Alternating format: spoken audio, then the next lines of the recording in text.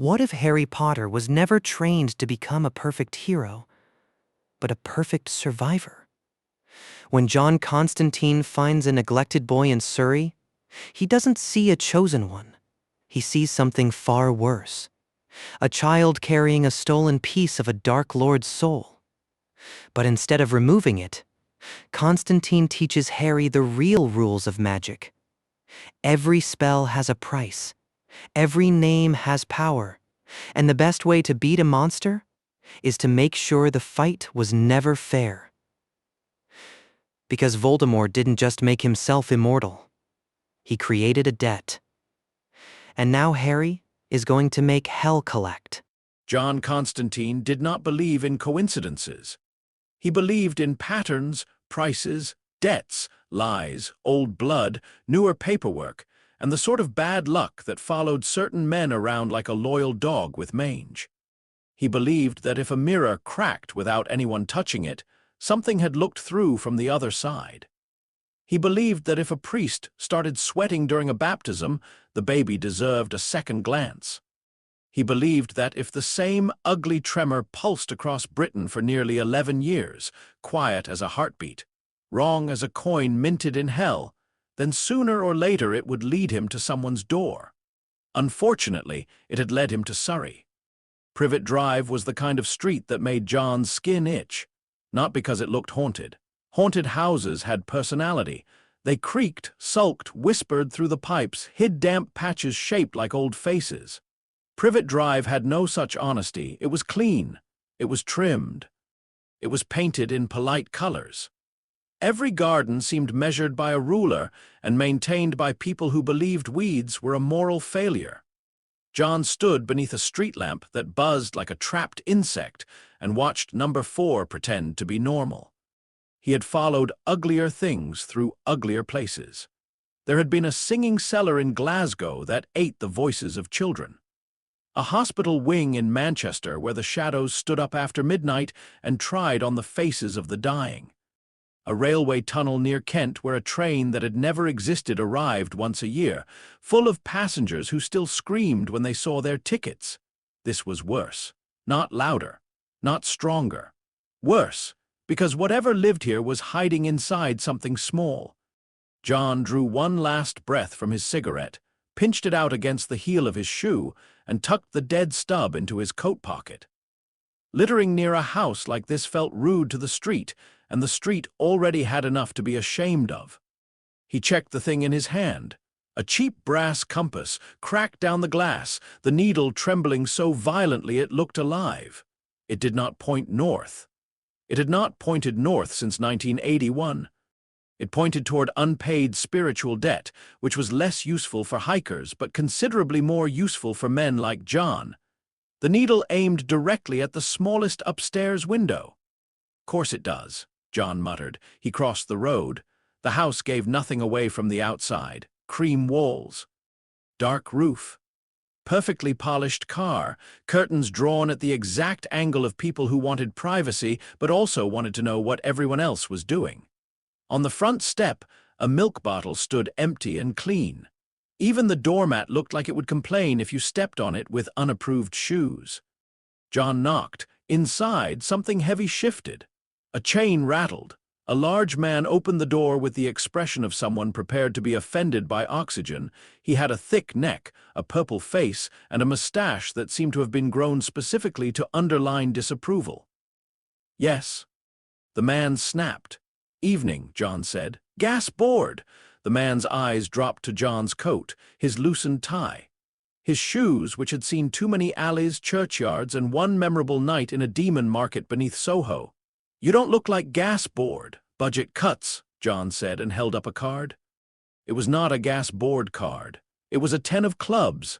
The man looked at it. John looked at him. For half a second the porch light flickered, and the man's eyes unfocused, just slightly. The kind of trick cheap stage magicians pretended to do with charm and expensive occultists did with Latin. John did it with timing, nerve, and a card that had once belonged to a dead gambler who never lost a hand unless he meant to. The man blinked. "Right, yes, gas board. Good man." The door opened wider. John stepped into a hallway that smelled of polish, cabbage, and fear so old it had become part of the wallpaper. The house was warm. Too warm. Family photographs crowded the walls and shelves. A large blond boy, round and pink, grinned from frame after frame. In a school uniform, on a bicycle, in a swimming costume, covered in birthday cake, holding trophies he did not look old enough or disciplined enough to have earned. Beside him stood the thick-necked man and a thin woman with a long face, sharp eyes, and a smile like a locked drawer. There were no photographs of the other child. John did not look toward the stairs immediately. That was an amateur's mistake. Things that hid inside houses learn to watch the eyes. Instead, he smiled his most harmless smile. "Routine check," he said. "Bit of trouble reported in the area, leaks, fumes, nasty business if ignored." The large man shut the door. "There's nothing wrong with our gas." People do love saying that right before the house goes up. The man's face reddened. "Now see here, John," he said, holding out a hand. "John Constantine." The man did not take it. "Vernon Dursley." Names had weight, not true names, not the deep ones carved under the soul, but still weight. People handed over little pieces of themselves every day and wondered why the world got its hooks in. John tucked the name away. A woman appeared at the end of the hall, thin as a scarecrow, neck craning, eyes quick. She looked John over and disliked him immediately. Sensible woman. "Vernon," she said. "Who is it?" "Gas board," Vernon said, her mouth tightened. "We weren't informed." "Leaks rarely book appointments, love," John said, her eyes narrowed. "Petunia Dursley." Another name, another little click in the lock. A third presence lingered behind the sitting-room door, the boy from the photographs, listening, breathing through his mouth, probably hoping for drama.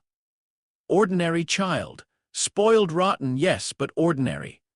Spiritually speaking, he glowed with nothing more infernal than greed, sugar, and the deep belief that the world owed him seconds. But upstairs, the compass in John's pocket gave a tiny heated twitch. Vernon folded his arms. "Well, what do you need to inspect?" "Cupboards, pipes, enclosed spaces," John said, and watched both adults freeze. There it was. Not guilt exactly. Guilt required imagination. This was the reaction of people who knew they were doing something ugly and had spent years convincing themselves it had another name. Petunia recovered first. "The meter is in the cupboard under the stairs." "Handy." "Vernon," she said sharply, but John had already turned. The cupboard door was painted the same color as the wall. A visitor might miss it. That was the point. There were small scratches around the handle, low down, as if fingers had scraped there in the dark. John's expression did not change. He had learned long ago that anger, shown too early, was just information handed to your enemy. He opened the door. The smell hit him first. Dust. Old bedding. Damp shoes. A child's sweat. Not filth exactly. Petunia Dursley kept a clean house. That made it worse. The cupboard was not forgotten. It was maintained. It had been made into a place someone could live in badly. A thin mattress lay inside. A few broken toys. A stack of schoolbooks. A pair of glasses repaired with tape. On one wall, someone had scratched little marks into the wood. Days, maybe, or nights. Counting was what children did when they had no control over anything else. From behind him, Vernon barked. "That's storage." John crouched and touched 2 fingers to the mattress. Cold passed through him, not physical cold. The other kind, the kind that crawled up the bones and whispered, "Here, here, here."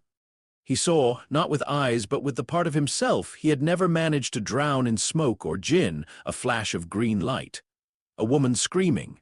A man laughing without sanity. A crib, blood, broken protection.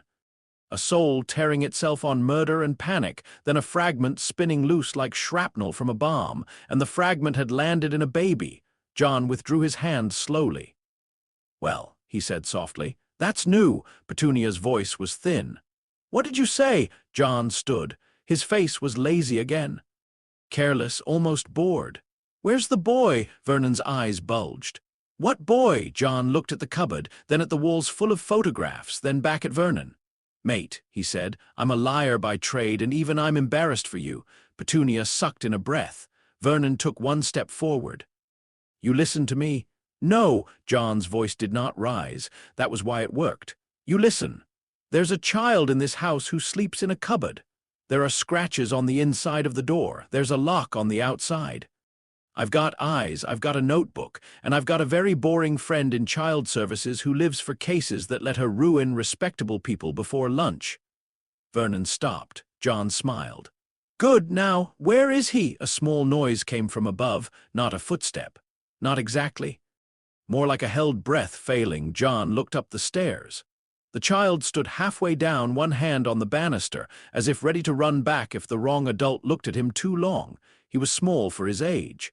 That was the first ordinary tragedy: thin wrists, knobbly knees, oversized clothes that must have belonged to the blond boy first and had then been passed down like punishment.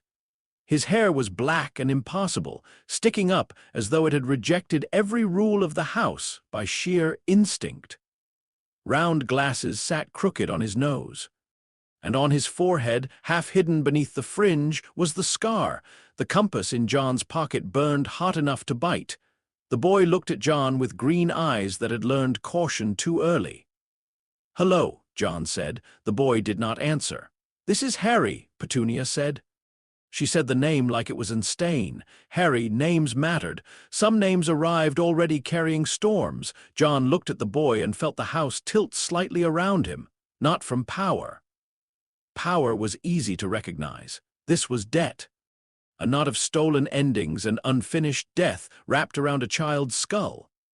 The scar was not just a scar. It was a door poorly nailed shut. Something behind it looked back. For 1 second Harry's eyes were not only Harry's. Old hate moved behind them, cold, hungry, terrified. Then the boy blinked, and he was only a boy again. John had seen possession. He had seen demons riding human bodies like stolen cars. He had seen ghosts stitched into flesh by grief, curses passed down families like bad china, saints burning through sinners because no one had taught saints manners. This was not possession. Possession pushed in from outside. This had grown in around the child like a bullet the body had healed over. John put his hands in his coat pockets so no one would see them curl. "Harry," he said, keeping his voice light, "you ever hear voices in that scar?" Petunia made a strangled sound. Vernon thundered, "That is enough." Harry went pale there, an answer without a word. John nodded once, mostly to himself. "Right." Vernon grabbed John's arm. It was a mistake, not because John hit him. John did not need to. Hitting was crude, and Vernon Dursley was the sort of man who understood crude. That made it the wrong language. John looked down at the hand on his sleeve. Then he looked at Vernon. "Your boss is Mr. Ransom," John said. Vernon's grip loosened. "Grunnings, drills. You've been skimming petty expenses for 3 years. Nothing dramatic. Lunches rounded up. Petrol claims fattened. A hotel in Birmingham that was not, strictly speaking, for work. People always think sins have to be grand to matter. They don't. They just have to be written down." Vernon's face drained of color. Petunia stared at her husband. "Vernon," John smiled without warmth. "And your sister, Petunia, well, that's more interesting. Letters burned, promises ignored. A child left on your doorstep with instructions you didn't like but understood perfectly. You can tell yourself you were forced. Everyone does. The dead rarely get to argue." Petunia's mouth opened. No sound came out. Harry watched from the stairs, frozen. John hated the way the boy watched, not with hope. Hope was noisy. Hope leaned forward. Harry watched like someone studying weather, trying to guess whether this stranger was rain, thunder, or simply another kind of cold. John removed Vernon's hand from his sleeve, finger by finger. "Here's how this goes," he said. "The boy gets a bedroom, today. He gets meals that aren't leftovers from your prints in there. He goes to school in clothes that fit well enough not to get him laughed at before roll call. He sees a doctor if he needs one, and no locked doors. Not on the outside." Vernon's courage returned in little gasps. "You can't come into my house, and I can make one phone call," John said. "To your boss, another to the council, another to child services, another to whichever gossip on this street has the sharpest tongue. Houses like this run on reputation, Vern. It'd be a shame if yours caught fire." Petunia whispered, "Who are you?" John looked at her then, truly looked, and let just enough of the dark behind his eyes show. Someone who knows what a bill looks like before it arrives. Silence filled the hallway. The blond boy in the sitting room had gone very quiet. Harry's hand tightened around the banister. John turned away from the adults as if they had become furniture. "Harry, come down here a moment." The boy did not move. "No tricks," John said. "Well, not on you." Something changed in Harry's face at that. Not trust. Never trust so quickly. But curiosity, faint and dangerous. He came down one step, then another. He moved carefully as if the stairs might complain. Up close, the scar looked worse, not larger, worse. The lightning shape was only the surface mark. Around it, hidden from normal eyes, fine black threads ran under the skin, invisible unless one had spent too much of one's life staring at curses through cigarette smoke. They pulsed when John leaned closer. Harry flinched. John stepped back immediately. "Sorry," he said. The boy looked surprised by the word. That made John want to burn the whole house down. He did not, because that would have been satisfying and therefore probably stupid. "You know what's in there?" John asked, nodding toward the scar. Harry touched his forehead unconsciously. "A scar." "Yeah. And I'm the Queen of Sheba," Vernon blustered behind them. "He got that in the car crash that killed his parents." "No, he didn't." The words landed like a plate breaking. Harry stared at John. Petunia closed her eyes. John could feel the old magic in the walls prickle. Wards. Not wizard wards exactly, though they had wizard fingerprints. Blood protection, stretched thin from doorstep to roof, fed by the boy's presence and Petunia's blood. Clever work. Powerful work. Sentimental in the way only dangerous old men could be sentimental. Someone had placed the boy here for a reason. That someone had not checked the cupboard. John looked at Harry and made a decision he already disliked. "Your parents didn't die in a car crash," he said. Petunia snapped. "Don't you dare." Harry's voice came out small. "How did they die?" The house seemed to hold its breath. John had never been good with children. Children expected softness, and John's softness had been scraped out in pieces over the years, mostly by his own choices. But he knew lies. He knew how they settled in a body. He knew a lie told to a child for 10 years became part of the skeleton, so he gave Harry the truth, but only the part a boy could carry. "They died protecting you," John said. "From a bad man who should have died that night and didn't, not properly." Harry swallowed. "Why?" "Because some people are so scared of death they do daft things to avoid it." "What things?" John glanced at the scar. Behind Harry's eyes, something listened. "Expensive things," John said. For the first time, Harry looked less frightened than focused. "Do you know his name?" Petunia stepped forward. "Enough. He is not to be told any of this. We were told." "By who?" John asked. She stopped. "Old man, long beard, half-moon glasses, talks like he's doing you a favor while leaving a baby on a doorstep." Petunia's face tightened. John sighed. "Brilliant." He knew of Albus Dumbledore. Everyone in certain circles did. Wizard, war hero, chess player, collector of secrets. The kind of man who could move a child like a piece on a board and sleep at night because the board was important enough. John had been that kind of man, too, on his worst days. That was probably why he disliked Dumbledore immediately. Harry was still watching him. "Do you know his name?" he asked again. The scar pulsed. John felt the wrongness lean toward the question, eager as a starving thing smelling meat. Names had power. Even shallow, wizarding Britain knew that, though most of them had wrapped it in superstition and fear. But giving this name here, now, with the fragment listening, would be like ringing a dinner bell in a graveyard. "Not tonight," John said. Harry's face closed. "Don't sulk, son. I'm not protecting him from you. I'm protecting you from him." "I'm not your son," Harry said, sharp, quick, defensive. John almost smiled. "No, you're not. That should have been the end of it. John could have made a report. Could have found whatever wizard authority passed for competent, though in his experience magic and competent rarely drank at the same table. Could have told Dumbledore his blood-warded cupboard plan had sprung a leak and gone back to London, where his own disasters knew his name. Instead, the scar whispered without sound. It was not words. Not yet. More like the memory of a snake moving through dry leaves.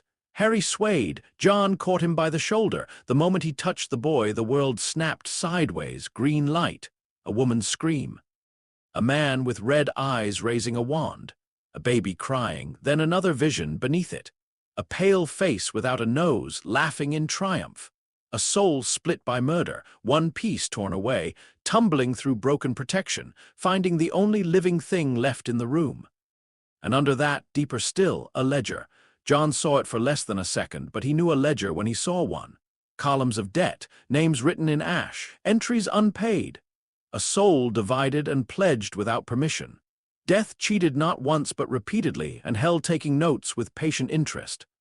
Then Harry gasped, and John was back in the hallway. Vernon shouted something. Petunia clutched the wall. The blond boy began to cry in the sitting room, not because he understood, but because fear was contagious. Harry stared up at John, breathing hard. "What happened?" John let go of his shoulder. The boy had no idea. Of course he had no idea. Someone had turned a child into a hiding place for a dead man's stolen soul, and the child had been told his parents died in a car crash. John stepped back and rubbed a hand over his face. "Well," he said, because when horror got too large, sometimes all a man had left was understatement. "That's a problem." Vernon found his voice. "Get out!" John looked at him. The hallway light flickered again, not from magic this time. From the simple fact that Vernon Dursley had mistaken the kind of story he was standing in. "I will," John said. "For tonight." Petunia's relief showed too quickly. "But I'll be back tomorrow, and the day after. And any day I fancy, until I'm convinced the boy isn't being treated like something you're embarrassed to own." "You have no right," she whispered. "No," John said, "but I've got leverage. People confuse the two." He reached into his coat and took out another card, not the 10 of clubs this time. The Joker. Old, bent, stained at the corner. He held it between two fingers and offered it to Harry. Harry hesitated. "What is it?" the boy asked. "A reminder." "Of what?" "That adults lie. Monsters lie better. And if you're going to survive either, you'd better learn cards." Harry took it carefully, as if expecting it to bite. It did not. Not visibly. John crouched enough to meet his eyes. "You ever need me, turn it over 3 times and say my name, not loudly. Doesn't work better loud. Most things don't." Harry looked down at the card, then back up. "Why?" "Because something's in you that shouldn't be." The adults went still. John continued before Harry could speak. "It isn't your fault. It doesn't make you bad, but it makes you interesting to the wrong sort of people. And sooner or later, one of them is going to come looking." Harry's fingers tightened on the card. "Are you the wrong sort of people?" That did make John smile, just a little, usually. For a moment, something like understanding passed between them, not trust, not affection, nothing so clean, but recognition, perhaps. 2 people standing in a polished hallway, both aware that the world was not what it pretended to be. John rose. He turned to the Dursleys. "Bedroom, food, no locks, I'll know." Vernon tried for anger and only managed fear. "How?" John tapped the side of his nose. "Gas board." He walked to the front door. As he opened it, Petunia spoke behind him. "Is he dangerous?" John looked back. Harry stood at the foot of the stairs, clutching the Joker card in both hands. Too thin, too quiet, too used to being discussed like furniture. The scar on his forehead rested beneath his black fringe, innocent as ink, hiding a debt that could drag kings screaming into the dark if called correctly. "No," John said. Harry's shoulders eased by the smallest amount. John stepped out into the night. Then, because lies were useful but unfinished truths were cleaner, he added, "But what's in him is." He shut the door before anyone could answer. Outside, Privet Drive slept under orange streetlights and respectable silence. John lit another cigarette with fingers that did not shake because he had trained them better than that. He had come expecting a possession. He had found collateral. That was the word his mind kept circling, ugly and precise. Not a demon, not a ghost, not even a curse in the ordinary sense. A piece of soul, torn from a murderer and lodged in a child. A fragment of a man who had tried to cheat death so thoroughly that the accounts had not merely gone unpaid, they had been hidden, laundered, scattered.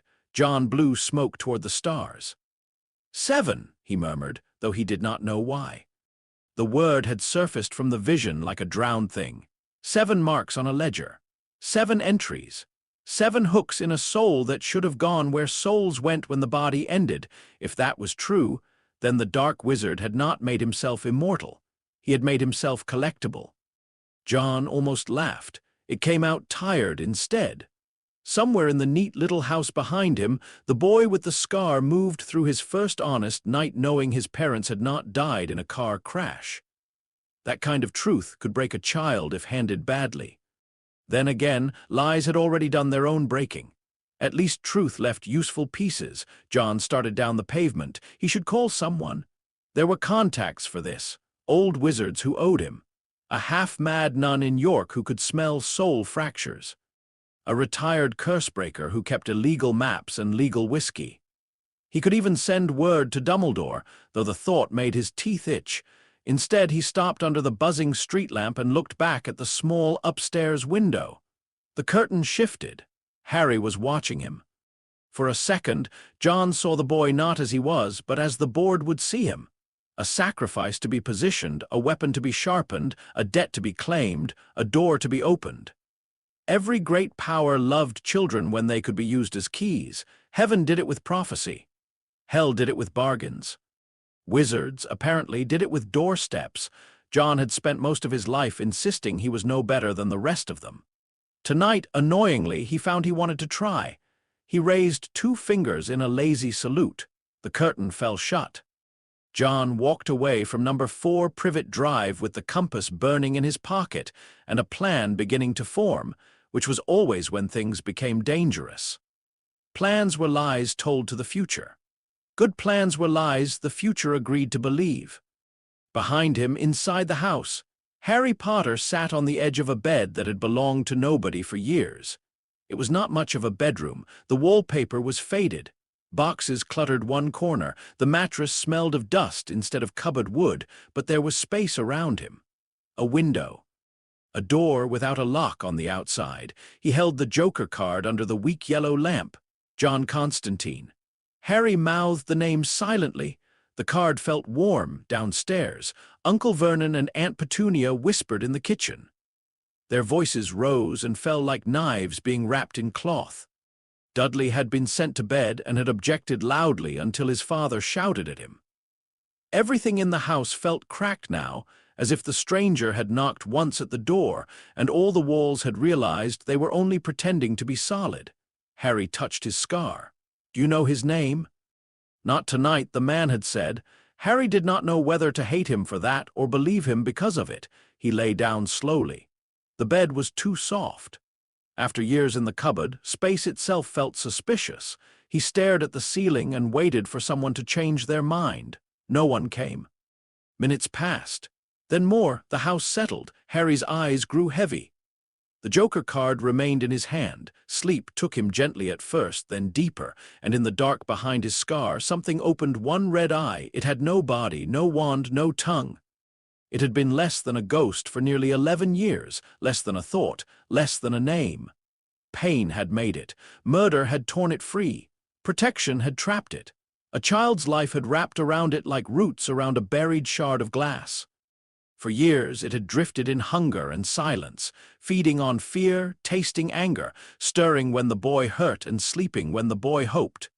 But tonight a door had opened. Tonight someone had looked at it and known it for what it was.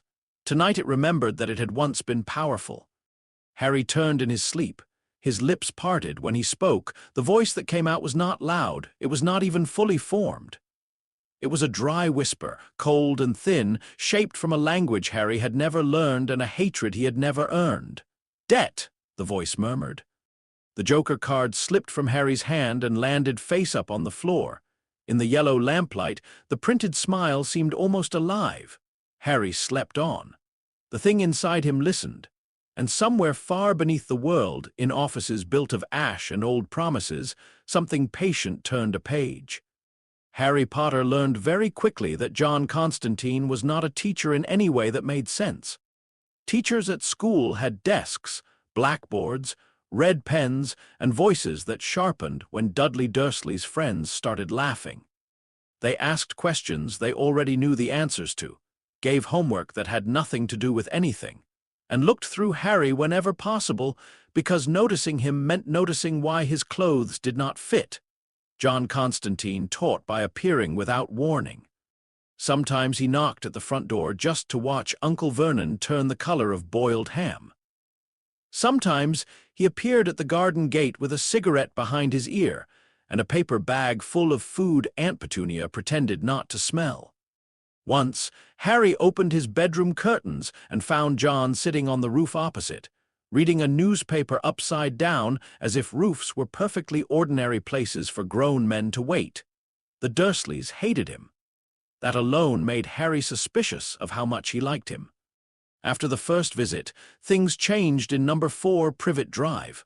Not kindly, not warmly, but carefully. Harry was moved into Dudley's second bedroom, though Aunt Petunia called it temporary every time she passed the door, as if the word had power to turn a bed back into a cupboard. He was given proper meals, though always with the expression that each spoonful came directly from Petunia's personal happiness. Uncle Vernon no longer grabbed him by the collar. Dudley still tried to trip him, but only when no adults were looking, and even then with less confidence than before. The lock on the cupboard disappeared. Harry noticed because he checked every morning. John had not saved him. Harry understood that. Saved was a storybook word. Saved meant someone carried you away and gave you a home where people smiled. John had not done that. He had simply changed the rules of the prison and then stood outside the bars with a cigarette, making sure the jailers remembered they were being watched. That, Harry thought, was more useful than a storybook. 3 weeks after the night the stranger arrived, Harry woke to the sound of tapping. Not on the door, on the window. He sat up sharply. The room was dim and gray with early morning. Rain scratched gently against the glass. Outside the window, crouched on the small ledge with impossible balance, John Constantine peered in at him with a cigarette in his mouth and one hand raised in a lazy wave. Harry stared. John pointed at the latch. Harry climbed out of bed and opened the window. Cold, wet air rushed in. "You're on the window," Harry whispered. "Sharp lad." "We're on the first floor." "Lucky I didn't miss then." Harry looked past him. There was no ladder, no rope, no pipe close enough to climb, just brick wall, wet glass, and John Constantine sitting in the morning rain like an untidy crow. "How did you get up here?" "Bad habits and poor supervision." John looked past him into the room. "You dressed?" "Yes." "Good, shoes on, we've got work." Harry's stomach tightened. That word work could mean many things in the Dursley house and none of them good. Washing dishes, pulling weeds, polishing brass, cooking breakfast while Dudley complained that the bacon was smaller than yesterday. Work meant being useful enough not to be shouted at. John saw his face and rolled his eyes. "Not that sort of work. Real work." "What sort?" "The sort that teaches you why magic is a terrible idea." Harry blinked. "I thought you did magic." "That's how I know." 5 minutes later, Harry was climbing out of his bedroom window in trainers with one lace broken, wearing Dudley's old coat and trying very hard not to look down. John gripped the back of his collar with one hand. "If you drop me," Harry whispered, "I'll apologize at your funeral. That isn't funny." "It's a little funny." Harry's shoe slipped on the wet ledge. His heart slammed into his throat. John's hand tightened instantly, strong and certain. "Breathe, son," Harry breathed. "Good. Fear's not the enemy. Panic is. Fear tells you there's a hole under your foot. Panic tells you to jump into it." "I'm not panicking." "Course not. You're vibrating with dignity." Somehow, by a route Harry would never have believed possible, they reached the ground without waking the Dursleys. John led him through the wet front garden, past Uncle Vernon's car, and out onto the pavement where a battered taxi waited with its engine running. The driver was a woman with silver hair, dark glasses, and a face like she had once bitten a police dog and won. "No smoking in the cab," she said as John opened the door. John removed the cigarette from his mouth. "Wouldn't dream of it. You're already smoking. Then I must be dreaming. Put it out or walk." John put it out. Harry climbed into the back. The taxi smelled of peppermint, old leather, and something underneath that reminded him of struck matches. John slid in beside him and shut the door. The driver glanced at Harry in the rearview mirror. "Bit young for your nonsense, isn't he?" Everyone's young for my nonsense, Marge. Don't call me Marge. That is your name, not to you. The taxi pulled away. Harry watched Privet Drive shrink behind them. He should have felt afraid. He did, a bit. The Dursleys would be furious when they found him gone. But beneath that fear was something else, bright and sharp and almost painful. He was going somewhere. Not to school, not to the shops, not to carry bags or be hidden behind adults. Somewhere because a grown-up had come for him and said, "We've got work." Harry pressed his hands flat on his knees to stop them moving. John noticed, of course. John noticed everything except ash falling on his own coat. "First rule," he said, "everything has a price." Harry waited. John looked at him. "That's it, that's the rule." "What kind of price?" "The real kind." "That doesn't explain anything." "It explains everything. You just don't know enough to be annoyed yet." The taxi turned onto a larger road. Rain blurred the windows. Morning houses slid by like painted boxes. John reached into his coat and removed a deck of cards. The same old deck as before, soft at the edges, stained, shuffled so many times it looked less like paper than memory. He placed it between them on the seat. "You know cards?" "A bit." "Good. Cards are honest." Harry looked doubtful. "Are they? They lie to everyone equally?" "That's practically morality." John picked up the deck and shuffled one-handed. The cards moved through his fingers like water. "Most people think magic is about power. Say the word, wave the wand, light comes out, problem solved. That's children's thinking." "I am a child." "Then you've got an excuse. Grown wizards don't." Harry's hand went unconsciously to his scar. "Wizards are real." John gave him a sideways look. "You really thought I climbed your window by positive attitude?" Harry said nothing. John softened, though only slightly. "Yeah, wizards are real. Wands are real. Spells are real. Robes, owls, silly hats, the lot. But most of them think magic is free because they've forgotten where the bill goes.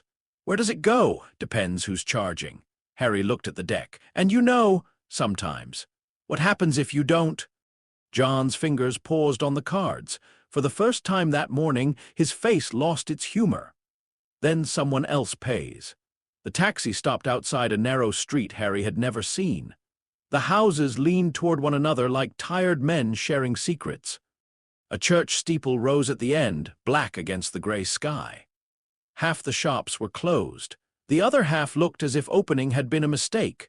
John paid the driver with 3 coins, 1 normal note, and a button. The driver examined the button. Her mouth tightened. "You still owe me for Leeds." She said, "Put it on the pile. That pile's got teeth now. Everything does eventually." She drove away. Harry followed John down the street. "Did you just pay her with a button?" "Partly." "Why did she accept it?" "Because it belonged to a coat buried with a man who never lost his way home. Useful thing if you know what to sew it to." Harry looked back after the taxi. "So it was magic." "It was payment." "That's different." John stopped outside a boarded-up sweet shop. "Oh, very." The windows had been covered with newspaper from the inside. The sign above the door read Miller's Confectionery in faded red letters. A bell hung over the entrance, but when John pushed the door open, it did not ring, it whimpered. Harry froze. John pointed at him without looking. "Don't step over the threshold yet." Harry stayed still. The shop smelled of sugar gone stale. Rows of empty jars lined the shelves, cloudy with dust. A counter stood at the back. Behind it, a curtain covered the doorway to another room. The air felt thick, as if the building were holding its breath. John crouched at the entrance and took something from his pocket, a small twist of red thread tied around a chicken bone. He laid it on the floor just inside the door. The thread blackened. "Thought so," he said. "What is it?" "A warning." "What does it say?" "Roughly, go away." "Are we going away?" John looked offended. After coming all this way, he stepped inside. Nothing happened. Harry waited. John turned. "Well, you told me not to step over. And now I'm telling you to. Keep up." Harry stepped over the threshold. The moment his foot touched the shop floor, whispers slid along the walls. Not words. Not exactly. The sound of children whispering in a classroom when the teacher's back was turned. Harry's skin prickled. The jars on the shelves trembled faintly. Somewhere behind the curtain, something small began to tap, tap, tap, tap. Harry looked at John. John was watching him, not the shop. "What do you feel?" "Cold." What else? Like, Harry swallowed. Like someone is sad and angry at the same time. John nodded. Good, good. Means you're listening. To what? The room. Harry did not like that. Rooms were not supposed to have things to say. John walked to the counter and placed the deck of cards on it. This place had a man named Arthur Miller, not the writer, sweet shop owner. Took money from people who didn't have much, lent it back with interest that would shame a demon, kept little books under the floor. Then he died. Heart gave out, very dramatic, fell into a jar of pear drops. Harry glanced at the dusty jars and wished he hadn't. After he died, John continued, people started hearing things, kids crying, coins dropping. That bell over the door started screaming whenever a debtor's family walked by. 2 weeks ago, a woman came in to clear the place and walked out owing a memory of her daughter's first word. Harry's stomach twisted.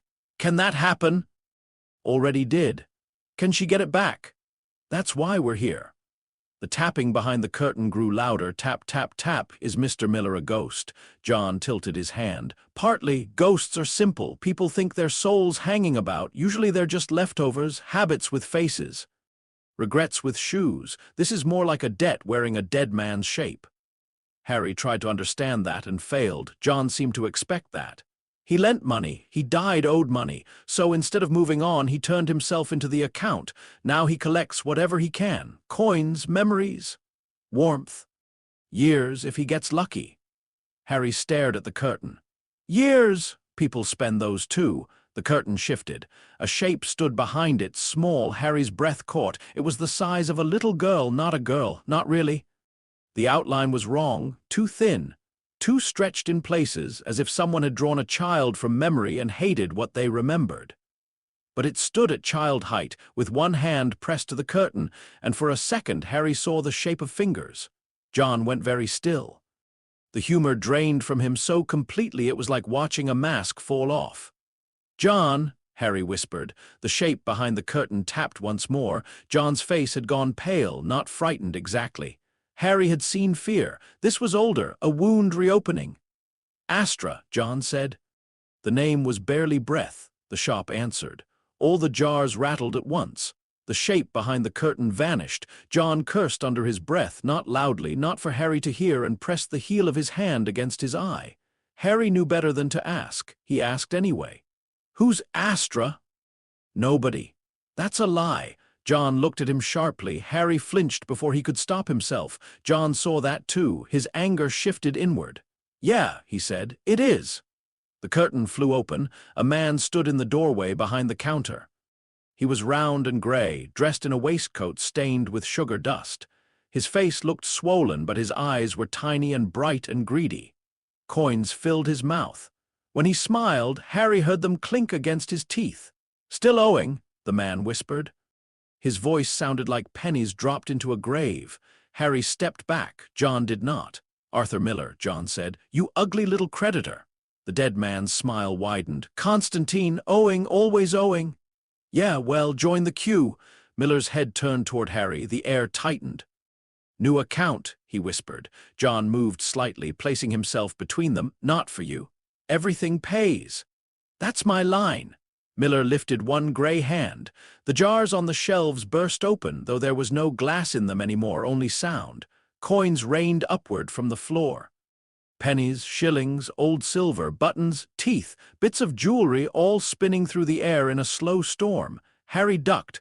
John did not raise a wand. He did not shout a spell. He picked up the deck of cards from the counter and began laying cards face up. Ace of spades, 2 of clubs. Queen of hearts. Each card landed with a soft slap, and with each one the storm slowed. Miller hissed. Harry watched, heart hammering, trying to understand. There was no flash, no beam of light, no grand magic. John was not attacking him. He was counting, no, not counting, balancing. Arthur Miller, John said calmly.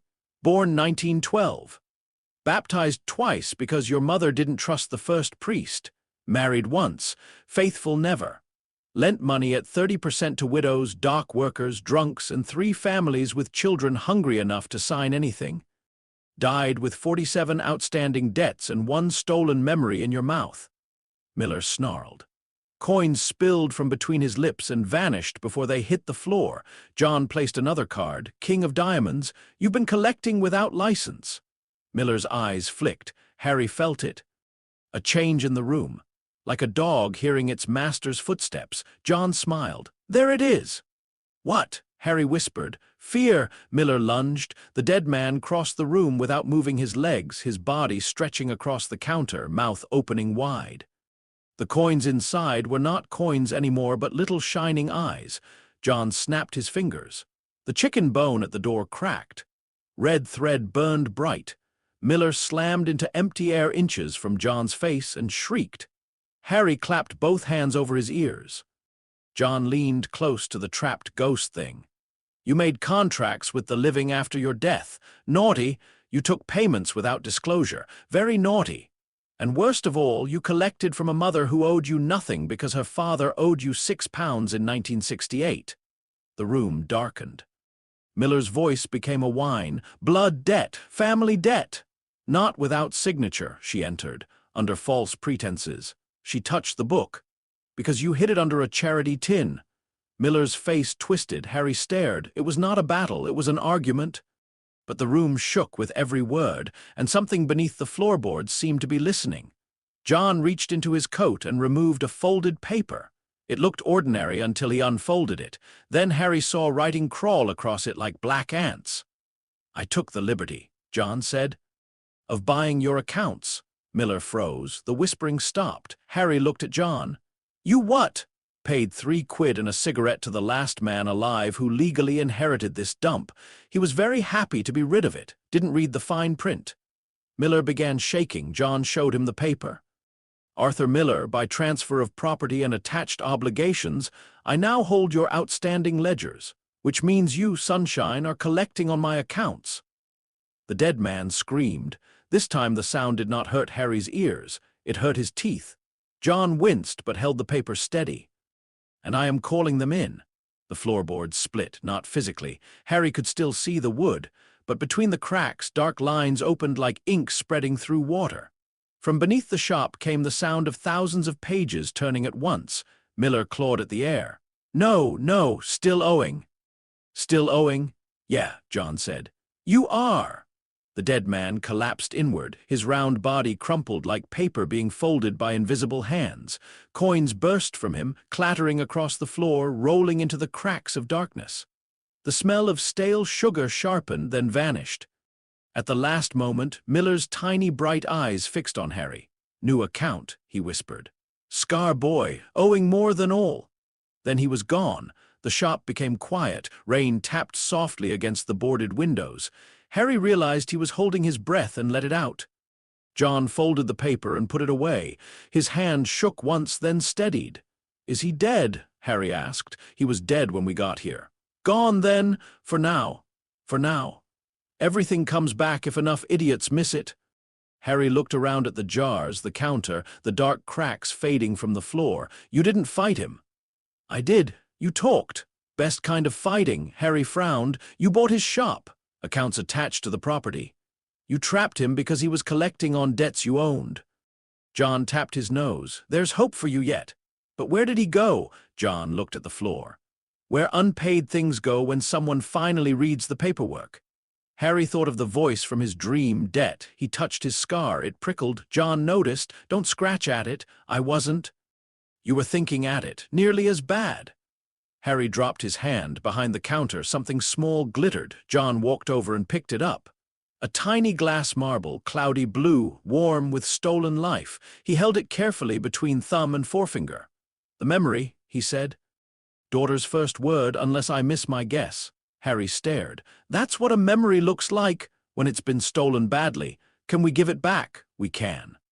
The word should have made Harry feel better. Instead, John's expression made him wary. What does it cost? John smiled faintly. Now you're learning. He placed the marble in Harry's palm. Harry almost dropped it. The moment it touched his skin, warmth flooded up his arm. A woman laughing. A baby's voice. Not a word he understood, just a sound full of sunlight. Then the memory recoiled, as if realizing he was not its owner. Harry closed his fingers around it. To return a stolen memory, John said, someone has to carry it back through the door it was taken from. Door, the person, her mind, her heart, call it what you like. Can you do it? Yes. Then why are you looking like that? Because Miller chewed it up. Damaged the edges. If I push it back clean, it'll take something with it to make room. What something? Small memory. Mine, probably. Harry looked at the marble. What memory? Don't know till it's gone. That's awful. That's magic. Harry's hand tightened. But you said everything has a price. I did, so don't pay it. John laughed once without humor. That's not how this works. Why not? Because the woman didn't owe him anything. Harry heard the difference, not because she was innocent, not because she was kind. Not because John wanted to help, because the account was wrong. Because the payment had been taken without right. John Constantine, Harry realized, did not seem like a good man, but he hated a bad deal. A bell rang somewhere behind them. Harry turned. The shop door stood open. A woman stood outside, soaked from the rain, one hand pressed to her mouth. She looked ordinary, tired, a little frightened. Her eyes moved from John to Harry to the empty jars. You said, she whispered, you said you could get it back. John's face became careless again, like a curtain pulled over a broken window. Did I? Must have been drunk. The woman stepped inside. Please. John held out his hand to Harry. Harry placed the marble in his palm. For a second their fingers touched. The scar burned. Harry gasped. The shop vanished. He stood in darkness, not alone. Something was there with him. Not Miller, not John. Something colder, taller, proud even without shape. It did not speak in words. It showed him. A memory was a lock. A stolen memory was a lock torn out of a door. You could force it back and damage the wood, or you could soften the place around it. Blood warmed the hinge. Breath marked the path. A name fixed the owner. A price must still be paid, yes, but not always from the one holding the tool. Harry saw John's method and knew it was clumsy. He saw a cleaner one, no, not cleaner, older. His mouth opened. He bit his own thumb before he knew he was going to. Pain flashed bright. In the shop, John turned sharply. Harry! Harry pressed his bleeding thumb against the marble in John's palm. The woman cried out. Harry heard himself speak. Not loudly, not like the dream. His voice was his own, but something beneath it knew the shape of the words before he did. By blood unwilling, by memory stolen, by name returned to the mouth that made it, go home. The marble cracked, light spilled out. The woman sobbed, not in fear, in recognition. She pressed both hands to her chest and whispered a name Harry did not hear clearly. A baby's first word, returned after being stolen by a dead man who counted grief as interest. The shop warmed. Then Harry's knees gave out. John caught him before he hit the floor. Easy. Easy, you daft little. He stopped himself, one hand clamped around Harry's bleeding thumb. What did you do? Harry blinked. The room swam. Gave it back. I saw that. You said it would cost a memory. It should have. It cost blood instead. John stared at him. The woman was crying behind them, thanking them, saying words Harry could not focus on. The bell over the door gave one soft, ordinary ring in the moving air. The shop felt empty now, truly empty. John pulled a handkerchief from his coat and wrapped Harry's thumb tightly. Where did you learn that? Harry was too dizzy to lie well. I don't know. John's eyes narrowed. Harry, I don't know. The scar throbbed once. John looked at it. Harry saw the moment understanding struck him, and for the first time since they had met, John Constantine looked properly afraid, not of Harry for Harry. He helped him sit on an overturned crate near the counter. The woman tried to come close, but John waved her back with a sharpness that made her obey. Did you hear a voice? John asked quietly. Harry swallowed. No. Did you see anything? Darkness. What else? Harry hesitated. John's voice softened. No one's angry. Harry did not believe that, but he answered anyway. It showed me how. John closed his eyes. The rain kept tapping against the boarded windows. Somewhere outside, a car passed through a puddle. When John opened his eyes again, they were cold and bright. The thing in your scar, he said. It's not just sitting there. Harry's stomach dropped. It's teaching you? He whispered. Not like a schoolteacher, more like rot teaching wood how to fall apart. Harry looked down at his bandaged thumb. The spell had worked. The woman had her memory back. He had done something impossible and good. But all he could feel now was the shape of that darkness inside him, patient and close, as if it had been waiting years for his hand to reach the right door. "Am I bad?" Harry asked. John's answer came instantly. "No." Harry looked up. John crouched in front of him, rainwater still clinging to his coat, cigarette unlit behind one ear, face lined with exhaustion and something harder to name. "You listen to me," John said. "A knife can cut bread or a throat, doesn't make the knife good or bad, makes the hand responsible. But it's inside me. Then we teach your hand faster than it teaches the rest of you." Harry tried to breathe steadily. John took the deck of cards from the counter and placed it in Harry's uninjured hand. "Pick one." "Now, especially now." Harry drew a card, the 7 of spades. John looked at it for a long moment. "What does it mean?" Harry asked. "Nothing," John said too quickly. Harry knew a lie now when he heard one. John took the card back and slid it into the deck. His face returned to its usual crooked calm, but it did not fit as well as before. "Lesson 2, he said. "What was Lesson 1? "Everything has a price." Harry nodded slowly. "And Lesson 2, John leaned closer. "The trick isn't winning the fight. The trick is making sure it was never a fair fight to begin with." Harry looked around the ruined sweet shop. Like Miller. You didn't beat him because you were stronger." "I'm almost never stronger." "You beat him because you owned what he was using." John smiled, and this time there was real approval hiding behind the smoke and ruin. "There he is." Harry held the deck carefully. The cards felt heavier than paper. The woman had stopped crying. She stood near the door with one hand over her heart, whispering her daughter's first word again and again, as if afraid it might vanish if left alone. John gave her instructions Harry only half heard. Salt across the threshold for 3 nights, no charity tins, don't keep old ledgers, burn the curtains because dead things liked fabric. When they finally left the shop, the rain had stopped. The sky over the narrow street had lightened to dull silver. Puddles shone in the gutters. Somewhere nearby, someone opened a bakery, and the smell of fresh bread crept into the morning like the world had decided to continue. Harry walked beside John in silence. He felt tired in a way sleep would not fix. His thumb hurt. His scar did not, which somehow worried him more after a while. John handed him half a sandwich wrapped in paper. Harry took it. "Where did this come from?" "Stole it." Harry stopped. John sighed. "Bought it." "You're very judgmental for a burglar." "I'm not a burglar. You climbed out a window before breakfast. You told me to." "And you listened. Very worrying habit." Harry almost smiled. They ate standing under a bus shelter while the world woke around them. Ordinary people passed by carrying umbrellas and shopping bags, unaware that a dead lender had been folded into whatever place waited for debts that forgot they were debts. Unaware that memories could be stolen. Unaware that a boy in oversized clothes had just spoken words he had never learned. Harry looked at John. "Can you take it out?" he asked. John did not pretend not to understand. "No." Harry looked down at his sandwich. "Can someone?" "Maybe, but maybe it takes you with it." "Oh." John leaned against the bus shelter, staring at the wet street. "That thing in you is tied deep. Wrapped around living tissue, magic, memory, protection, all of it. Pull wrong and you don't get a boy without a splinter. You get a grave." Harry nodded because nodding was easier than feeling. "But you can teach me." John took out a cigarette, remembered the woman from the taxi, then lit it anyway because she was not there. "I can teach you enough to know when it's lying." "What if it tells the truth?" "Then charge it rent."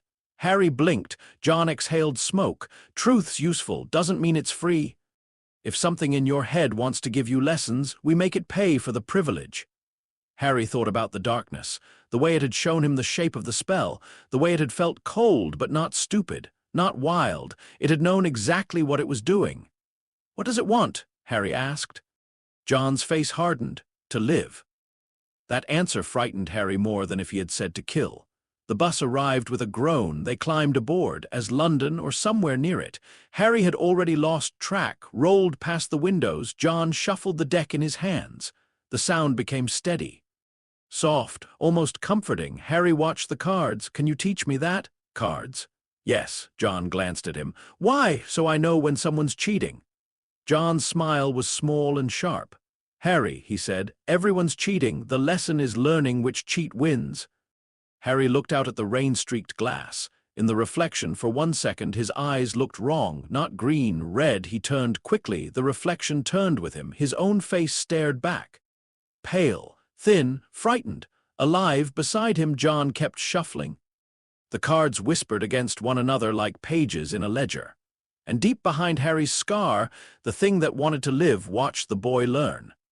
The first thing John Constantine taught Harry about names was that most people gave them away too cheaply.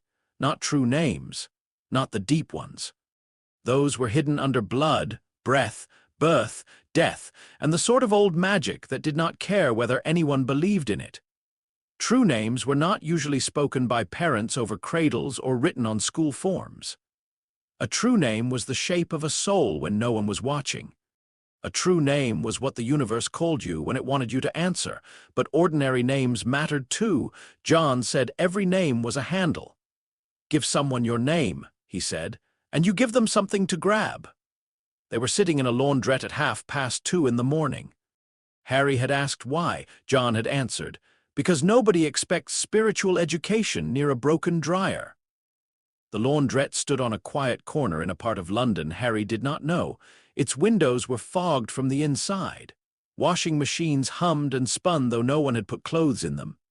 One dryer thumped every few seconds, empty except for a single black sock that seemed to be losing a fight.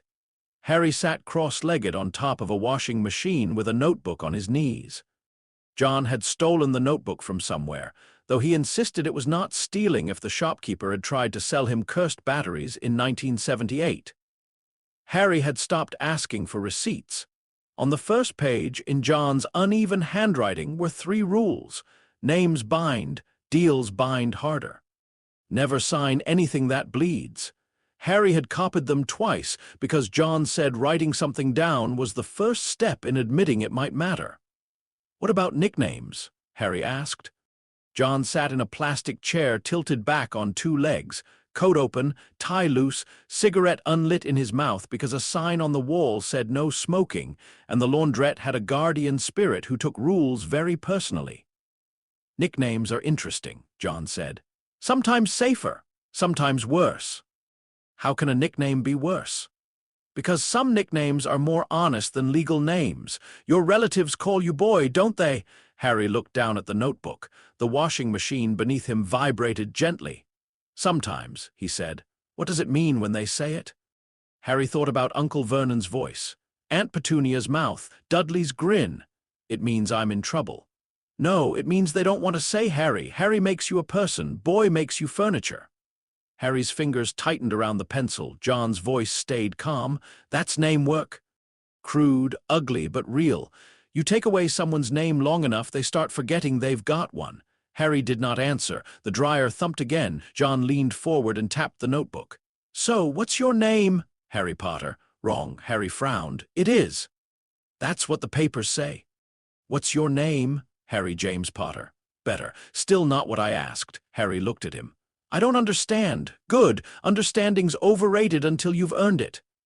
John finally removed the cigarette from his mouth and tucked it behind his ear. "Your name is the answer you give when the world tries to make you smaller. Your relatives say boy. The wizard lot will say savior, weapon, symbol, maybe sacrifice if they're feeling honest. The thing in your scar will call you host if it gets bold enough." Harry's scar prickled faintly. John noticed, as always, "But none of those are your name unless you answer to them." The words sat in Harry's chest with uncomfortable weight.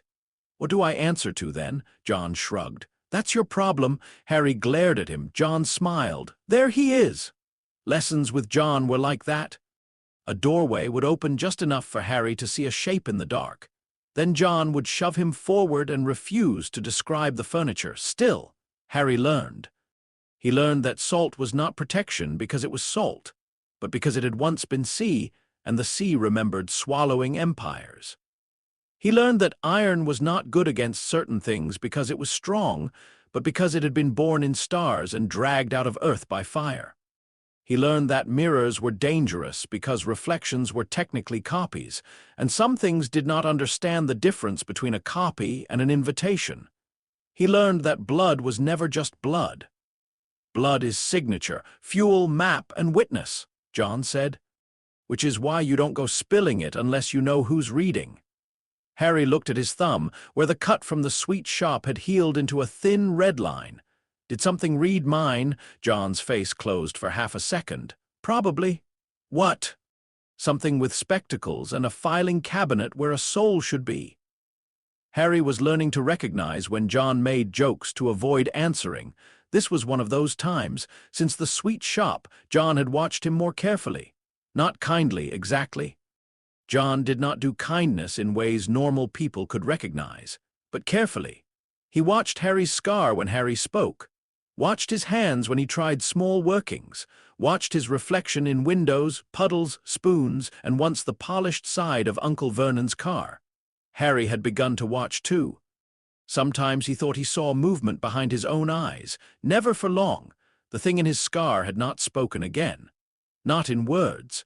But Harry could feel it now in a way he had not before, like discovering a door in a room where he had always lived. It stayed shut most of the time. Behind it was cold and attention, and the faint impression of something waiting to be useful. That frightened him. It also made him angry. Being afraid of something inside your own head felt unfair. John said fairness was a fairy tale people told children because the universe looks bad on a nursery wall. The laundrette door opened. A man walked in wearing a raincoat, though it was not raining outside. Harry looked up. The man was tall and narrow, with gray skin, gray hair, gray gloves, and a face so plain Harry's eyes seemed to slide off it. He carried a bundle of folded shirts in both arms. Nothing about him looked threatening. That was why Harry immediately felt afraid. Every machine in the laundrette stopped at once. The empty dryer gave one final thump and fell silent. John did not move. "Evening, Crispin," he said. The man with the shirts inclined his head. "John," his voice was soft and dry. It made Harry think of paper left too close to a fire. John nodded toward Harry. "Harry, this is Crispin. Don't give him your full name." Harry's mouth closed around the words he had been about to say. Crispin looked at him. Harry had the strange feeling of being counted. "Student?" Crispin asked. "Stray," John said. "Aren't they often the same?" John smiled without warmth. Crispin walked to the counter and placed his shirts down with great care. "You requested a meeting." "I requested information." "You requested a meeting to ask for information. The distinction matters." "It would to you." Harry looked between them. The air had changed. There was no flash of magic, no thunder, no dramatic wind, but the laundrette had become very still, and the silence felt formal. John leaned back in his chair again. "Need a name." Crispin's pale eyebrows rose. "Everyone needs names." "I need the name of the thing eating signatures from the parish records in Islington." Crispin folded his gloved hands. "That is not a small name. That's why I came to a small man." For the first time, Crispin smiled. It was terrible, not because it was cruel, because it was empty of anything human. "What payment do you offer?"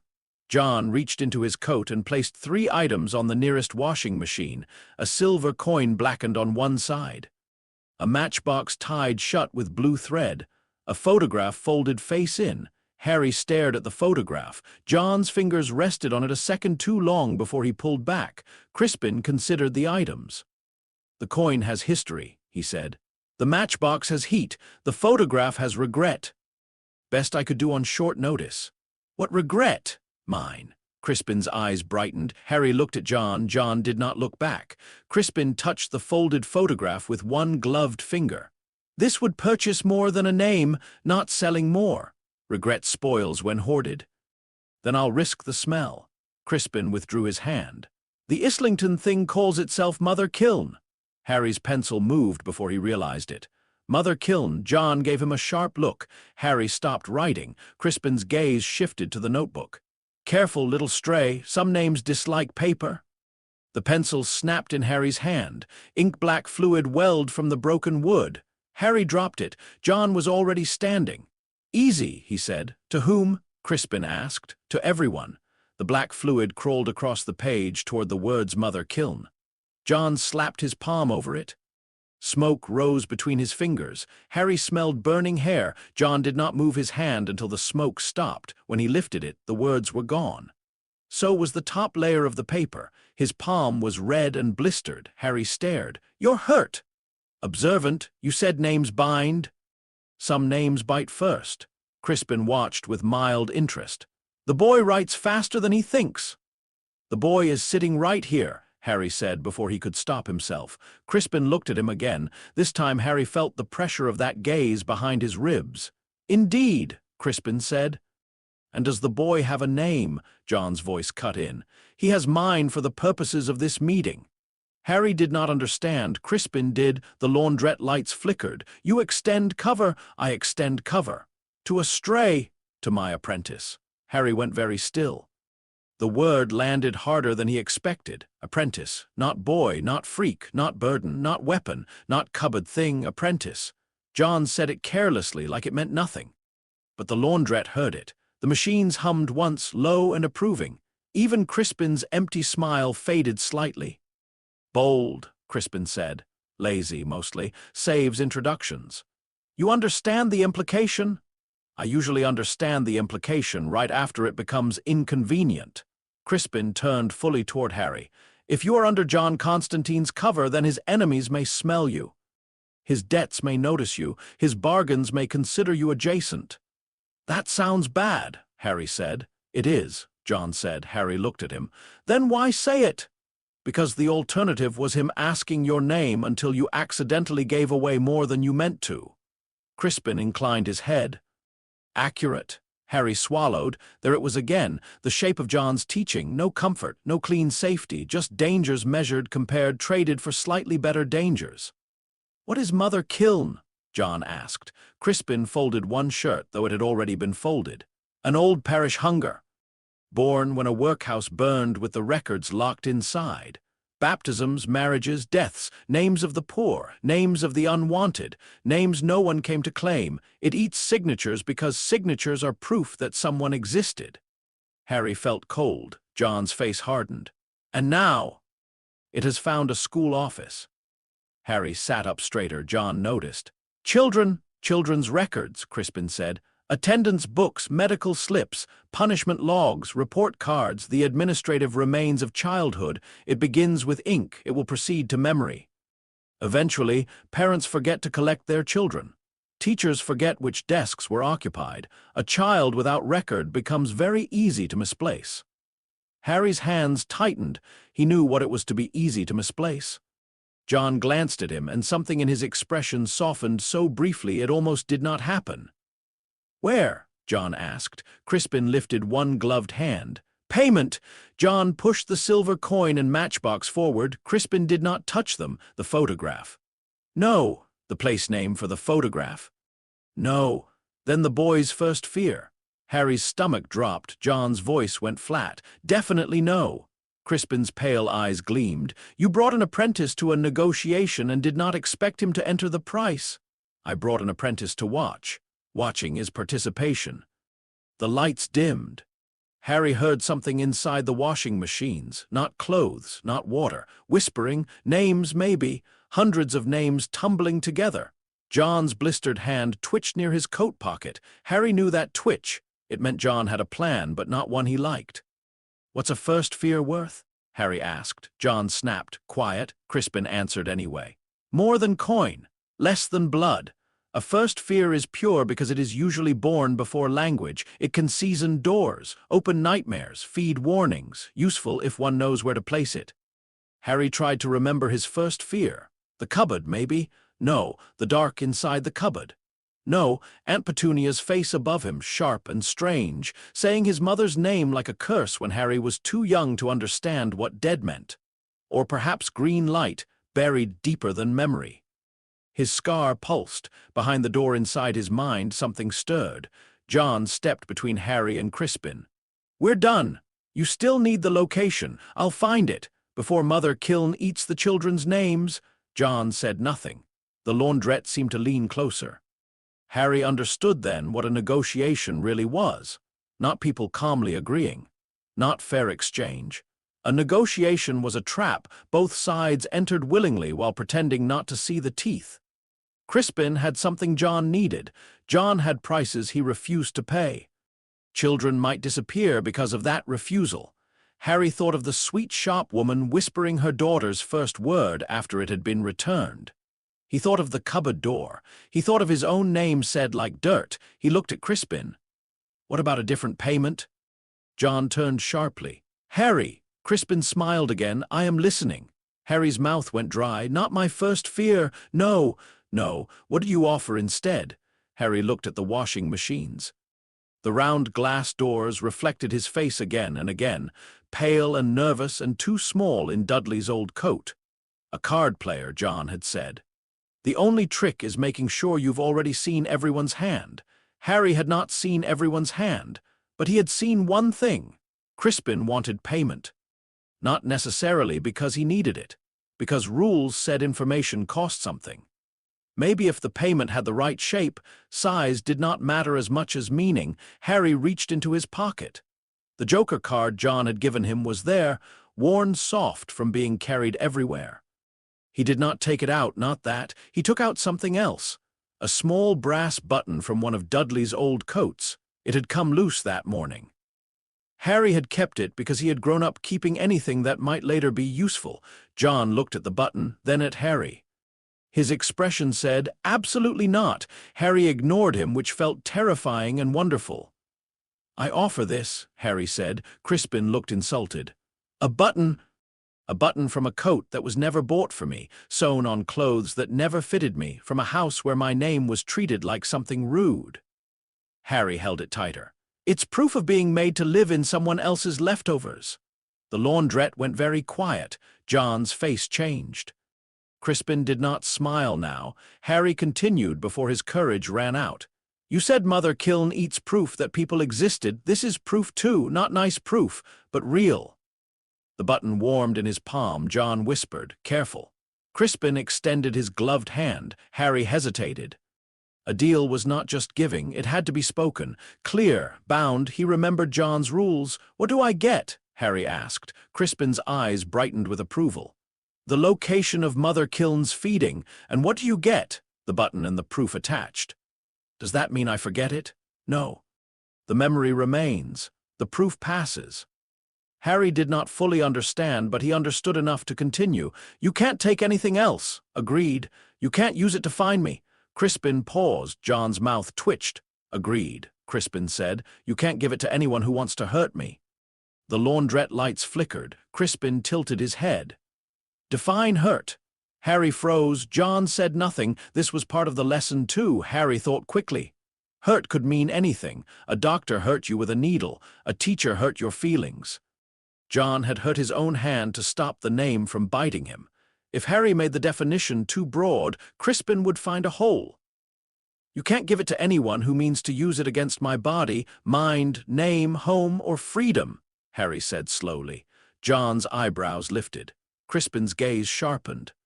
Behind Harry's scar, something cold and satisfied shifted. Harry hated that it had helped. Crispin bowed his head. Agreed. And you have to answer truthfully. Within the question asked. Harry almost nodded, then stopped. That was a whole two, truthfully and usefully. John's smile appeared properly this time. Crispin was silent for a long moment. Then he said, Agreed. Harry placed the button in Crispin's hand. The moment it left his palm, he felt lighter and sadder at once. Not because the memory was gone. It was still there. Dudley's coat hanging off his shoulders, the sleeves rolled, Aunt Petunia saying, Don't be ungrateful, but something about it had moved outside him. A piece of evidence taken from a case only he had been keeping. Crispin closed his fingers around the button. Sunt. Bartholomew's Primary, he said. Records room below the headmistress's office. Mother Kiln feeds at morning registration. You have until 9. John checked the clock on the wall. It read 8:17. Cutting it close, aren't you? You negotiated slowly. John grabbed Harry's arm. We're going, John. Crispin called softly. They stopped at the door. Crispin stood among the silent machines, holding the button like a coin from a dead kingdom. The boy makes clean bargains. John's face darkened. He's learning not to. He is learning very well. Harry did not like the way Crispin said that. Outside, dawn had turned the street blue. John did not speak for nearly a full minute. That worried Harry more than shouting would have. Finally, John said, "That was stupid." Harry looked at him. "Was the deal bad?" "That's not what I said. Did I leave a loophole?" "No. Did I pay too much?" John stopped walking. His blistered hand was shoved deep in his coat pocket. The other was clenched around the unlit cigarette behind his ear. "No," he said. "That's the problem." Harry frowned. "I don't understand. You shouldn't be good at this." The words struck oddly. Harry had been told all his life he was bad at things. Bad at being normal, bad at staying out of the way, bad at not asking questions, bad at not making strange things happen. Being told he was good at something should have felt nice. It didn't. "Because of the thing in my scar?" he asked. John looked away. The answer was yes. They took a taxi driven by a man who seemed to owe John a favor and deeply regret it. John gave the driver the school address. The car cut through London streets while John rummaged through his coat and pulled out salt, chalk, 3 nails, a photograph of a building Harry did not recognize, and a biscuit tin full of ash. Harry waited as long as he could. "Are you angry?" "Yes." "At me?" "No." That was almost comforting. "Then who?" "Everyone responsible, which is a long list, and I'm still deciding the order." Harry looked down at his hands. The button was gone. A debt had been made, a deal struck, a payment accepted. And somewhere, a school full of children still had names because Harry had offered proof of what it meant to nearly lose one. It should have felt like a victory. Instead, it felt like stepping onto a bridge without seeing the other side. St. Bartholomew's Primary looked ordinary from the outside. Red brick, tall windows, a playground painted with faded hopscotch squares. Children arrived in uniforms, dragging bags, laughing, complaining, wiping noses on sleeves. Parents hurried them through the gate. Harry felt strange watching them. They were noticed so easily. A woman at the entrance checked names against a clipboard. Names. John's hand landed on Harry's shoulder. "Stay close." They entered through a side gate. John opened with a paperclip and a whispered insult. Inside, the school smelled of floor polish, packed lunches, and pencil shavings. Harry's own school smelled similar, but here the walls were brighter. Paintings of animals and houses covered the corridors. Each one had a child's name written beneath it. Some of the names were fading. Harry stopped. The letters beneath one painting, a blue house with a crooked chimney, paled from black to gray as he watched. John saw it. "Records room!" They moved faster. No one stopped them. Teachers hurried past without seeing them, eyes sliding away. John had drawn a mark on Harry's wrist in ash before they entered. "Not invisibility," he said. "People still saw you. They just failed to decide you mattered." Harry hated how familiar that felt. The headmistress's office stood at the end of a corridor. Beneath it, through a narrow stairwell hidden behind cleaning supplies, they found the records room. The door was warm, not like a heated room, like an oven. John crouched and sprinkled salt across the threshold. The salt popped and blackened. "Mother kiln," he said. From behind the door came the sound of pages burning. John looked at Harry. "No heroics." "What counts as heroics? Anything that makes me say, Harry, no. That's not very specific. It'll be specific when I'm shouting it." John opened the door. Heat rolled out. The records room was full of filing cabinets, shelves, boxes, and smoke. No flames, but smoke poured from paper that did not burn away. Attendance books lay open on a central table. Names lifted from the pages in thin black strips, curling into the air like insects. At the far end of the room stood a woman made of soot and brick. She wore an apron. Her face was cracked clay. Inside, the cracks glowed dull red, like coals under ash. Around her feet huddled small shapes made of smoke, half-formed children, their features smudging as their names peeled from the books. Mother Kiln turned, her mouth opened. "Unclaimed," she said. Every filing cabinet slammed open. Papers flew. John threw ash across the floor in a wide arc. "Claimed, actually?" The ash ignited in a ring of pale fire. Mother Kiln stepped forward. The floorboards charred under her feet. Harry could not stop looking at the smoke children. One of them was almost gone. Only the outline of a small hand remained, reaching toward an attendance book where the name beneath the register line had faded to the first letter. Harry moved. John shouted, "Harry, no!" So that was heroics. Harry grabbed the attendance book.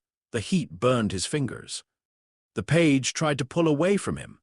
Letters twisted and crawled toward Mother Kiln's open mouth. Harry slammed his hand over the fading name. The scar went cold. Behind the door in his mind, something spoke without words. Names bind. Harry did not know the child's full name. Only the first letter remained. That was not enough. Mother Kiln loomed closer. "Unclaimed," she said again. Harry thought of the button. Proof, payment, names as handles, nicknames as theft. The way John had called him apprentice and the laundrette itself had heard. He pressed his palm harder to the page. "Claimed," Harry said. Mother Kiln's head turned toward him. John was arguing with her in words Harry did not understand, throwing down cards one by one into the ash fire. Each card caught and became a little white flame. He was buying seconds, only seconds. Harry looked at the smoke child. "I don't know your name," he whispered. The child's fading face turned toward him. Harry felt something then, not from the scar, from the room, hundreds of names, half-eaten, frightened, clinging to paper and ink and memory. The school was full of children who did not know they were being stolen by inches. They had written their names on drawings, on homework, on lunch boxes, on desks, on birthday invitations folded in bags. A name was not one thing, it was everything that answered when called. Harry seized the first thought that came. He grabbed a handful of papers from the nearest box and threw them into the air. "Everyone!" he shouted. The smoke children lifted their heads. John looked at him like he had gone mad. Harry shouted louder. "Call them!" For a second, nothing happened. Then, from the classrooms above, morning registration began. Voices filtered down through the ceiling. Teachers calling names, children answering, "Here! Here! Yes, miss. Present." Each answer fell into the records room like a bell. The papers stopped burning. Mother Kiln screamed. John's eyes widened, then he laughed. "Cheeky little genius!" The smoke child under Harry's hand sharpened. The letter became 2 letters, then 3. A name returned to the page as somewhere above them a child answered to it.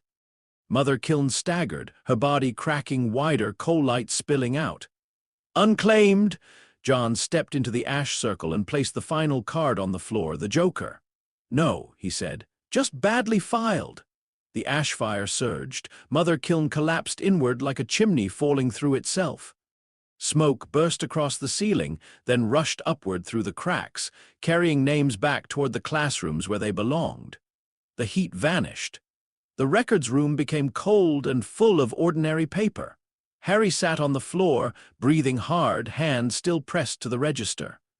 John came over slowly. For once he did not immediately say something sarcastic. Harry looked up at him. "Was that heroics?" John stared at him. Then he said, "Worse, improvisation." "Is that bad?" "It's how I know you've been paying attention." Harry looked at the register. The name was back now. Amelia Hart. He did not know her, probably never would. But somewhere above them, Amelia Hart was sitting at a desk, answering her name, existing. Harry smiled faintly, then the scar burned so sharply he nearly cried out. John crouched instantly.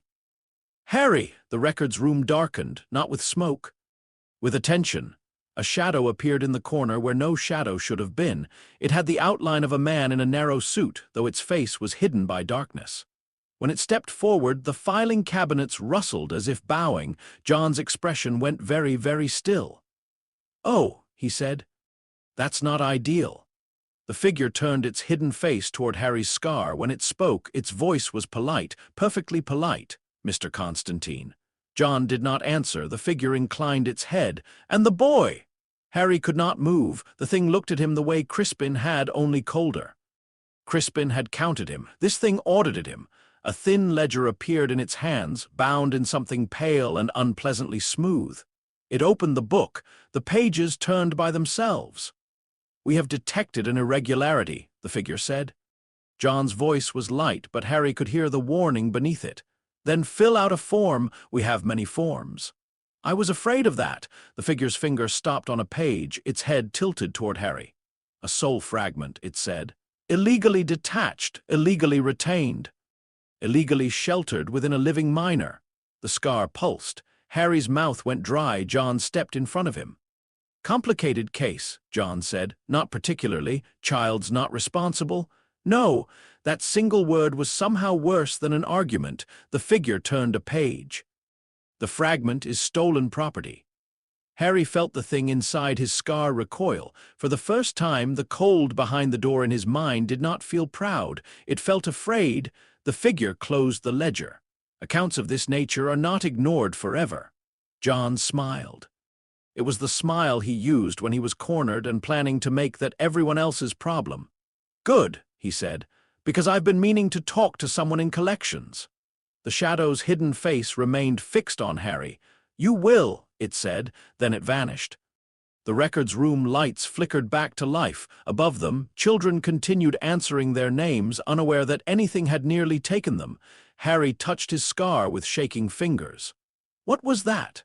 John stared at the empty corner. "A clerk," he said. Harry almost laughed because that sounded ridiculous. Then he saw John's face. "What kind of clerk?" John swallowed. "The kind hell sends before it sends someone worse." The scar throbbed once. Deep inside Harry's head, the fragment whispered, not in triumph now, not in hunger, but in a fear so old it had forgotten how to beg debt. And this time Harry understood. Something had noticed him, not as a boy, as an account. The thing about hell, John Constantine told Harry, was that it rarely arrived with fire. Fire was theater. Fire was for stained glass windows, frightened priests, cheap horror films, and people who needed evil to announce itself properly before they believed in it. Real hell preferred signatures, doorways, promises made in kitchens, favors traded in hospital corridors, a desperate whisper into the dark after midnight. Hell did not need to break into the world. People invited it in and then acted surprised when it took off its coat. Harry learned this on a Thursday, because according to John, Thursdays were where the week puts its bad ideas. They were in a train carriage heading north. Harry sat by the window with his knees drawn up, watching wet countryside slide past in gray and green streaks. John sat opposite him with his boots planted wide, coat collar turned up, eyes half closed as if sleeping. He was not sleeping. Harry knew because John's fingers kept moving against the deck of cards in his pocket, counting them by touch. Since the records room at St. Bartholomew's, John had become quieter, not silent. John Constantine seemed physically incapable of true silence. He still muttered at bad tea, argued with pigeons, insulted newspapers, and told Harry that most ancient grimoires were just posh men writing down mistakes slowly. But something underneath had tightened. The clerk from hell had changed the shape of things. Harry could feel it too, not around him, inside him. The fragment behind his scar had gone still after the clerk appeared. Before, it had felt like something waiting behind a door. Now it felt like something listening under a bed while heavy footsteps moved through the house. Its fear had not gone away. It had folded itself smaller. That scared Harry more than its hunger had. Anything that frightened the thing in his scar deserved attention. John had not explained much. He rarely did until Harry asked the exact right question, and even then the answers came sideways.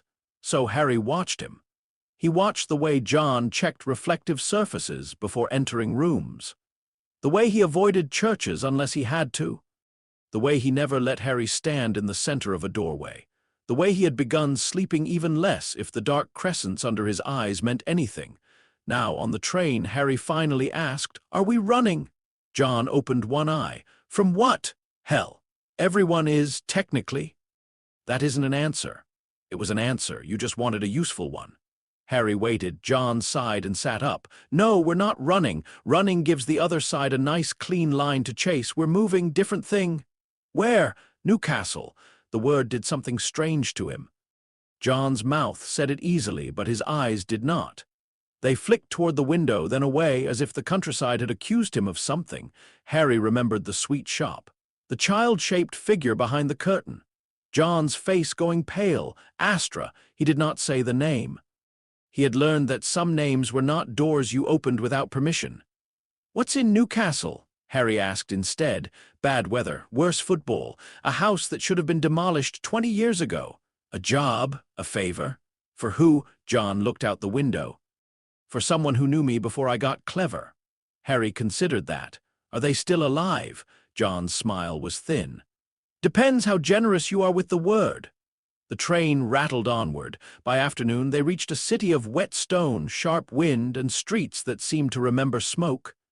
Newcastle felt older than Little Whinging in a way Harry could not fully explain. Privet Drive had been polished until it looked unreal. Newcastle wore its history openly. Brick, soot, river, bridges, pubs with tired signs, church spires cutting into the clouds. John moved through it like a man walking into a room where everyone knew the worst thing he had ever done. He kept his shoulders loose, his hands in his pockets, his face bored. Harry was beginning to understand that bored, for John meant armored. They stopped outside a narrow house pressed between two boarded buildings. Its windows were dark. The front door had been painted blue long ago, though most of the color had peeled away. Someone had scratched symbols into the frame, some were old. Some were recent. All of them had been done by desperate hands. A woman waited on the step. She was perhaps 50, perhaps older. Grief had a way of making age difficult to count. Her hair was tied back severely. Her coat was buttoned to the throat. She held a rosary in one hand and a cigarette in the other, which made John smile faintly for the first time all day. "Mary," he said. "John." They did not embrace. They looked at each other with the kind of familiarity that had survived too much to become warm. Mary's eyes moved to Harry. "You brought a child." Harry disliked how often adults said that as if he had arrived accidentally in someone's luggage. John lit a cigarette. "He's learning." Mary's face hardened. "From you. Mostly what not to do.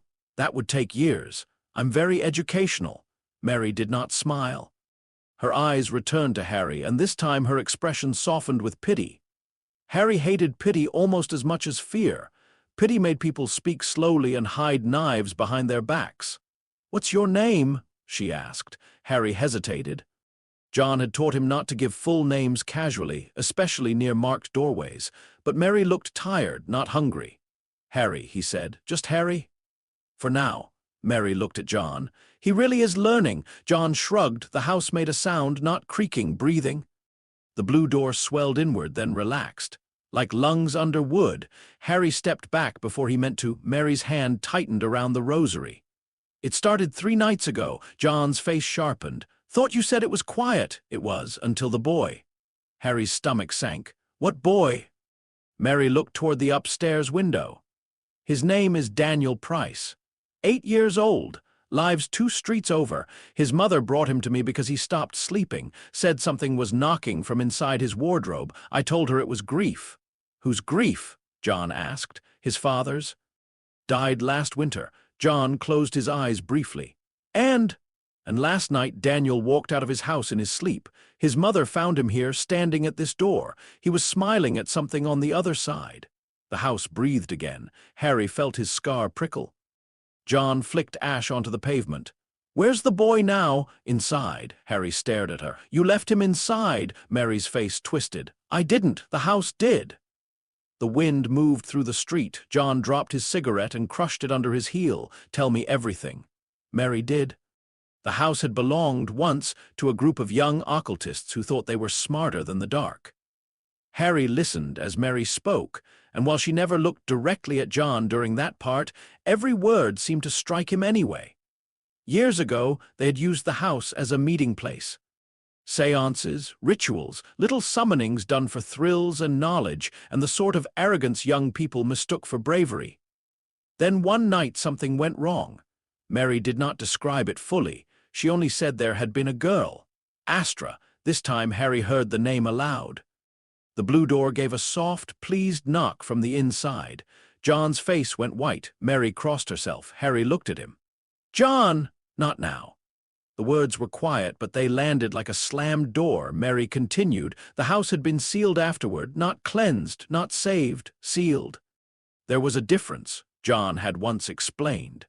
Cleansing meant solving the problem. Sealing meant putting a chair under the handle and hoping the thing inside got bored. For years it had slept. Then Hell's clerk had noticed Harry, and something in Newcastle had noticed the notice. Why would it take Daniel? Harry asked. Mary's eyes darkened. Because houses like this remember the shape of the first wound. A child had been taken there once, so the house reached for another. John went to the door. Mary grabbed his sleeve. "John!" He looked at her hand. She let go. "Don't do what you did last time," she said. Harry waited for John to make a joke. He did not. "Last time," John said, "I was 17 and stupid." Mary's voice cracked. "Last time a child still went down screaming your name." The street became very quiet. Harry felt the sentence enter him like cold water. John's jaw tightened. Mary looked away, ashamed of having said it and unable to take it back. Harry's mind snagged on the words. A child down, screaming your name, Astra. John touched the blue door with 2 fingers. The house stopped breathing. "Stay outside," he told Harry. Harry almost laughed, not because it was funny, because John had said it with the same false confidence Aunt Petunia used when telling him things were for his own good. "No." John turned. Harry lifted his chin. "You said I'm your apprentice." "Apprentices do what they're told." "You said apprentices learn. Not this. You brought me." "I made a mistake." Harry flinched. John saw it. For half a second, something like regret crossed his face. Then he buried it. "Harry," he said, quieter now, "this place isn't a lesson." "Everything you show me is a lesson." "Not this." "Then why did you bring me?" John had no answer ready. That was rare. Mary spoke softly. "Because he knew the house would smell the scar." John's eyes cut toward her. Harry looked between them. The scar pulsed. Understanding came slowly, then all at once. "You used me." "No," John said immediately, but the word was too quick. Mary's face told the truth. Harry stepped back. The wind felt colder. "You brought me because of the thing inside me," he said. John's expression closed. "I brought you because the thing inside you might draw out what took the boy. If it shows itself, I can bind it." Harry stared at him. The street seemed to tilt. John had told him the world used children as keys. Heaven, hell, wizards. He had said it with bitterness, as if he stood outside that category, but here they were. Harry was bait, maybe protected bait, maybe important bait. Maybe bait John felt bad about using, still bait. "You said you weren't like them," Harry whispered. John's eyes flashed. "I never said that. No." He hadn't. Harry hated that. The blue door knocked once from inside. A child's voice whispered through the wood. "John," Mary covered her mouth. John went still. The voice came again, small and trembling. "John, it's dark." Harry felt the scar fragment recoil so violently pain stabbed across his forehead. John's face broke, only for a second, but Harry saw it, not fear, not guilt, a wound with a name. "Astra," John whispered. The door opened inward. Darkness waited beyond, not ordinary darkness. Not the absence of light. This darkness had depth and temperature and patience. It smelled of cold ash, damp stone, and old promises. Somewhere inside, a child began to cry. John moved first. Harry followed. This time John did not stop him. The hallway inside the house was longer than the outside allowed. Harry knew it instantly. The house was narrow from the street, but the corridor stretched forward into impossible distance, lined with peeling wallpaper and closed doors. The floorboards bent underfoot as though softened by heat. Lamps hung from the ceiling but gave no light. Mary stayed at the threshold, one hand raised as if against invisible glass. "She can't come in," Harry whispered. "She already paid her way out once," John said. "House remembers." The door shut behind them. Harry did not look back. Names had power. So did fear. And he was beginning to suspect this house fed on both. "Daniel," John called. His voice disappeared down the corridor without echo. A giggle answered from behind one of the doors. Harry turned. The door was small, painted white. A child's bedroom door. A paper star had been taped to it. On the star, in uneven letters, someone had written Astra. John did not move. Harry felt anger rise in him. The house was not only haunted, it was cruel. He reached for the handle. John caught his wrist. "No." "But, no!" The handle turned by itself. The door opened a crack. A girl's eye looked out. Harry's breath caught. She was younger than him. Dark hair, pale face, one eye visible through the gap. Afraid, so afraid. "John," she whispered, "you said you'd save me." John's grip on Harry's wrist became painful. Harry looked at him. John was staring at the door like a man watching his own death rehearse. "It isn't her," John said. The girl behind the door smiled, not kindly. "Isn't it?"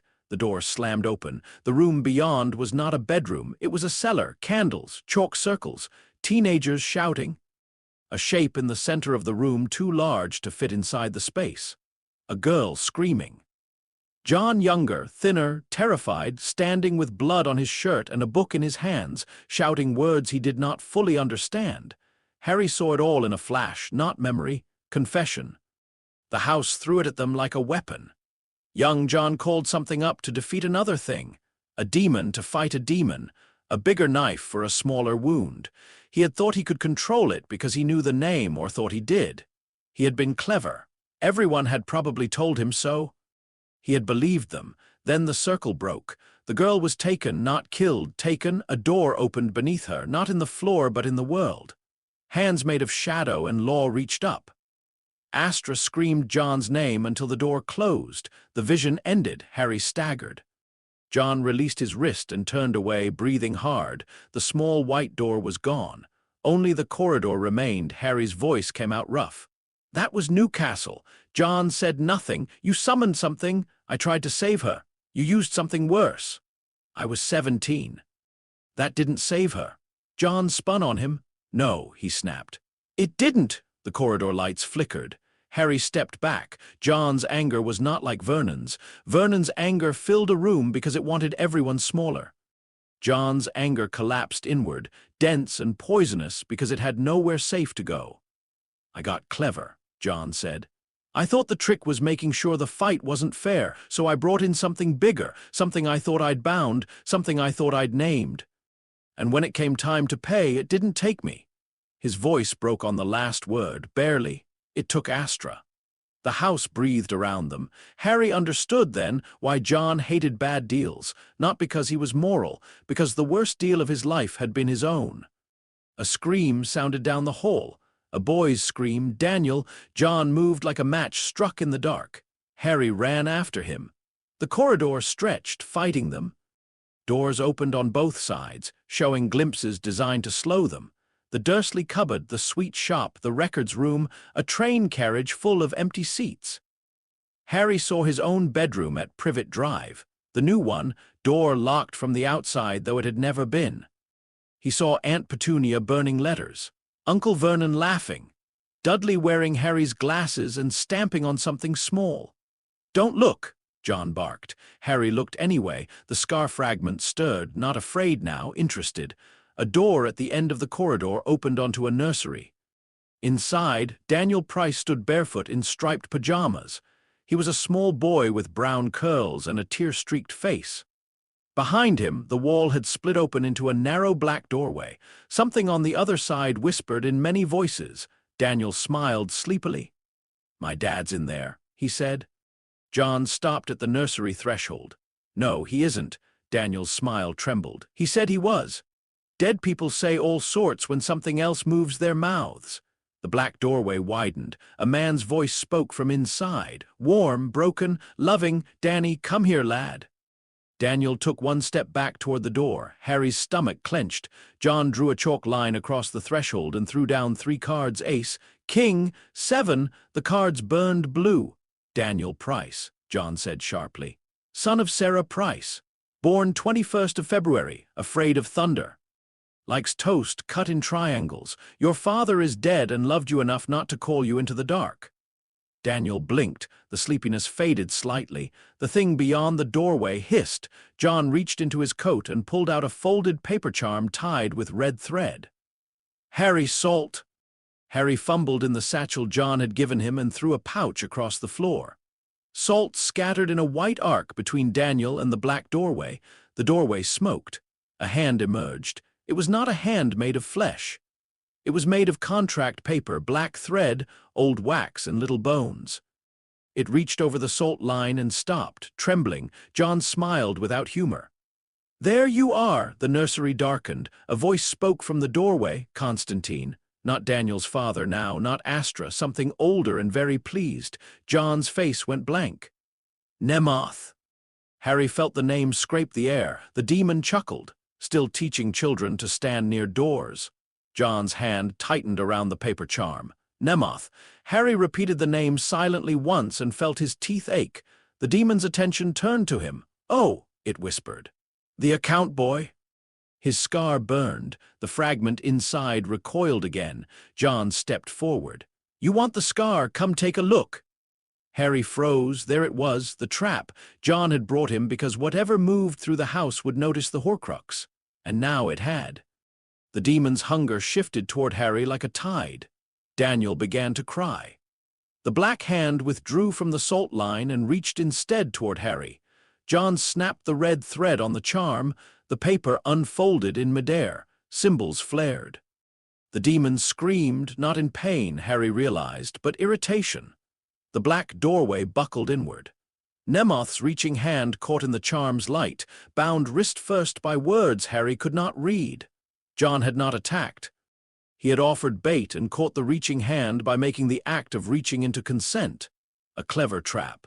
A dirty trap. A Constantine trap. For 1 second it worked. Then Daniel said, "Dad!" The demon laughed. A second hand shot from the doorway, not toward Harry but toward Daniel. John's face changed. He had miscalculated. The demon had never stopped wanting the boy. Harry moved. John shouted his name. But Harry was already across the room, grabbing Daniel's wrist and pulling him away from the doorway. The demon's paper-bone fingers closed around empty air. The nursery screamed, walls peeled backward. The floor tilted toward the black door. Toys rolled past Harry's feet and vanished. Daniel clung to him, sobbing.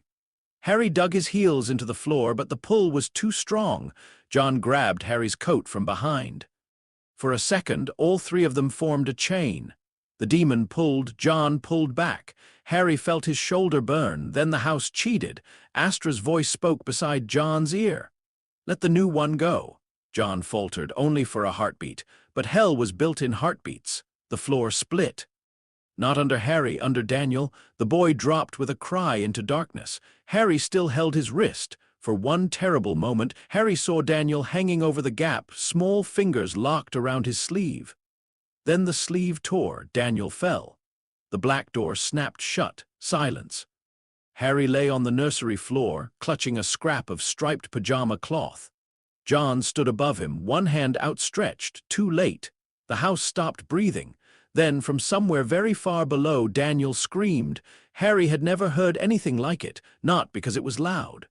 It wasn't. Because it was a child realizing no adult had reached him in time. John staggered as if struck. Harry scrambled to his feet. "Open it." John did not move. "Open it." "I can't." "Yes, you can. You opened things before. Open it."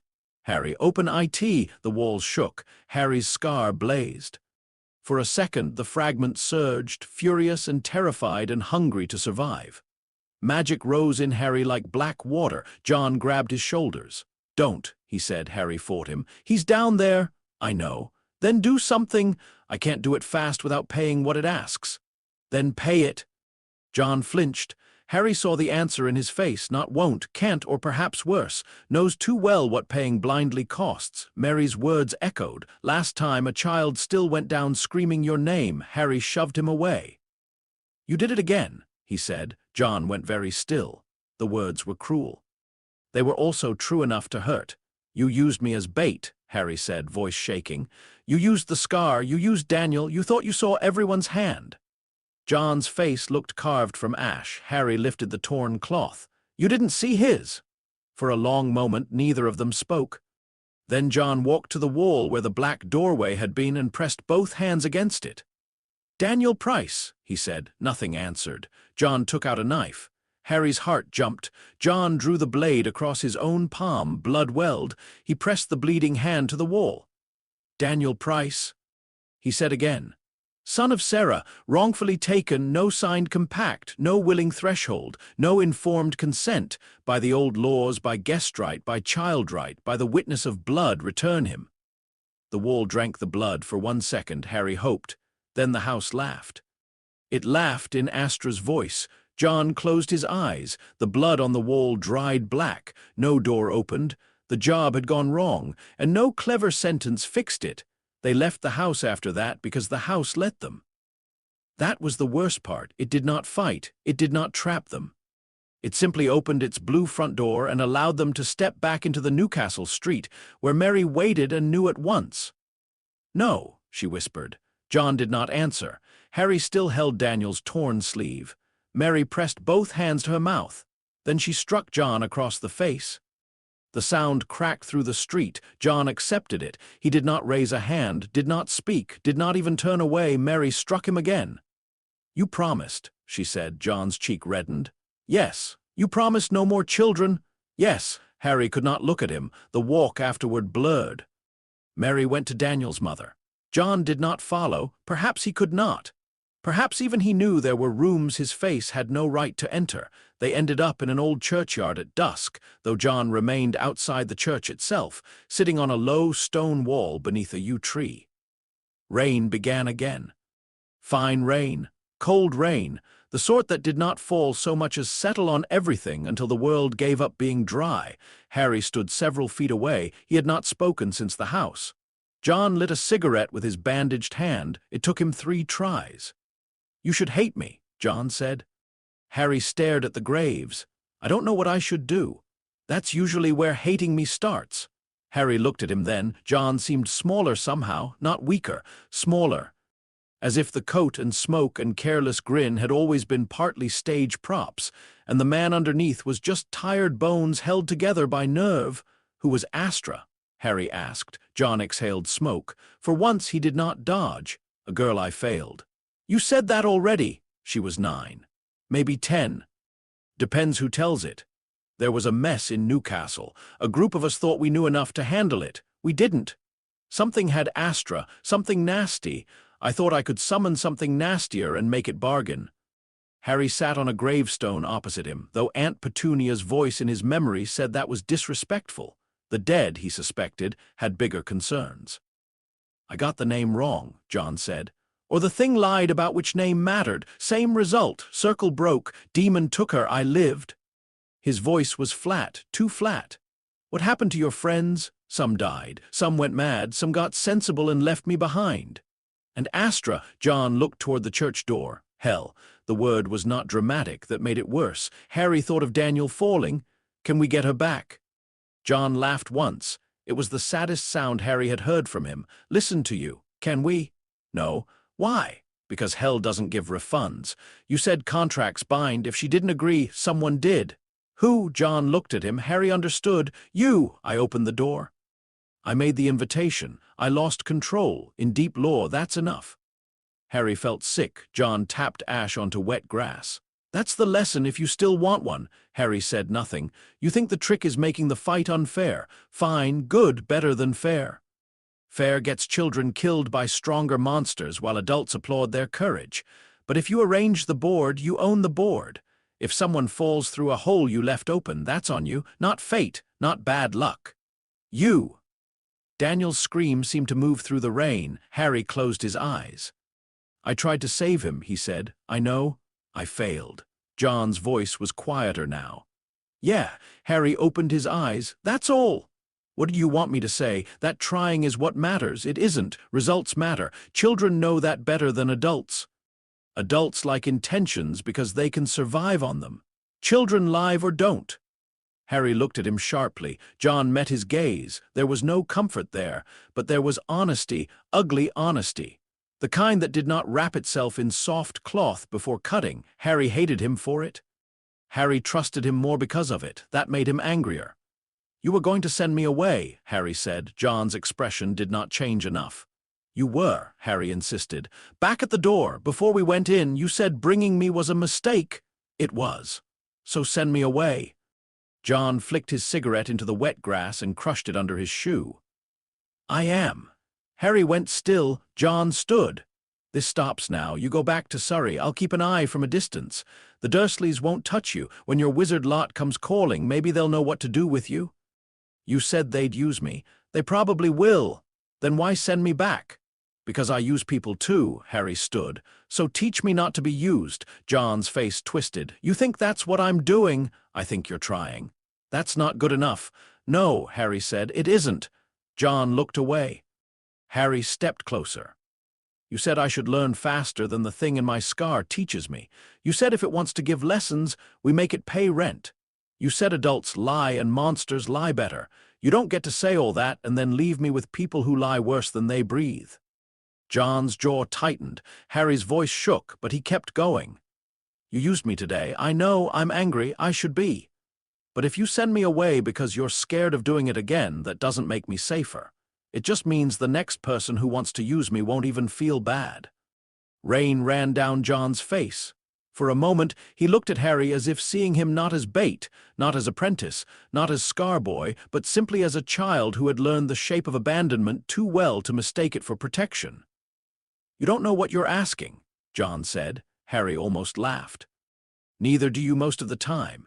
That surprised him. Then, despite everything, John smiled, small, broken, real, cheeky little sod. Harry folded his arms. You're not sending me back. No, no, and if I put you on a train, I'll get off. If I lock the door, I grew up in a cupboard. John flinched. Harry did not apologize. The rain thickened around them. Finally, John sat back down on the wall, exhausted. You understand, if you stay, you don't get a clean soul out of it. Harry thought about the thing in his scar, the Dursleys, the cupboard, Daniel, Astra.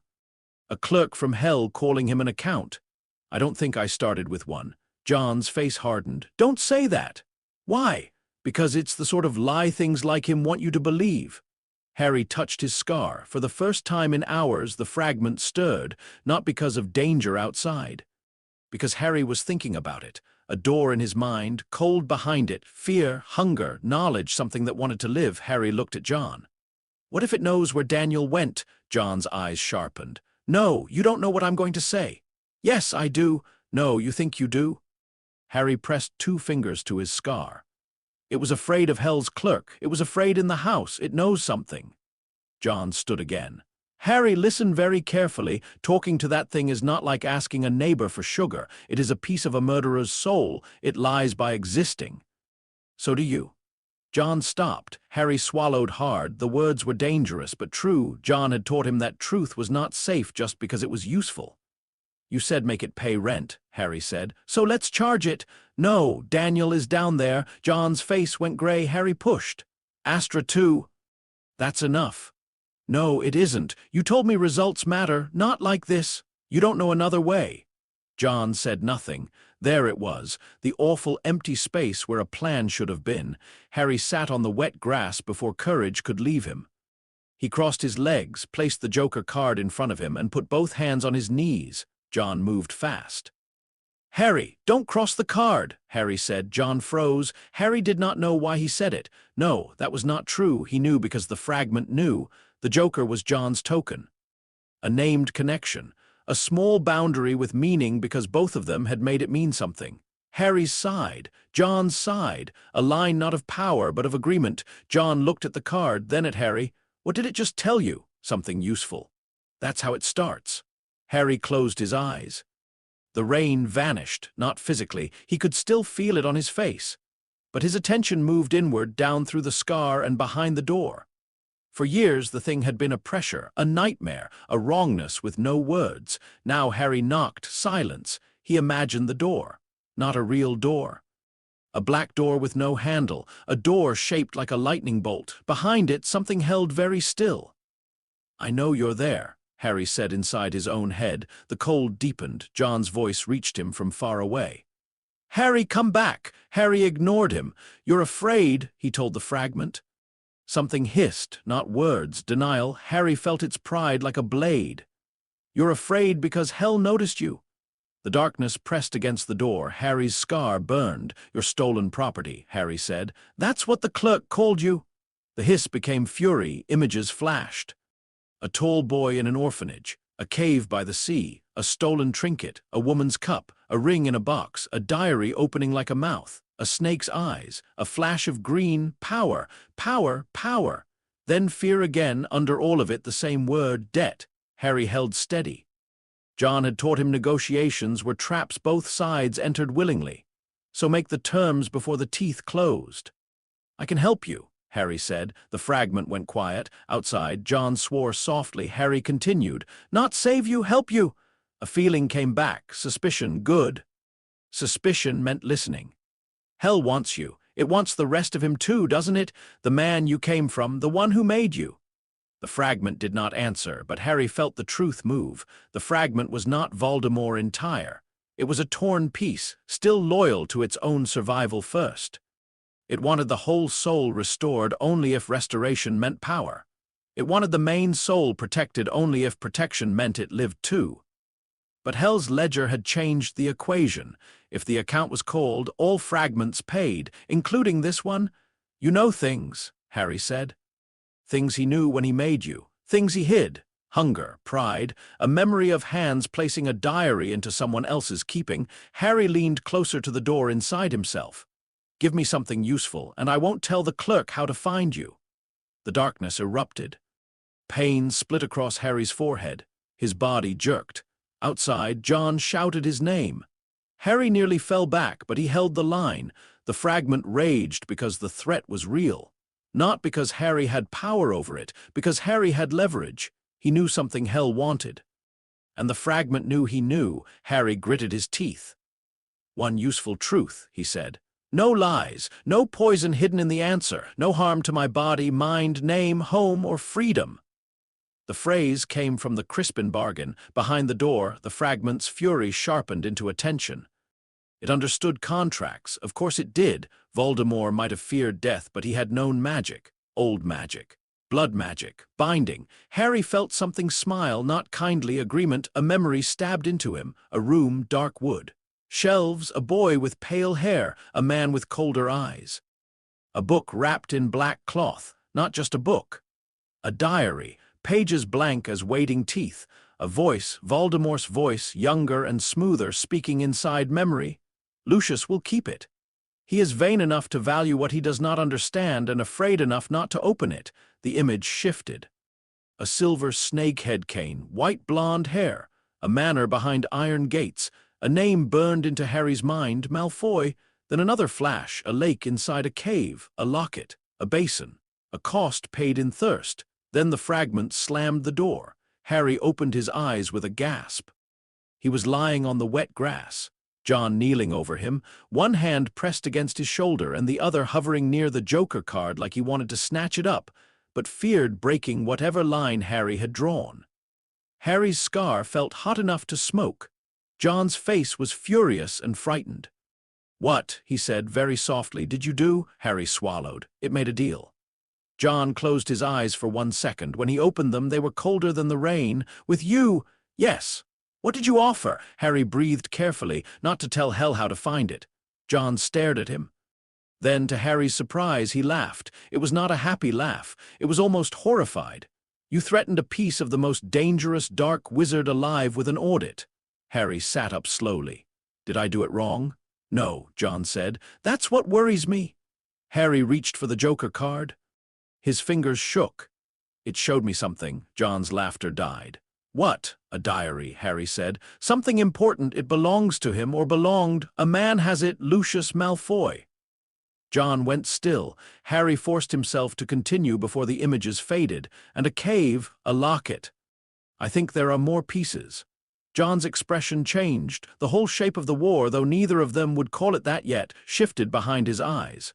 "One piece in you," John said quietly. Harry nodded. "A diary somewhere with this Malfoy." "Yes." "A locket in a cave." "Yes." John looked toward the darkening city. The rain fell around them, soft and endless. "Bloody hell," he whispered. Harry touched his scar. Inside, the fragment had retreated as far as it could go, but it had paid, not much, not enough to save Daniel yet, but enough to prove it could be made to pay. Harry looked at John. "We have a list now," he said. John stared at him for a long moment. Then he picked up the Joker card from the grass, wiped rain from its face, and handed it back. "Not a list," he said. "What then?" John's smile returned slowly, thin, dangerous, full of grief, sharpened into method. A beginning. Far beneath the world, Daniel Price was still missing. Farther still, Astra waited in the old dark where unpaid debts went to become permanent. And inside Harry Potter's scar, a fragment of Voldemort learned the first rule of surviving John Constantine's apprentice. Everything had a price, even fear. The first Hogwarts letter arrived on a Tuesday morning and immediately made Petunia Dursley drop a frying pan.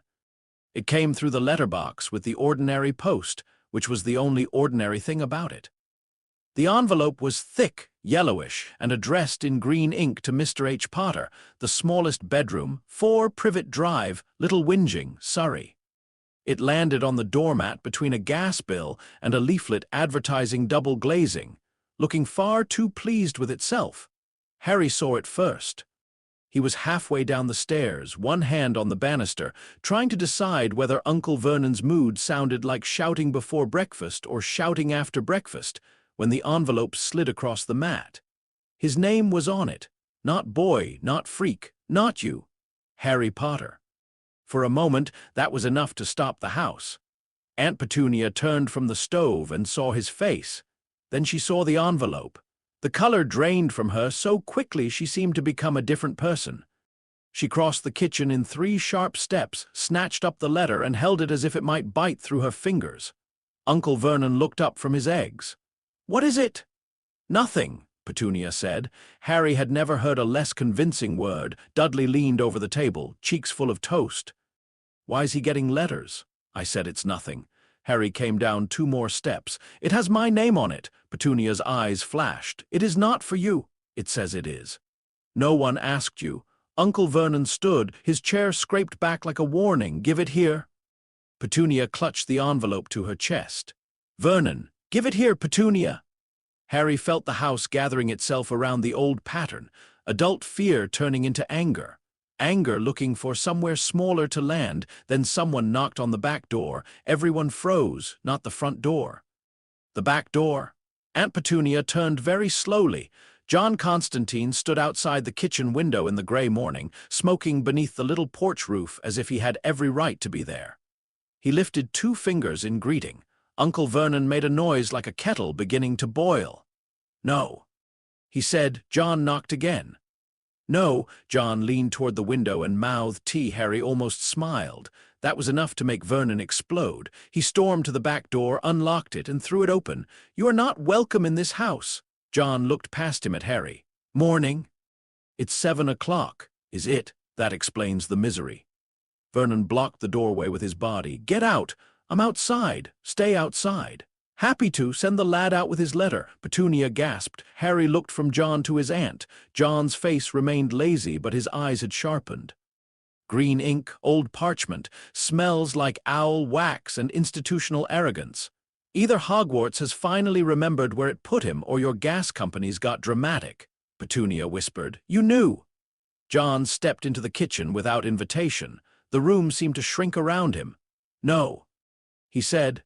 "But I suspected. Wizards love turning up late and acting like fate did the scheduling." Uncle Vernon reached for him, then remembered the first visit. His hand stopped halfway. John noticed and smiled. "Learning looks good on you, Vern." Petunia backed away from him, letter still in hand. "He is not going." Harry's stomach tightened. John's eyes moved to her. "There it is." "He is not going to that place." Funny. Usually when people hide a child's letters, they pretend it's for the child. "You don't know what that world is." "No, love," John said. "You don't know what my world is." "That's why I'm still being polite." Petunia's mouth shut. John held out his hand. "Letter." "No, Petunia." The name landed with weight. Harry felt it, though John had not raised his voice. Names mattered. In John's mouth, Petunia became not Aunt Petunia, not Mrs. Dursley, not the ruler of the kitchen. Just Petunia. A girl who had once had a sister and had spent years punishing a child because magic had chosen the wrong branch of the family. Her fingers trembled. She handed him the envelope. John did not open it immediately. He turned it over, studied the seal, sniffed it, and made a face. Wax seal, very schoolboy empire. Harry came down the last step. "Is it true?" he asked. John looked at him. "Wizards," Harry said. "School, all of it." "Yeah." Harry tried to swallow around the sudden tightness in his throat. "And my parents went there, both of them." Petunia looked away. John passed Harry the envelope. This time no one stopped him. Harry opened it carefully. His fingers were not steady. Inside were 2 sheets of parchment. One said he had been accepted to Hogwarts School of Witchcraft and Wizardry. The other listed things he needed: Robes, books, cauldron, telescope, brass scales, wand, wand. The words seemed to glow on the page. Harry had seen John do impossible things with cards, chalk, blood, names, and nerve. He had never seen him use a wand. Wands belonged to the world his parents had known. The world that had taken one look at him as a baby, called him protected, and left him in a cupboard. He looked up. "Do I go?" Aunt Petunia inhaled sharply. Uncle Vernon said, "Absolutely not." John ignored them both. "That depends," he said. "On what?" "On whether you understand what it is." "A school." "No, a board." Harry stared at him. John tapped ash into Petunia's spotless sink, making her twitch.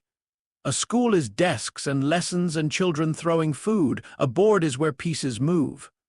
You, Sunshine, are already on half the wrong ledgers. If you go to Hogwarts thinking it's a rescue, they'll put a ribbon around the leash and call it destiny."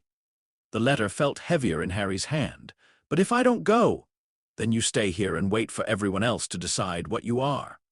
Harry glanced at the Dursleys. Petunia looked frightened. Vernon looked furious. Dudley looked confused and offended that the morning had stopped being about breakfast. Harry thought of Daniel falling into darkness. Astra's name on a door. The diary in the fragment's memory. Lucius Malfoy. A cave. A locket. A clerk from hell calling him an account. Hogwarts had books, wizards, secrets, maybe answers. Harry folded the letter. "I'll go," he said. John nodded once. "Then we case it properly." Uncle Vernon blinked. "You'll what? Case it?" "Examine entry points, power structures, weak links, who owns what, who lies badly, who lies well. You know, school shopping." Vernon's face purpled. "You are not taking him anywhere." John smiled. "Vern, I've been taking him places for months. That shut the kitchen up," Petunia whispered. "Albus Dumbledore will not allow this." "Albus Dumbledore can cue." The second Hogwarts representative arrived at noon. He was enormous. Harry had never seen anyone so large. The man filled the front doorway like a mountain in a coat. His beard was wild, his boots were muddy, and his eyes were kind in a way that seemed to arrive before the rest of him. He carried a pink umbrella in one hand and a battered cake box in the other. "Harry Potter," he boomed. Uncle Vernon, who had opened the door by mistake, made a faint, choking sound. Harry came from the sitting room, John close behind. The giant man's face broke into a smile. "There ye are. Blimey, look at ye. Knew ye when ye were just a baby, I did." Harry did not know what to do with that. People said things about babies as if babies remembered them. John stepped forward. "Name?" The giant blinked. "Eh? Yours. Oh, Rubeus Hagrid, Keeper of Keys and Grounds at Hogwarts." John's eyes narrowed. "Keeper of Keys? Tha's right." John looked at Harry. "Never trust a man whose title starts with keys. Means someone else owns the doors." Hagrid's smile faltered. "Who are you?" "John Constantine. Occult consultant, bad influence, temporary obstacle." Hagrid frowned. "Dumbledore didn't mention you?" "Dumbledore's got a habit of leaving important things on doorsteps." The air changed. Hagrid's kind eyes hardened. "Now listen here, Professor Dumbledore's a great man. Great men are where the little people disappear into the machinery." Harry looked at Hagrid quickly. He expected anger. Instead, the half-giant looked wounded. That unsettled Harry more. "I was sent to take Harry to Diagon Alley," Hagrid said. "Get his things, tell him what's what." John plucked the cake box from Hagrid's massive hand, opened it, and inspected the squashed cake inside. "Cake's not cursed." "Course it's not cursed. People get offended when you check. That's why you check." John handed it to Harry. "Happy birthday, by the way." Harry stared at him. "My birthday was weeks ago." "Wizards also turn up late with cake. Theme developing." Hagrid's face fell. "Ye didn't get anything?" Harry said nothing. John closed the cake box gently. That silence did more than shouting would have. Hagrid looked at the Dursleys, and for the first time his kindness gained edges. "Right," he said. "Well, we'll be off then." "Not alone," John said. Hagrid frowned. "Dumbledore told me." "Dumbledore tells everyone lots of things. I'm coming." "Diagon Alley's not for muggles." John smiled. The lights in the hallway flickered. A faint smell of smoke curled through the air, though his cigarette was unlit. "Good thing I'm worse." Diagon Alley was the first place in Harry's life that seemed impossible and honest about it. They entered through a pub called the Leaky Cauldron, which every person on the street seemed not to see. John saw it immediately and called it a visibility dodge with beer stains. Hagrid looked scandalized. The barman looked as if he knew John and wished he did not. "Tom," John said. The barman went pale. "Constantine," Hagrid stared. "Ye know each other?" "John knows the sort of people who owe him money," the barman muttered. "Or favors," John said. "Favors age better." They went through a back courtyard. Hagrid tapped bricks in a pattern with his umbrella. The wall folded open. Harry forgot to breathe. The alley beyond was narrow, bright, crowded, and alive. Shops leaned over cobblestones. Owls hooted from shadowed windows. Cauldrons stacked in pyramids shone black and copper. Children pressed noses to broomstick displays. Robed witches argued over dragon liver. A man in violet boots tried to sell someone a self-stirring soup spoon that appeared to be insulting the soup. Magic was everywhere. Not hidden in chalk marks or contracts, not creeping under doors, open, careless, laughing in daylight. For one dangerous second, Harry wanted to belong to it. Then John leaned down beside him and murmured, "Pretty, isn't it?" Harry nodded. That's how casinos work. The warmth dimmed a little. Hagrid scowled. "Can't ye let him enjoy it?" "Enjoying's fine. Trusting's expensive." They went first to Gringotts. The wizard bank was white marble, polished metal, and goblins with faces sharp enough to cut paper.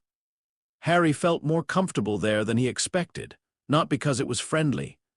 It wasn't, because it did not pretend to be. The goblins looked at everyone like possible contracts and future disputes. John seemed almost cheerful. "Now this," he said, "is civilization." Hagrid handed over a key. Harry was taken to his vault. His vault, gold lay in piles. Not Dudley's broken toys, not hand-me-downs, not things given because no one else wanted them. Money that had belonged to his parents and now belonged to him. Harry did not touch it at first. John did not make a joke. Hagrid cleared his throat. "Your mum and dad left it for ye." Harry reached out and picked up one gold coin. It was heavier than he expected.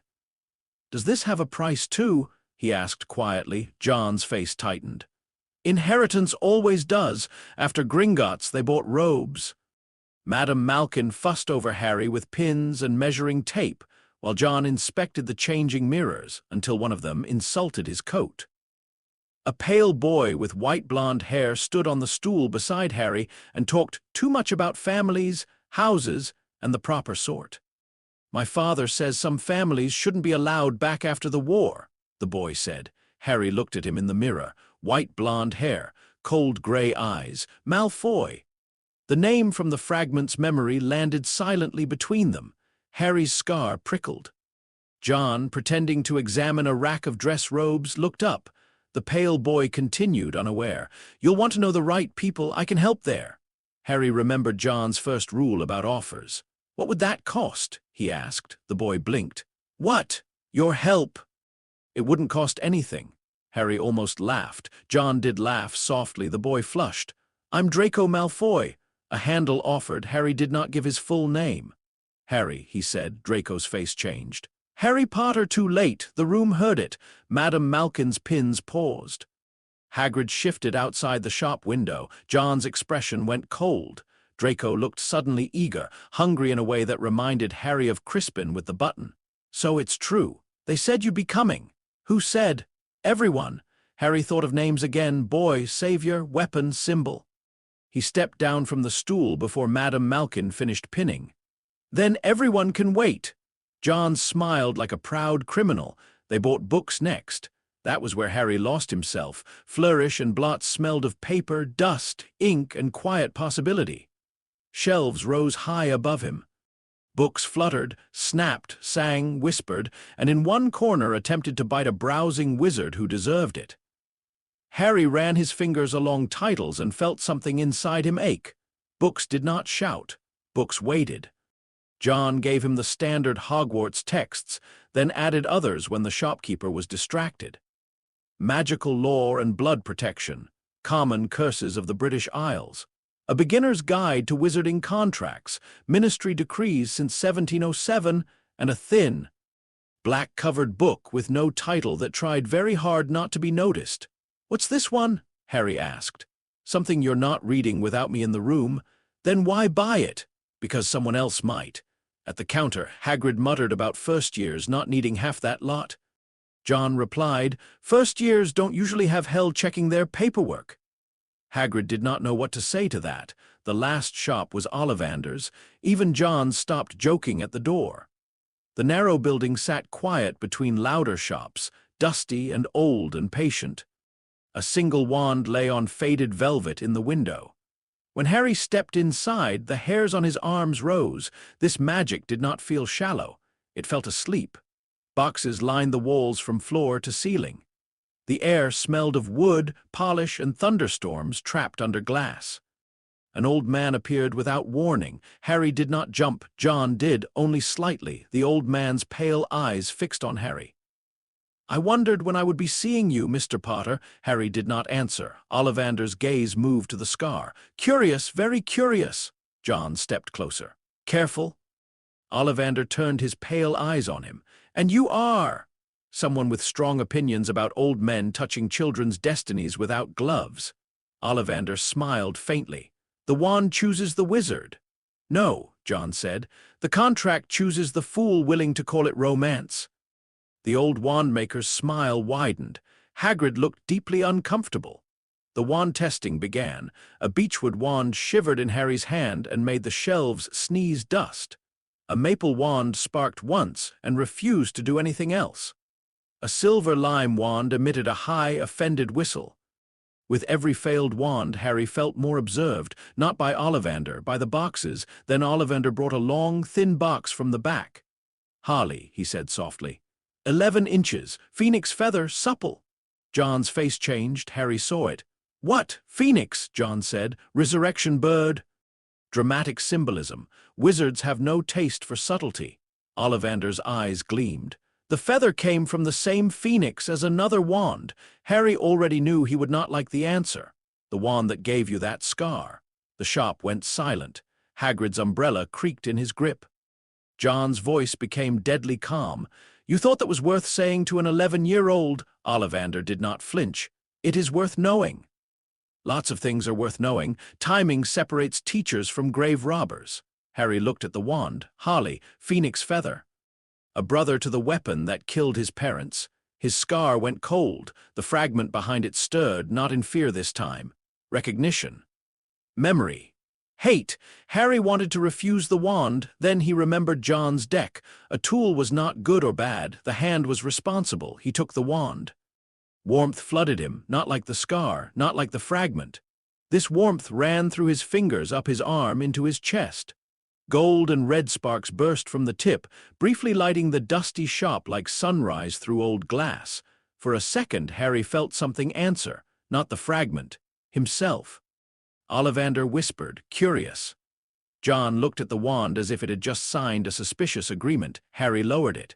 "What did it cost?" Ollivander blinked. "Cost?" John's mouth twisted. There it was, the whole wizarding world in one confused word, cost. As if magic answered because it loved being asked. As if power arrived without a bill. As if a wand choosing a child tied to a murderer's soul was wonder before it was warning. Harry placed the wand carefully in its box. He did not smile until they were outside. Even then, it was small. John noticed. "Don't let it flatter you," he said. "It felt good. Lots of traps do. But it's mine." John studied him for a moment. "Yeah, it is. Just remember the second half of that sentence." "What second half?" "Mine to answer for." September came too quickly. The days between Diagon Alley and Hogwarts filled with lists, lessons, and warnings. John taught Harry how to hide the books he should not have from people who would ask why he had them. He taught him 3 ways to test whether food had been tampered with, 2 ways to recognize glamour, and 1 way to insult a portrait so badly it forgot to report you. He did not teach Harry curses. When Harry asked why, John said, "Because everyone in that castle can teach you how to throw a punch with a wand. I'm teaching you when not to stand in punching distance." He also taught Harry how to shuffle cards. Harry was bad at first. The deck spilled everywhere. John told him this was normal and then laughed at him for 10 minutes. By the end of August, Harry could shuffle without dropping more than 3. Progress, John said. That sounded almost nice. Must be the fever. On the morning of September 1st, John took Harry to King's Cross. The station roared with ordinary life. Commuters hurried. Children dragged suitcases. Pigeons strutted like they owned the place. Harry pushed his trolley between platforms 9 and 10, feeling foolish and nervous, and watched. Platform 9 3/4 did not look like a gateway. That made Harry trust it more. Hagrid had told him to walk straight at the barrier. John told him to wait. Why? Because if a wall wants you to run at it, you should ask who benefits. Harry looked at the brick barrier. Families in wizard robes vanished through it one by one. No one seemed concerned. John pressed his palm against the brick. The station noise muffled. For a moment, Harry saw lines in the wall, not cracks, permissions. The barrier opened for those who knew, those invited, those carrying enough magical belonging to count. John's hand smoked faintly. He pulled it back. It'll let you through. What about you? Oh, it'll let me through too. Then come. John looked at him. No, Harry's stomach dropped before he could stop it. Why? Because this is your board now. You said boards are dangerous. They are. Then, if I walk in beside you, everyone looks at me. Then they look at you as mine. Useful sometimes. Not today. Harry gripped the trolley handle. John crouched slightly, enough to bring them eye level without making it sentimental. In there, you watch. Names, debts. Who offers help too quickly? Who asks questions they already know the answers to? Who wants you grateful? Who wants you angry? Who wants you alone? Harry nodded. And the scar, John's expression darkened. No bargains without me unless there's no other move. What if there's no other move? Then make the terms tighter than your fear. Harry took the Joker card from his pocket. John shook his head. Keep it. I thought you might need it. I need lots of things. Sense, probably. Better lungs. A conscience with a quieter voice. He closed Harry's fingers around the card. You keep the line. The whistle blew somewhere beyond the barrier. Harry swallowed. John's voice softened in the smallest possible way. You're not going there to be chosen, Harry. You're going there to choose what to notice. Harry held onto that. Then he ran at the wall. For half a second, brick filled his vision. Then steam, noise, red metal. The Hogwarts Express gleamed beside a crowded platform alive with owls, trunks, cats, parents, and students shouting over one another. Harry stopped so suddenly a girl behind him nearly crashed into his trolley. Honestly, she said, you're meant to keep moving. She had bushy brown hair, large front teeth, and an expression of intense organization. Sorry, Harry said. Her eyes flicked to his scar before she could stop them. Then away, Harry noticed. First year? She asked. Yes, me too. Hermione Granger. I've read all the set books already and several others because I thought it best to be prepared. A handle, freely given, useful. Harry, he said. She waited. He did not add Potter. A red-haired boy appeared beside them, struggling with a trunk that seemed determined to kill him. Need a hand? Harry asked. The boy looked relieved. Yeah, thanks. I'm Ron Weasley. Another handle. Harry helped him lift the trunk. On the train, Harry found himself sharing a compartment with Ron, Hermione appearing and disappearing in bursts of information. A toadless boy named Neville Longbottom, and eventually the pale boy from the robe shop. Draco Malfoy arrived flanked by two thickset boys and an air of rehearsed superiority. So it's true, Draco said when he saw Harry. Harry Potter has come to Hogwarts. Ron stared, Neville stared, Hermione stared with academic alarm. Harry felt the compartment change. The name had been spoken aloud. Savior, symbol, weapon. Draco held out his hand. You don't want to make friends with the wrong sort. Harry looked at the hand, an offer, a trap wearing manners. What would the right sort cost? Harry asked. Draco's expression flickered. Ron snorted. Draco flushed. You'll find some wizarding families are better than others. Better at what? The question seemed to annoy him more than an insult. Draco withdrew his hand. You'll learn. Harry looked at him calmly. I'm trying. Draco left with less dignity than he had arrived with. Ron stared at Harry as if he had done a magic trick. That was brilliant, Hermione frowned. It was socially confrontational. It was still brilliant, Ron said. Harry looked out the window, hiding his smile. The train carried them north through rain and evening. Hogwarts appeared after dark. A castle on a mountain, windows blazing gold, towers rising against the black sky. The lake below reflected it like a second drowned castle. First years crossed the water in small boats. Harry sat with Ron, Hermione, and Neville, his hands folded tightly in his lap.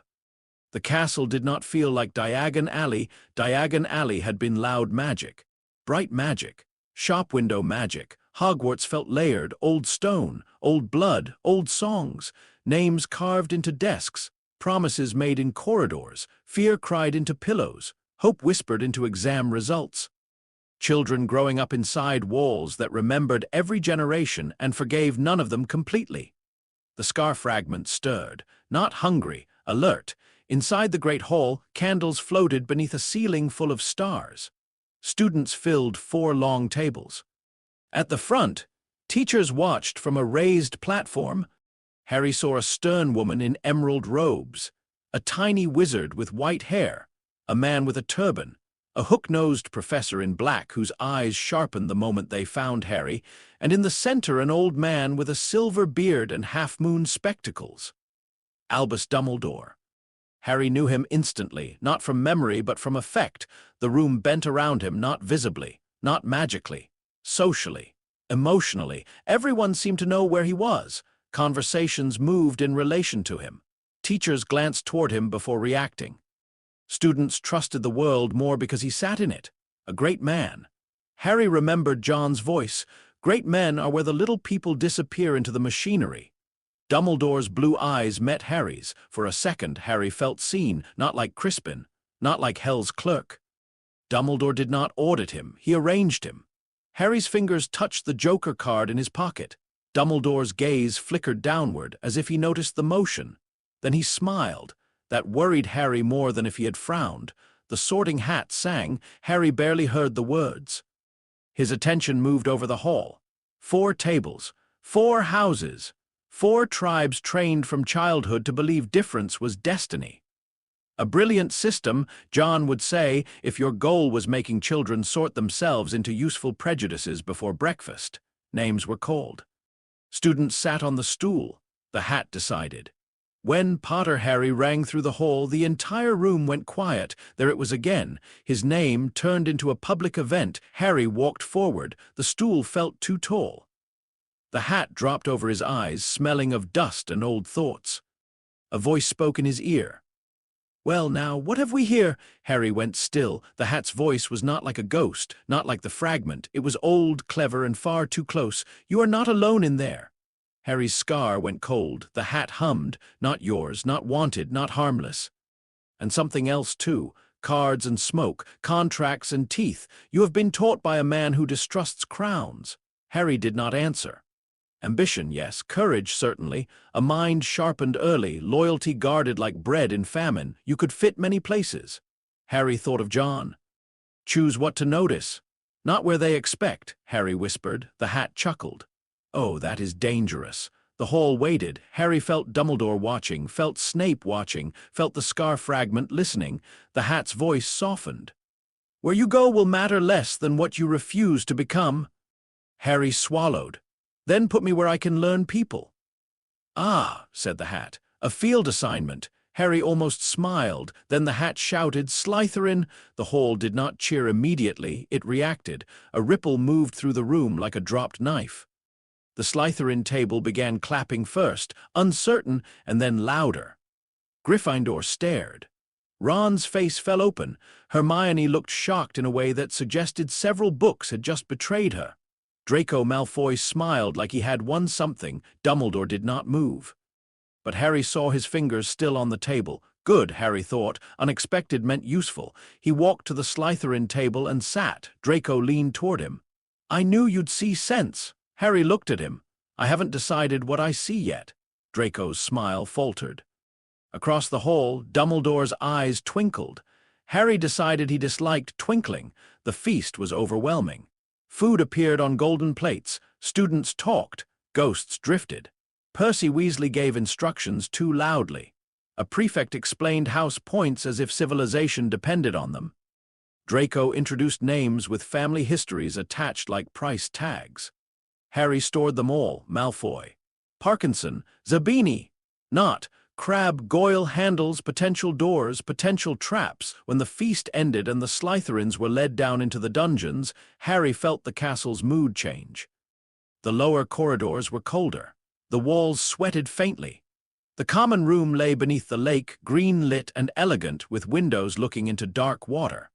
Older students watched the first years enter. Some eyes went straight to Harry's scar. He let them look. Information went both ways. That night in his dormitory, Harry waited until the other boys slept. Draco snored softly behind green bed curtains. Somewhere in the walls, water moved. The castle settled around them, creaking in old stone language. Harry took out the Joker card. For a moment, homesickness hit him so suddenly he nearly laughed at the absurdity of it. Not for Privet Drive, for the bus shelter, the laundrette, the smell of smoke. John's voice saying terrible things that were usually true. Harry turned the card over once, twice, not 3 times, not yet. "I'm here," he whispered anyway. The card warmed faintly, then his scar burned. Harry froze. This was not the fragment speaking, this was resonance, a thin, high note inside the castle, familiar and wrong. The same cold shape as the thing behind his scar, but distant, sleeping, hidden. Not in the dungeons, not nearby. Above, far above, Harry closed his eyes. The sensation sharpened. A tower, no, a room that did not like being found. A place full of lost things, a crown, no, not a crown, a diadem. The word rose from the fragment like a bubble from deep water, then vanished. Harry opened his eyes. His heart beat hard in the green darkness. One piece in his scar, a diary with Lucius Malfoy, a locket in a cave, and now something else. Inside Hogwarts. Harry looked at the sleeping boys around him, then at the dark lake beyond the window. The school was not a rescue. It was a vault, and somewhere in its ancient stone, another piece of Voldemort's unpaid soul was waiting to be found. Harry Potter's first month at Hogwarts taught him 3 things. The first was that magic was easier when adults pretended it was difficult. Not all magic. Not the deep kind. Not names, contracts, blood, old debts, or the kind of bargain that made the air listen. But wand magic, the magic everyone at Hogwarts treated as the center of the universe, came to Harry with an unsettling ease. Professor Flitwick showed them the proper wand movement for a levitation charm, and Harry understood it before the feather moved. Not because he was brilliant. Hermione Granger was brilliant.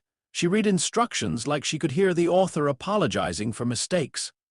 Harry understood the charm because Hogwarts taught magic as action without consequence. Swish, flick, word, result, no price named, no witness called, no terms defined.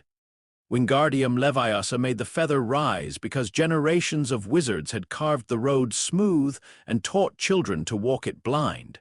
Harry could walk it, but he did not trust it. The second thing he learned was that Slytherin house was not one thing. It was not only sneering boys and old names, though it had plenty of both. It was not only ambition, though ambition breathed there like lake water through stone. Slytherin was a room full of children taught before age 11 that kindness was often a debt trap, that family names opened doors and closed throats, and that weakness was safest when hidden behind polished shoes. Harry understood more of them than he wanted to. Draco Malfoy was not clever in the way Hermione was clever, but he had the instincts of someone raised at expensive tables where adults spoke in half-sentences. Pansy Parkinson noticed embarrassment before anyone else. Theodore Nott spoke rarely and listened constantly. Blaise Zabini smiled like he kept his opinions locked behind 7 doors. Crabbe and Goyle looked simple until Harry realized simplicity could also be armor. No one asked tools what they thought. The third thing Harry learned was that Albus Dumbledore watched him like a man watching a candle burn too close to a map, not openly, never rudely. Dumbledore did not stare. He arranged situations where looking seemed natural, a word after transfiguration, a smile across the great hall, a lemon drop offered outside the library, a question asked in the tone of someone who already knew 12 answers and was curious which one Harry would choose. Harry answered little and watched much. John would have approved. or complained that Harry was getting sentimental and then approved when no one was looking. The Joker card stayed in Harry's pocket at all times. He had turned it over twice many times. Never three, not yet, because three meant need, and Harry had been trained too well to spend need cheaply. But by Halloween, the hidden note inside Hogwarts had become impossible to ignore. It was not always there. Some days the castle felt only old and crowded, full of noise and lessons and staircases changing direction like bored snakes. Other days, usually when Harry was tired or angry, the scar fragment stirred and the resonance answered from somewhere above, a pulse, a whisper, a cold shape behind stone, diadem. The word returned again and again, though Harry had never seen one. He searched the library first. Hermione helped, because Hermione considered I'm looking for something in Hogwarts that may not want to be found a personal challenge rather than a warning. What exactly is a diadem? Harry asked one afternoon, sitting across from her beneath a tower of books. Hermione looked scandalized. It's a type of crown. Useful kind. It depends what you mean by useful. Dangerous. That also depends what you mean by dangerous. Harry gave her a look. She huffed and pulled another book toward her. There was Rowena Ravenclaw's lost diadem. Supposedly it enhanced the wisdom of the wearer. But it's been lost for centuries. Lost where? If anyone knew, it wouldn't be lost. That's a fair point. Hermione narrowed her eyes. Why are you asking? Harry considered lying, then he remembered John's rule, never lie when a smaller truth will do. I keep feeling something old in the castle, he said. Hermione froze. Most people would have laughed. Hermione did not laugh because she had read enough books to know that laughing before gathering data was intellectually irresponsible. What sort of something? Wrong. That isn't specific. It's the most specific word I have. Hermione studied him. Does this have to do with your scar? Harry said nothing. Her face changed, not with fear, with calculation. You should tell a teacher. I am telling you, I am not a teacher. You're closer than most. That distracted her for 3 seconds, which Harry considered a tactical success. It was Hermione who found the first clue, not in a book about Ravenclaw, in a book about lost rooms. The room of requirement? She whispered one night in the library, voice low because Madame Pince prowled nearby like a curse in sensible shoes. It appears when a person truly needs it, different forms for different needs, vanishingly rare, most accounts unreliable. Harry looked at the page, a room that appeared when needed. A place for lost things, a place a dying soul fragment might hide something too dangerous to destroy and too precious to abandon. How do we find it? Hermione hesitated. Theoretically, by walking past the right stretch of wall 3 times while concentrating on what you need. What stretch of wall? She pointed to a footnote. Harry, read it. 7th floor. Opposite a tapestry of a man teaching trolls ballet. Of course. That night Harry did not sleep. He waited until Draco's breathing evened and the dormitory settled into green silence. Then he dressed, took his wand, his deck, a pouch of salt, a piece of chalk, and the Joker card. He did not wake anyone, not because he trusted no one, because he had not yet decided what the cost of trusting them would be. The castle after midnight was a different creature. Corridors lengthened. Portraits muttered in dreams. Suits of armor shifted when no one watched. Harry moved carefully, not trying to be invisible, trying to be uninteresting. John had taught him that invisibility attracted clever predators. Uninteresting made people's eyes slide away. He reached the 7th floor without being caught, though Mrs. Norris stared at him from the end of one corridor for a full minute before deciding, perhaps, that he looked like someone else's problem. The tapestry was ridiculous. The wall opposite it was blank. Harry stood before it and closed his eyes. I need the place where hidden things go. He walked past once. I need the place where a soul hid what it could not bear to lose, twice. I need the room where Hogwarts keeps what people think they have escaped. 3rd time, a door appeared. Harry had expected something grand. Ancient wood, silver handles, dramatic warnings. The door was ordinary, that worried him. Ordinary doors were the dangerous ones. He placed a line of salt at the threshold, marked a small cross of chalk below the handle, then touched the Joker card once. Not turning, just touching. "Witness," he whispered. The card warmed. Harry opened the door. The room beyond was enormous. It stretched farther than any room inside a castle should. Mountains of abandoned things rose in narrow aisles.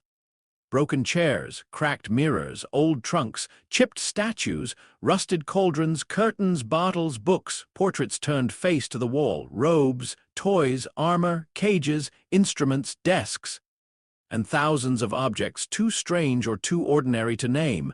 The air smelled of dust, metal, old paper, and forgotten intentions. Harry stepped inside. The resonance struck like a bell. His scar burned cold. The fragment inside him woke. Not with words, with recognition, Harry walked. He did not know where he was going, but something in him did, and he hated every step that proved it. Past a stuffed troll. Past a cabinet that hummed softly. Past a stack of books tied shut with a belt. Past a stone bust wearing a moldy wig. There, on the bust's head sat a tarnished diadem. It looked almost disappointing. Silver dulled with age. Tiny blue stones clouded by dust. Words etched along the rim in a language Harry did not read, but somehow understood the meaning of "wit beyond measure is man's greatest treasure." The scar fragment pressed against the inside of his skull. Mine, it seemed to whisper without words, not Harry's, not the fragment's, the original Voldemort's. Harry did not touch it.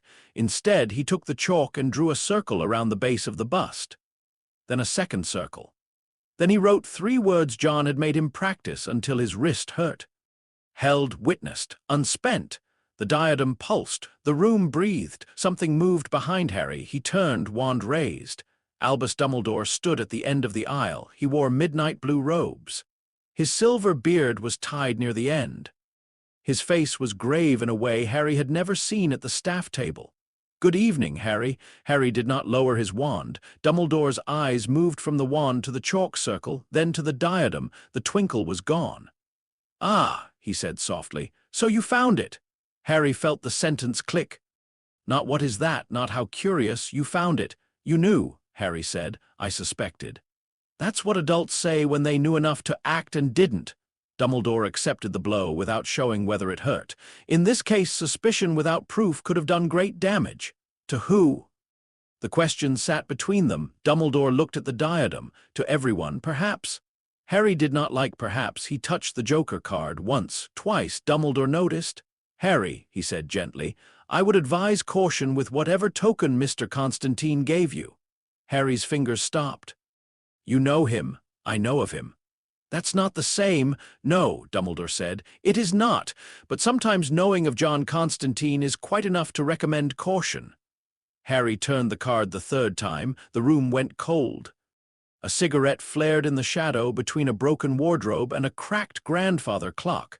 John Constantine stepped out of a space that had not been a door until he used it badly. He looked around at the mountains of forgotten things. "Lovely," he said. "A museum of bad decisions." Dumbledore's expression tightened by a fraction. "Mr. Constantine, Professor Doorstep." Harry almost smiled. Dumbledore did not. John's eyes landed on the diadem. All humor vanished. "Well," he said, "that's one of them." Harry looked at Dumbledore. The old wizard's silence confirmed it. "One of what?" Harry asked. Dumbledore folded his hands inside his sleeves. John crouched at the edge of the chalk circle, careful not to cross it. "You tell him, Albus, or shall I make it ugly?" "It is already ugly," Dumbledore said. "Then you won't mind." Harry's scar throbbed. The fragment listened. Dumbledore looked at Harry with an expression that seemed almost sorrowful. "It is called a Horcrux," he said. The word made the room of requirement seem to lean away. John spat to one side. "Nasty little word." Dumbledore continued, voice quiet. "A dark object created by splitting the soul through murder and anchoring the torn fragment outside the body. It prevents true death while the anchor remains intact." Harry looked at the diadem. A piece of soul, like the one inside him. "How many?" he asked. Dumbledore did not answer quickly enough. John did. "Too many." Harry's gaze moved to him. John took out a cigarette, did not light it, and held it between 2 fingers.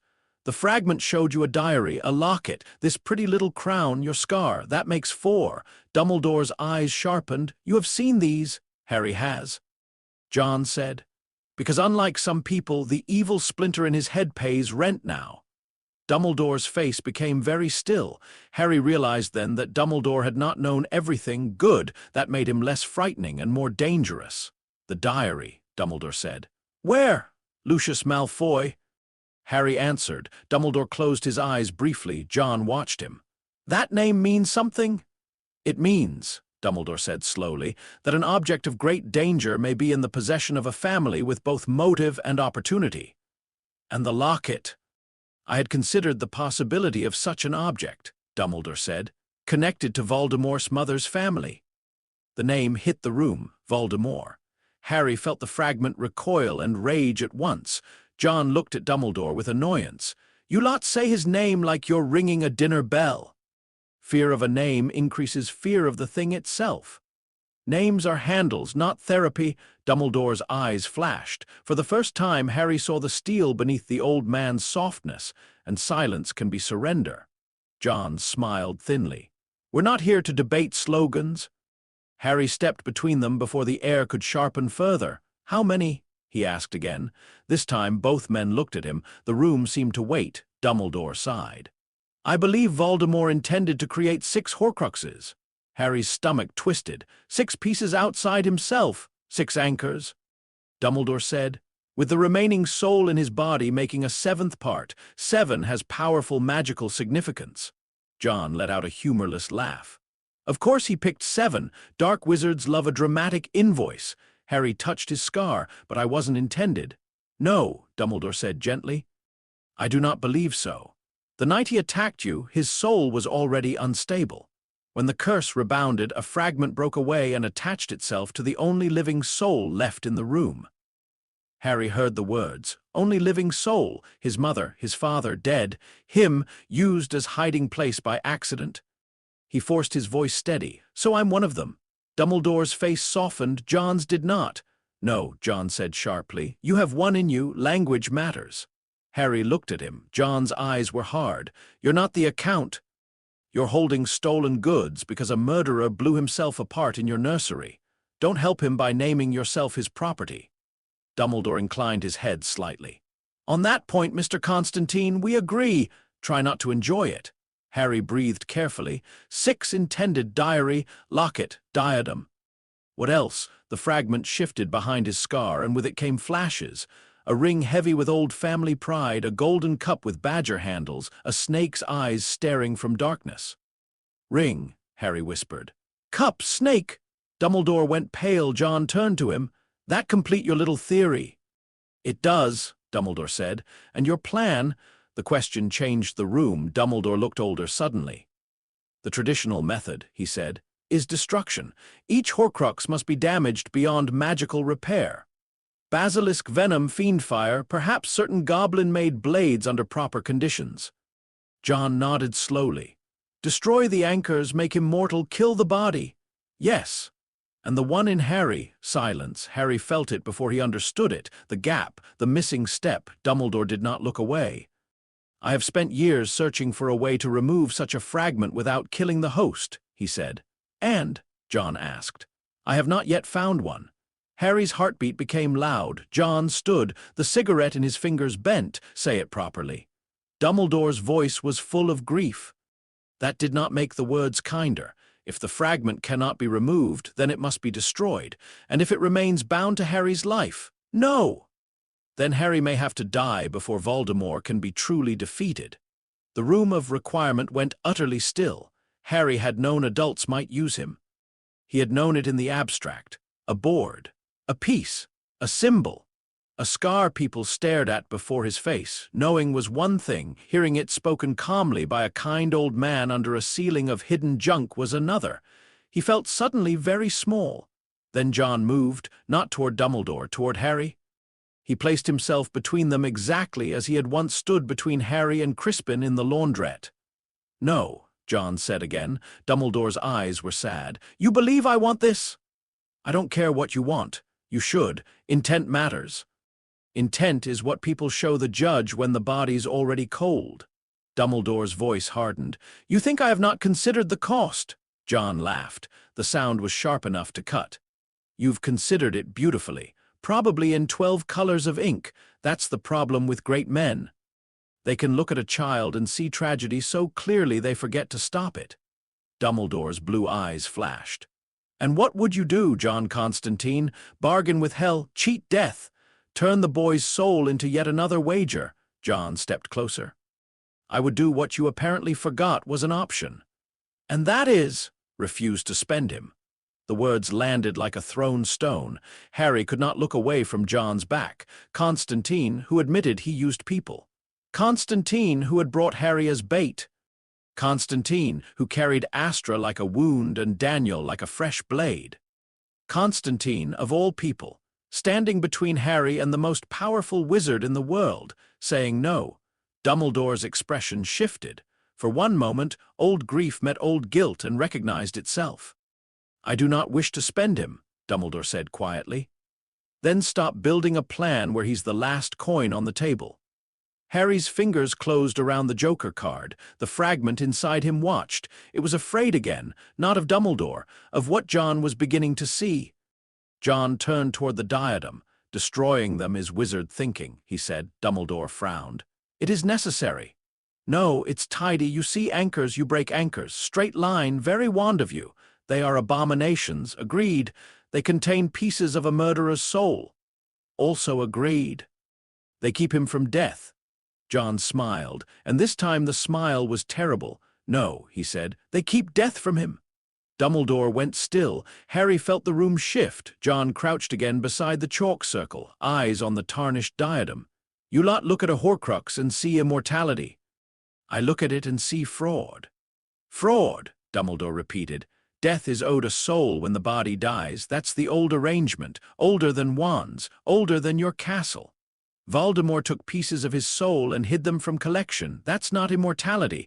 That's collateral moved off book. Dumbledore said nothing. John continued, voice gathering force. Every fragment is stolen property. Every anchor is evidence. Every murder used to make one is a signature. The clerk already noticed Harry's scar. Hell's collections called it an irregularity. Dumbledore's eyes sharpened. Hell has noticed Harry. Hell noticed the unpaid bit hiding in him. Difference matters. That is extremely dangerous. Thank you, Professor. I thought it was charming. Harry stared at the diadem. A soul fragment was not just a weakness. It was proof. John pointed at it. Don't destroy them one by one. Gather them, hold them, witness them. Build the account, then call the debt all at once. Dumbledore's face had gone very calm, too calm. You propose to involve infernal powers in the defeat of Voldemort. No. Voldemort involved them when he started hiding soul parts from the natural order. I'm proposing we stop politely ignoring the creditor. There are powers, Dumbledore said. That cannot be controlled. John's voice went cold. I know. The word carried Newcastle inside it. Even Dumbledore seemed to feel that. Harry spoke before either man could reopen old wounds. If we gather them, do I still have to die? John answered at once. No, Dumbledore answered more slowly. I do not know. John spun on him. Then learn faster. Dumbledore looked at Harry, not John. There may be no path that leaves everyone untouched. Harry thought of Daniel, Astra, his parents, the woman from the sweet shop, Amelia Hart answering her name upstairs. Untouched isn't the same as dead, Harry said. Dumbledore bowed his head. The room softened slightly. Then the diadem pulsed. All three of them felt it. John swore under his breath. Dumbledore raised his wand. Harry stepped back. No, John snapped. We cannot leave it active. We're not leaving it active. John took out the deck, not the Joker. The full deck. He placed 4 cards around the chalk circle. Ace of spades, Queen of hearts, 7 of clubs, King of diamonds. Then he took the black-covered book he had bought from Flourish and Blots from inside his coat. Harry had no idea how John had it. Perhaps John had stolen it back from Harry's trunk. Perhaps the book had known where to be. John opened it to a blank page, the page filled with writing. Dumbledore's eyes narrowed. That book is illegal. So's putting soul confetti in a crown. Try to prioritize. John held his blister-scarred palm over the page but did not cut it. Instead, he looked at Harry. Your choice? Harry swallowed. What choice? Destroy it now, Dumbledore's way, or bind it as evidence my way. Dumbledore's voice was gentle. Harry, binding a Horcrux is dangerous. Leaving such an object intact risks corruption, escape, misuse. John did not soften. Destroying it loses leverage and keeps you on the path where you're the last loose end. Harry looked at the diadem. The scar fragment whispered behind his forehead, "Destroy it, and one rival piece dies. Bind it, and hell's ledger grows heavier." The fragment preferred destruction. That decided him. "Bind it," Harry said. John nodded once. Dumbledore closed his eyes. "Then I will witness," the old wizard said. John glanced at him sharply. Dumbledore opened his eyes again. "If you are correct, witness matters." John looked as if he wanted to argue and hated that Dumbledore was useful. "It does." Harry stood opposite John at the circle. Dumbledore stood at the third point. The diadem trembled. John spoke first. "Object: diadem of Rowena Ravenclaw. Condition: corrupted by soul fragment, unlawfully bound." Dumbledore spoke next, voice quiet and resonant. "Witnessed by Albus Percival Wulfric Brian Dumbledore, headmaster of Hogwarts, defeater of Gellert Grindelwald, servant of the school in which this object was hidden." Names, titles, handles. Harry felt the room bend under their weight. Then John looked at him. Harry understood. His turn. He did not know all his titles. He did not want most of them, so he chose carefully. "Witnessed by Harry James Potter," he said. "Son of Lily and James, not the owner of the fragment in my scar, not willing collateral, apprentice of John Constantine." The diadem screamed, not out loud. Inside the bones, the blue stones blackened. A shadow rose from the silver band, shaped for a moment like a tall boy with cruel eyes and beautiful hands. Harry felt the fragment inside him surge toward it, then recoil as the chalk circle burned white. John slammed his palm onto the book. "Held," he said. Dumbledore raised his wand but did not cast. Harry pressed the Joker card to the edge of the circle. "Witnessed," he said. The diadem collapsed inward, not physically but spiritually. Its presence shrank, compressed, bound tight as a dangerous letter sealed in wax. The room exhaled. On the blank page of John's book, a line appeared, one fragment, Ravenclaw diadem, held in witness, unspent. John closed the book, his hand shook. Dumbledore looked at him. "That book cannot hold many such entries safely." "No," John said, "but it doesn't have to hold them forever." Harry stared at the bound diadem. It still existed, still dangerous, but quieter now, like a prisoner who had realized the walls were not decorative. Dumbledore moved toward it. John snapped. "Don't touch!" "I had not intended to." "You looked intended." Dumbledore almost smiled, almost.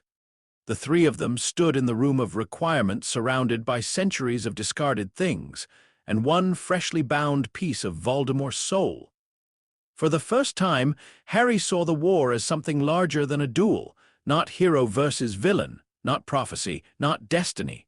An account. Entries scattered across Britain and beyond.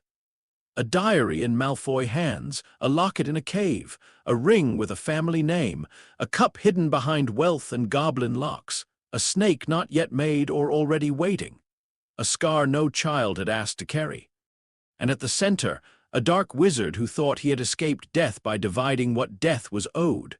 John had called it fraud. Harry liked that better than immortality. Fraud sounded less like awe, more like something that could be proven. Dumbledore broke the silence. "There is another matter." John sighed. "There always is." "The stone." Harry looked at him. "What stone?" Dumbledore's gaze remained on the diadem. "A powerful alchemical object currently under protection in this school. It can produce the elixir of life." John stared at him. Then slowly, dangerously, he said, "You put an immortality stone in a school. It is well protected. You put an immortality stone in a school full of children while a disembodied dark wizard with fraud issues is looking for ways back into a body." Dumbledore's silence was not comforting. Harry felt cold. "Voldemort is here," he said. Dumbledore looked at him. "Isn't he?" The old man's answer was soft. "I believe a servant of his is." John's face emptied. "You used the stone as bait." "I used the stone as protection and test." "Same word when you're the worm." Dumbledore's eyes flashed. "The stone is safe." From somewhere far below the castle, something screamed. Not a child, not a ghost. A man. The scar fragment erupted. Pain split Harry's head so sharply he dropped to his knees. Images crashed through him. a turban unwrapped, a face on the back of a head, a mirror. A red stone falling into a trembling hand, unicorn blood, a whispered ritual older than the shallow protections around it, not full restoration.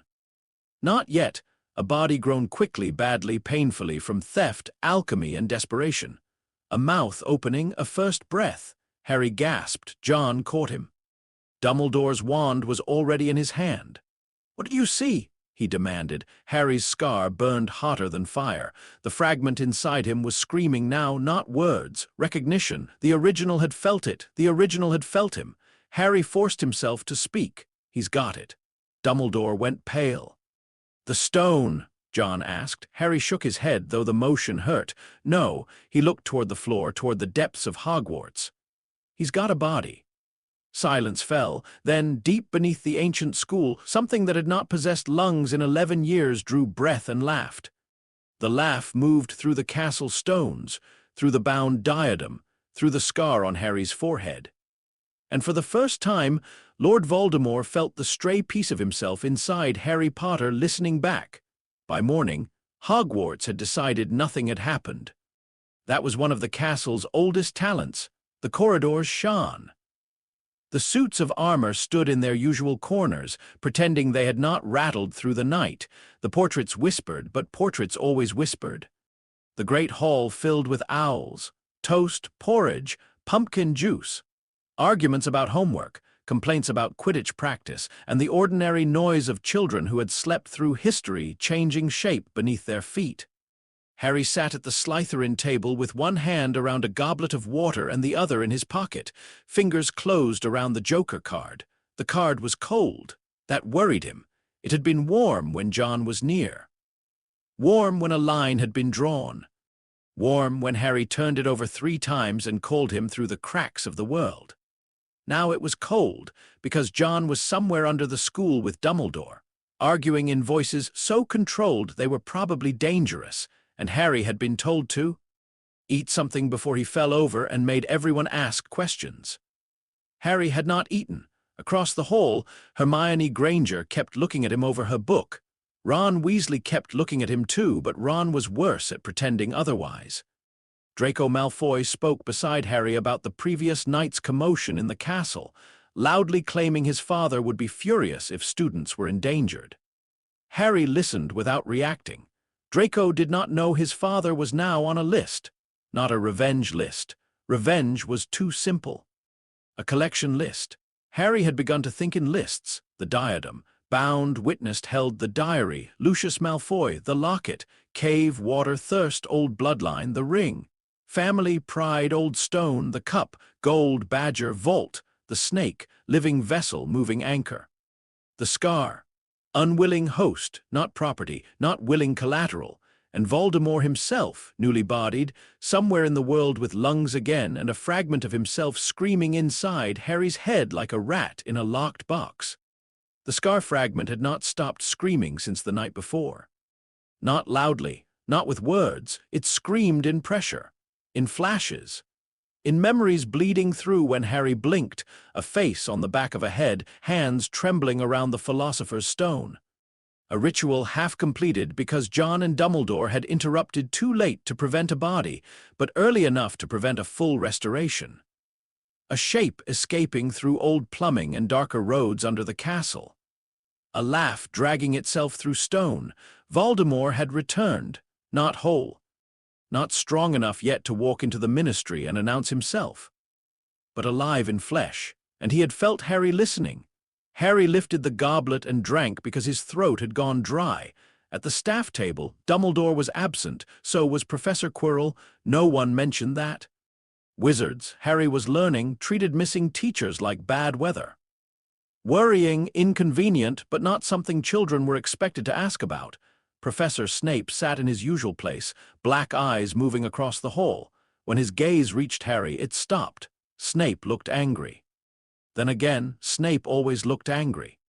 The difference was that today the anger had direction. Harry held his gaze, names, debts. Who wants you grateful? Who wants you angry? Who wants you alone? Snape looked away first. That did not feel like a victory. It felt like being marked on another ledger. A folded note appeared beside Harry's plate. No owl delivered it. No hand placed it there. It simply was not there then, was. Harry did not open it immediately. He placed one finger on the paper. No heat. No pulse. No bite. He unfolded it. 3 words written in John's uneven hand. Library. Restricted. Now Harry stood. Draco paused mid-sentence. "Where are you going?" "To learn something." Draco frowned. "That's not an answer." "It is at Hogwarts." He left before Draco could decide whether to be offended. Hermione intercepted him before he reached the entrance hall. "I know something happened," she said. Harry kept walking. She matched his pace. "Professor Quirrell is gone. Dumbledore missed breakfast. You look like you fought a wall and lost. And last night the whole 7th floor was sealed." Harry glanced at her. "That's a lot to notice before 9. "I notice things before breakfast." "I know." That pleased her for half a second before worry returned. "Harry, if this is about that wrong thing you felt in the castle, it is." Hermione stopped walking. Harry stopped too. Ron appeared behind her, slightly breathless, as if he had been trying to catch up while pretending not to run. "I knew it," Ron said. "Something happened. Fred and George said the staircases were swearing at midnight." "The staircases always swear," Hermione said automatically. "In Welsh." She hesitated. "Less often."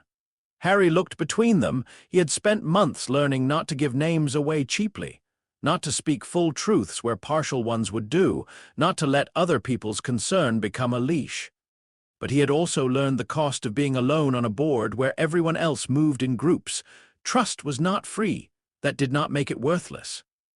"There are pieces of Voldemort's soul hidden in objects," Harry said quietly. Hermione went very still. Ron's face lost color. Harry continued before fear could fill the silence. "One was in the castle. We bound it last night. Another is with Lucius Malfoy. There are more. Voldemort has a body again. Dumbledore knows. Constantine knows. Now you know." Ron opened his mouth, closed it, opened it again. "That," he said finally, "was more than I expected." Hermione's voice came out thin. "Pieces of his soul. Yes. That's dark magic. Yes, very dark magic. Yes, possibly the darkest magic." "Hermione, I'm processing." Ron looked toward the great hall, then back at Harry. "What do you need?" Harry blinked. Not "what are you talking about?" Not "are you mad?" Not "tell a teacher." "What do you need?" Something in his chest shifted. "Information," Harry said, "and people who can listen without running to the nearest adult." Hermione's spine straightened. "I can do that." Ron looked slightly offended. "So can I." Harry thought of John saying everyone cheated, and the lesson was learning which cheat won. Maybe friendship was a kind of cheat too, a way not to sit at the table alone. "Then come on," Harry said. The restricted section smelled different from the rest of the library. The ordinary library smelled of paper, ink, dust, candle wax, and Hermione's determination. The restricted section smelled of locked mouths. Books there did not simply wait to be read. They judged the hands reaching for them. John stood between 2 shelves with Dumbledore beside him. The old wizard looked as though he had aged 5 years overnight. John looked as though he had not slept in 5 years and had finally decided to make that everyone's problem. On the table between them lay the black-covered book. The book now had one line on its first page, one fragment, Ravenclaw diadem, held in witness, unspent. Beneath it, blank space waited. John's eyes went to Hermione and Ron. "No," he said. Harry folded his arms. "Yes." Dumbledore's gaze moved over the 2 children.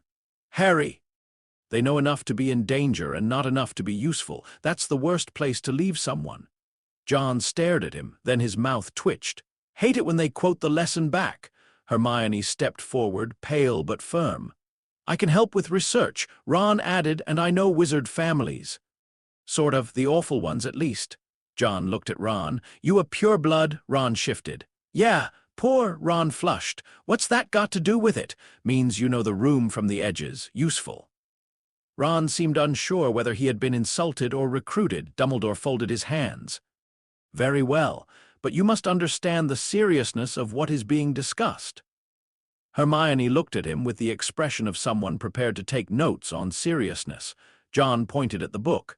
"We have a Dark Lord who chopped up his soul and hid the pieces like a coward with expensive taste. Dumbledore's plan was to destroy them." My plan is to gather them, bind them, and make the universe notice the theft all at once." Ron stared. "The universe can notice," John smiled. "The universe is mostly paperwork." Hermione leaned over the book. "Held in witness, unspent. You're preserving the soul fragment as evidence. Gold star." "That's incredibly dangerous. 2 gold stars." Dumbledore spoke softly.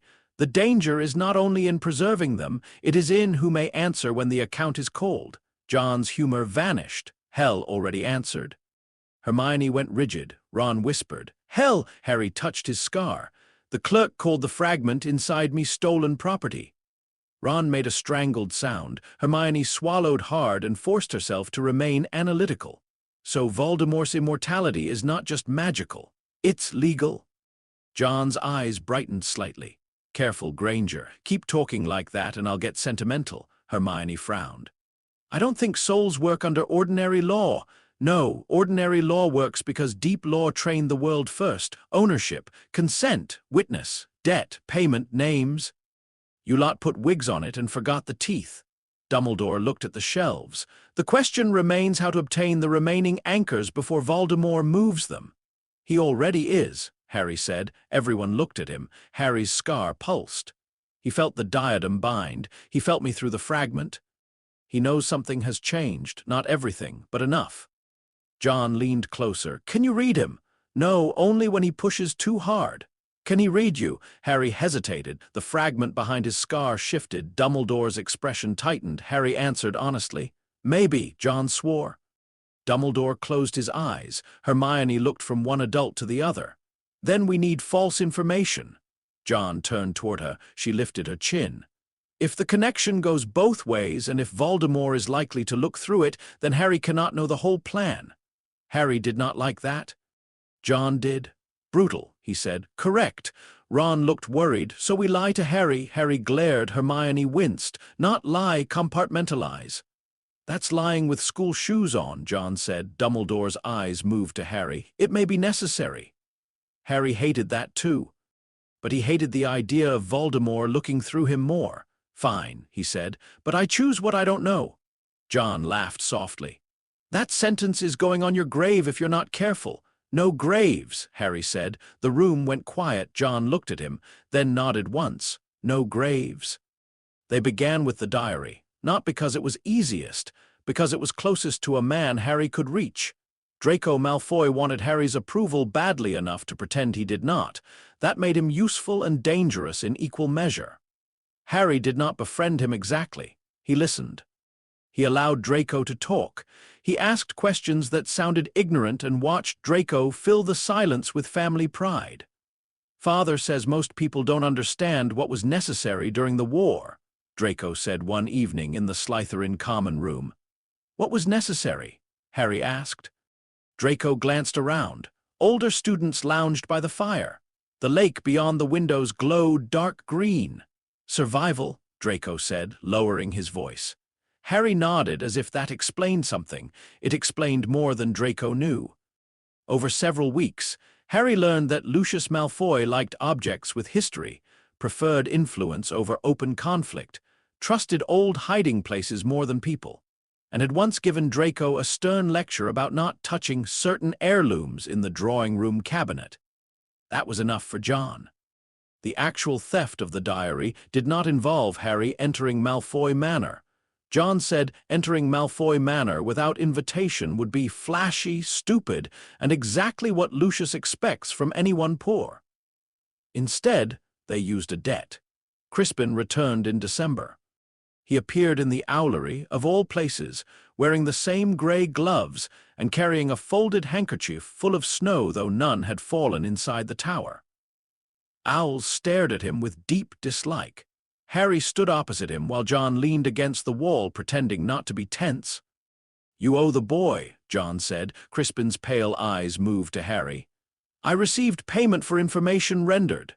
Harry took the brass button from his pocket, not physically. The button itself was gone, but the deal had left a thread. John had taught him how to feel it. A small tug in the world where proof had changed hands. "You took proof from me," Harry said. "Proof that I existed in someone else's leftovers." "I did." And you agreed not to use it against my body, mind, name, home, or freedom. I did. Harry lifted his chin. I'm calling the proof back as witness, not possession. Crispin's eyes narrowed. John's smile grew very slow. There it was, the first small deal. The button had never been about value. It had been about proof. You cannot reclaim payment, Crispin said. I'm not reclaiming it. I'm asking it to testify. Crispin went still. Harry continued carefully. You said Mother Kiln eats proof that people existed. You accepted proof. That makes you a keeper of proof. I need proof that a hidden object exists in Malfoy Manor, a diary. Black cover, blank pages, soul fragment attached. I'm not asking you to steal it. I'm asking you to confirm the proof thread. Crispin looked at John. You coached him, obviously. Not enough, Harry said. Crispin looked back at him. The owls rustled. Then the grey man smiled. Not enough, he agreed. Well played, little stray. Apprentice? Harry said. Crispin inclined his head. Apprentice? He opened his hand. In his palm lay the brass button, though it had not been there a moment before. Its surface reflected not the owlery, but a room of dark wood and silver-framed portraits. A cabinet. A drawer. A black diary wrapped in cloth. Lucius Malfoy's voice moved faintly through the reflection. A worthless old schoolbook, perhaps. But the Dark Lord valued it, and what the Dark Lord valued must remain in Malfoy hands until it can be spent. Harry's scar burned. The fragment hissed. John leaned in. Can you open a path? No. Crispin said, but I can misfile one. That was how the diary came to Hogwarts. 2 days later, Draco received a parcel from home containing winter gloves, a letter from his mother, sweets from Honeydukes, and a slim black diary he insisted he had never seen before. Harry saw the moment Draco found it at the bottom of the box. Confusion first, then discomfort. Then the instinct to hide what he did not understand because Malfoys did not admit ignorance in public. Harry did not take it from him. That would have been theft, and theft had consequences. Instead, Harry waited until Draco opened it. The diary's pages were blank. Draco frowned. Harry, sitting nearby, said casually, maybe it answers questions. Draco looked at him. Don't be stupid. But curiosity was not a Gryffindor trait, it was human. That night, Draco wrote one line, "Who are you?" The diary answered. Harry felt it through his scar like a hook entering water. He moved before the diary could set deeper. John had prepared the trap in an empty classroom.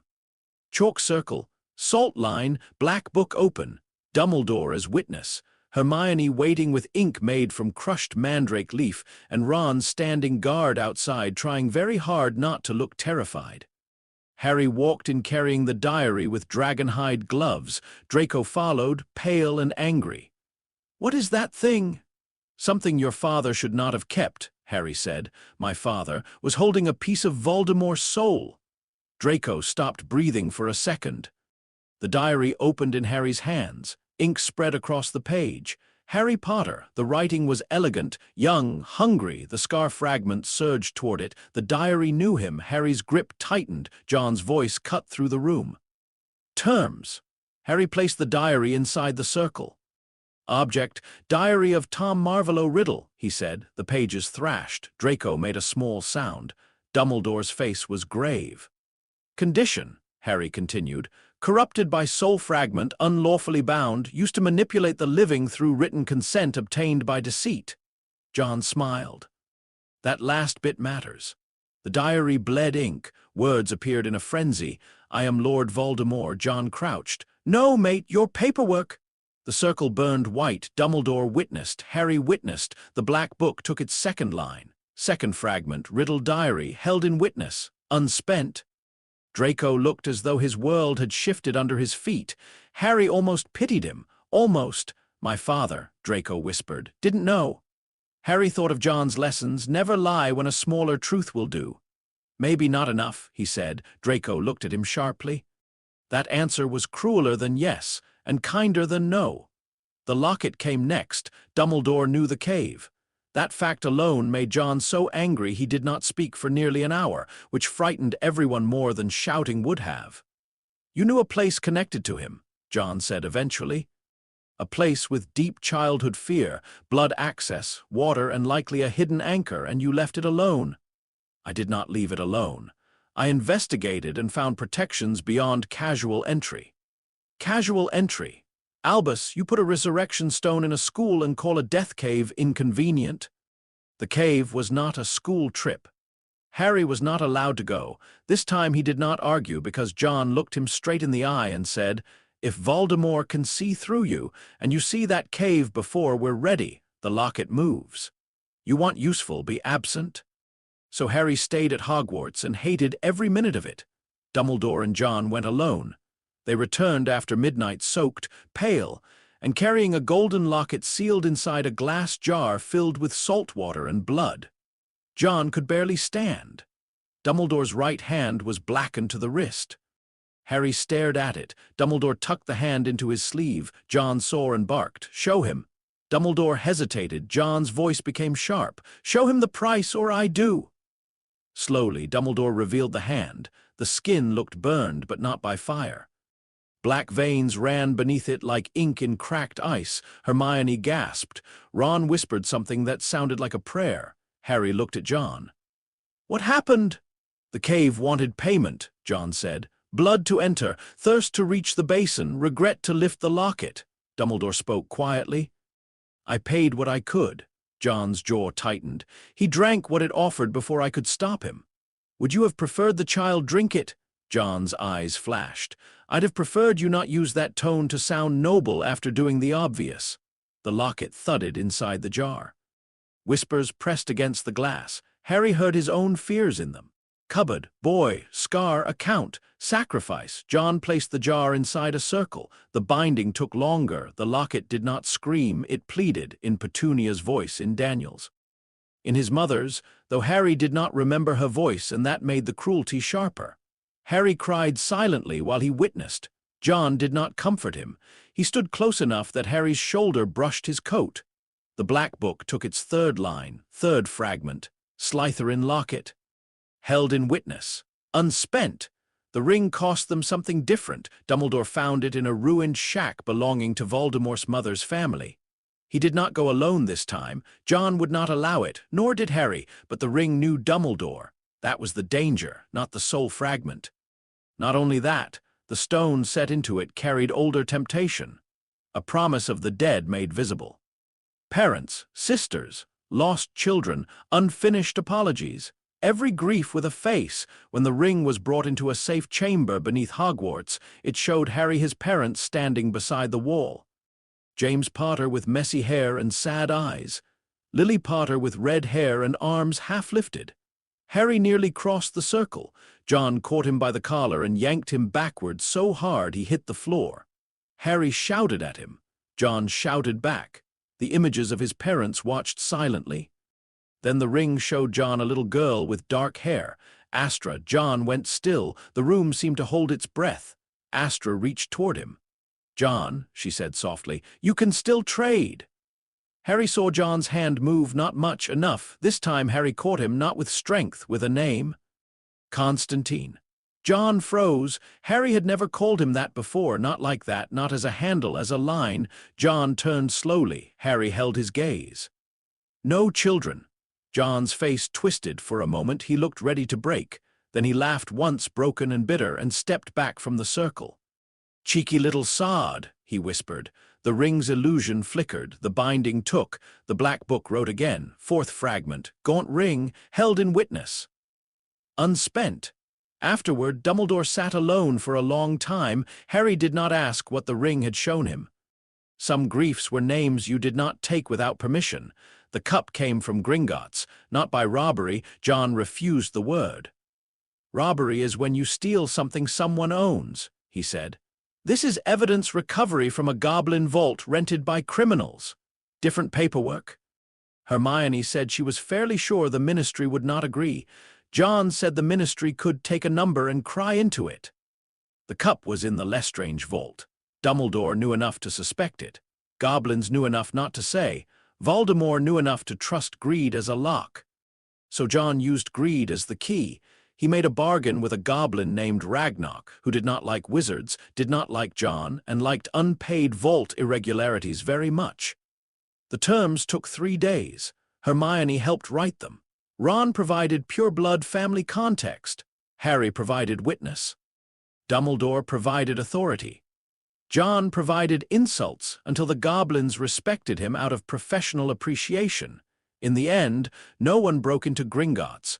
Gringotts audited the Lestrange vault. The cup was discovered as an undeclared cursed object containing unlawful soul collateral, in violation of vault safety terms, inheritance disclosure, and several goblin statutes older than the Ministry. Bellatrix Lestrange was in Azkaban. Her vault could not object. The cup arrived in a locked iron case carried by 2 goblins and accompanied by a bill so long Dumbledore went faintly grey while reading it. John looked delighted. "See," he said, "civilization." The cup was beautiful, gold, delicate, badger handles, the sort of object that wanted to be admired. It offered Harry belonging, not crude temptation, not fear, belonging, a table where his parents lived, a house where John stayed. Ron laughing. Hermione reading aloud, Draco, even Draco, no longer watching every word for weakness, Dumbledore smiling without secrets. Daniel alive, Astra-free. All he had to do was drink. Harry's hand reached. Then the scar fragment recoiled. The fragment hated the cup, not because it was evil, because it was another piece of the same soul, and each piece wanted to be the one that survived. Harry used that. "You want to live?"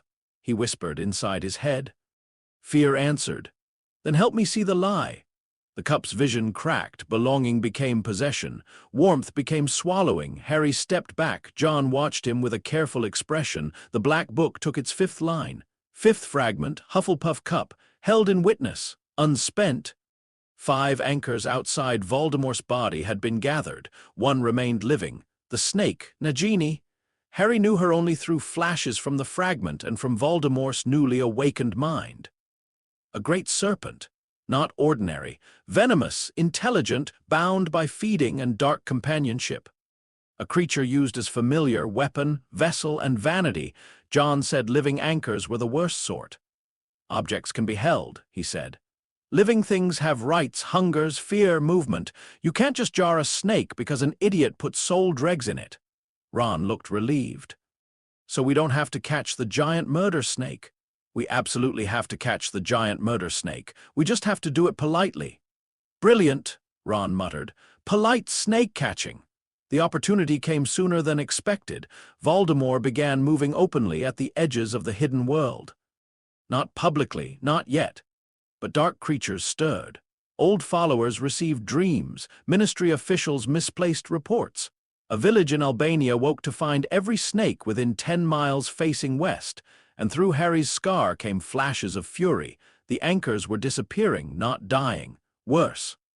Being held, counted, witnessed. Voldemort did not understand the full shape of the trap, but he understood theft. He understood ownership. He understood that something of his had been taken and not consumed. That enraged him. Rage made him careless. John counted on that. They set the snake trap in the Forbidden Forest. Dumbledore hated using Hogwarts grounds. John hated every other option more. The trap involved no cages at first. Cages invited force. Instead, Hermione researched serpent-binding myths. Ron learned more about chicken blood than he ever wanted to know. Hagrid provided shed basilisk scale fragments from a mate of a mate and refused to answer further questions. And Harry supplied the one thing Nagini could not ignore. The scar fragment, not exposed, invited. Harry stood in a chalk circle beneath black trees, the Joker card under his left heel, wand in hand, John behind him, Dumbledore somewhere unseen, and the black book open on a stone. "Absolutely hate this," Ron whispered from behind a fallen log. Hermione whispered back, "You've said that 6 times. It keeps being true." The forest went silent. Then the snakes came, dozens first. Grass snakes, adders, small dark things sliding through leaves. They circled the chalk and tasted the air. Harry heard them whisper in a language he had never learned, and yet half understood. "Not for you, not for you, not for you." Then the larger shadow moved between the trees. Nagini emerged like a river of muscle and moonlight. She was enormous, patterned, beautiful in the way knives could be beautiful. Her head lifted. Her eyes fixed on Harry's scar. The fragment inside Harry convulsed. Nagini spoke, not in English. Harry understood anyway, little piece. Harry's skin crawled. John murmured, "Terms, Harry." Nagini slid closer. Dumbledore's hidden magic hummed through the trees, not attacking, only enclosing. Harry lifted his chin. "You carry stolen soul," he said in Parseltongue. The words felt oily in his mouth. Nagini's tongue flicked. "Given," she hissed. "No," Harry answered. "Hidden." "Loved," she hissed. That stopped him. For 1 second, Harry felt it through the snake's mind. Not human love, not kindness, but recognition. Voldemort had placed a piece of himself in Nagini and called it trust. A terrible trust. A possessive trust. The closest thing to affection a man like him could counterfeit. Harry almost pitied her. Almost. "Held," Harry said. The forest circle ignited. Nagini struck. Not at Harry, at the line. Dumbledore's spell flared. John threw cards in a snapping arc. Hermione shouted the final phrase of a binding she had practiced for hours. Ron, pale and shaking, released the chickens at exactly the wrong time, and therefore accidentally drew Nagini's strike away from Harry by half a second. That half-second saved them. Hagrid's basilisk scale chain looped around Nagini's body, not burning her flesh but pinning the soul fragment's movement. Nagini thrashed. Trees cracked. Ron shouted. Hermione fell. Dumbledore's wand blazed white. Harry stepped forward. John shouted, "Not inside the line." Harry stopped at the edge, Nagini's eyes fixed on him. "Little piece," she hissed again. Harry answered softly, "Not willing." The snake stilled. The black book opened. The 6th line burned itself into the page only after Nagini's soul fragment was bound asleep within her, held but not destroyed, witnessed without killing the creature that carried it. 6th fragment, Nagini, living vessel, held in witness. Unspent, creature not forfeit. John read the line and exhaled hard. Important distinction. Hermione sat on the forest floor, shaking. Creature not forfeit means the snake isn't part of the debt. Means she carries stolen goods, John said. Doesn't mean she has stolen goods. Harry looked at Nagini, bound in enchanted sleep. He understood that better than anyone. 6 anchors had been gathered, but the 7th remained inside Harry. That was where the plan began to break. They met in the chamber beneath Hogwarts, where the black book now lay inside 3 circles and 1 silver box. The diadem, diary, locket, ring, cup, and sleeping Nagini were held in separate wards, each connected by inclines to the book. Harry felt them all, 6 cold stars orbiting the scar. The fragment inside him had become silent. Too silent. John paced. Dumbledore watched the book. Hermione had ink on her cheek and fear in her eyes. Ron stood near the door, wand out as though determination could compensate for trembling. "The account is nearly complete," Dumbledore said. John stopped pacing. "Nearly is where traps eat you. The remaining fragment is Harry's." "No." John snapped. "The remaining fragment is in Harry." Dumbledore accepted the correction. "Yes." Harry looked at the book. "Can we bind it like the others?" No one answered. That was answer enough. John rubbed both hands over his face. "Object anchors are external. Living vessel with Nagini works because the snake and the fragment can be separated in law even if not in flesh. Harry's different. Because I'm human. Because the fragment entered you through your mother's protection, your blood, Voldemort's killing curse, and a failed death all at once. It's tangled in the event that left you alive." Dumbledore's voice was low. "It may be bound to Harry's life." The old sentence returned. "Harry may have to die." John slammed his palm onto the table. "No!" The black book rustled. Harry looked at him. "What's the alternative?" John said nothing. "John, I'm thinking. You're hiding." John glared at him. Harry glared back. The room held its breath. Finally, John said, "There's a way to call the account with the fragment still in you if the fragment testifies against the whole." Hermione frowned. "A soul fragment can testify? If it's self-aware enough to bargain, it's self-aware enough to witness." Ron looked horrified. "That sounds horrible." "It is." Harry's scar went cold. "What does testifying cost?" he asked. John did not answer fast enough. Harry looked at Dumbledore. The old wizard's face told him. It could tear the fragment out, Harry said. Yes, Dumbledore answered softly, and me with it? Possibly. John rounded on him. Not helping, he asked. I heard him. Harry touched the scar inside. The fragment listened, afraid again, always afraid now. It had wanted to live. Harry had used that, bargained with it, threatened it, charged it rent, made it useful. Now usefulness had reached its price. Harry thought of Astra, Daniel, the cup's false table, his parents behind the ring's illusion, no graves. There has to be a term, Harry said. John looked at him. What? A term in the contract. No child pays. The room went very still. Harry continued slowly. That's the line. Voldemort made the debt. His fragments are collateral. I didn't agree. Daniel didn't agree. Astra didn't agree. Nagini didn't agree. No child pays. John stared at him. Something in his face cracked open. That's not enough, he whispered. Then make it enough. I don't know how. The admission was quiet, terrible. John Constantine, who lied to demons, argued with ghosts, insulted goblins, and made old magic sign receipts, did not know how. Harry stepped closer. You taught me the trick isn't winning the fight, it's making sure it was never fair. John closed his eyes.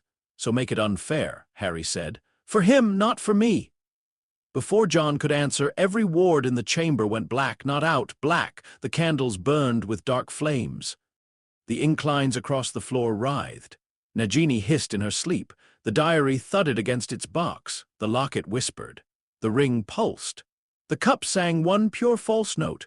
The diadem rang like a cracked bell. Harry's scar split with pain. He fell to his knees. A voice filled the room, not loud. Worse than loud, intimate. Harry. Ron raised his wand. Hermione grabbed his arm. Don't!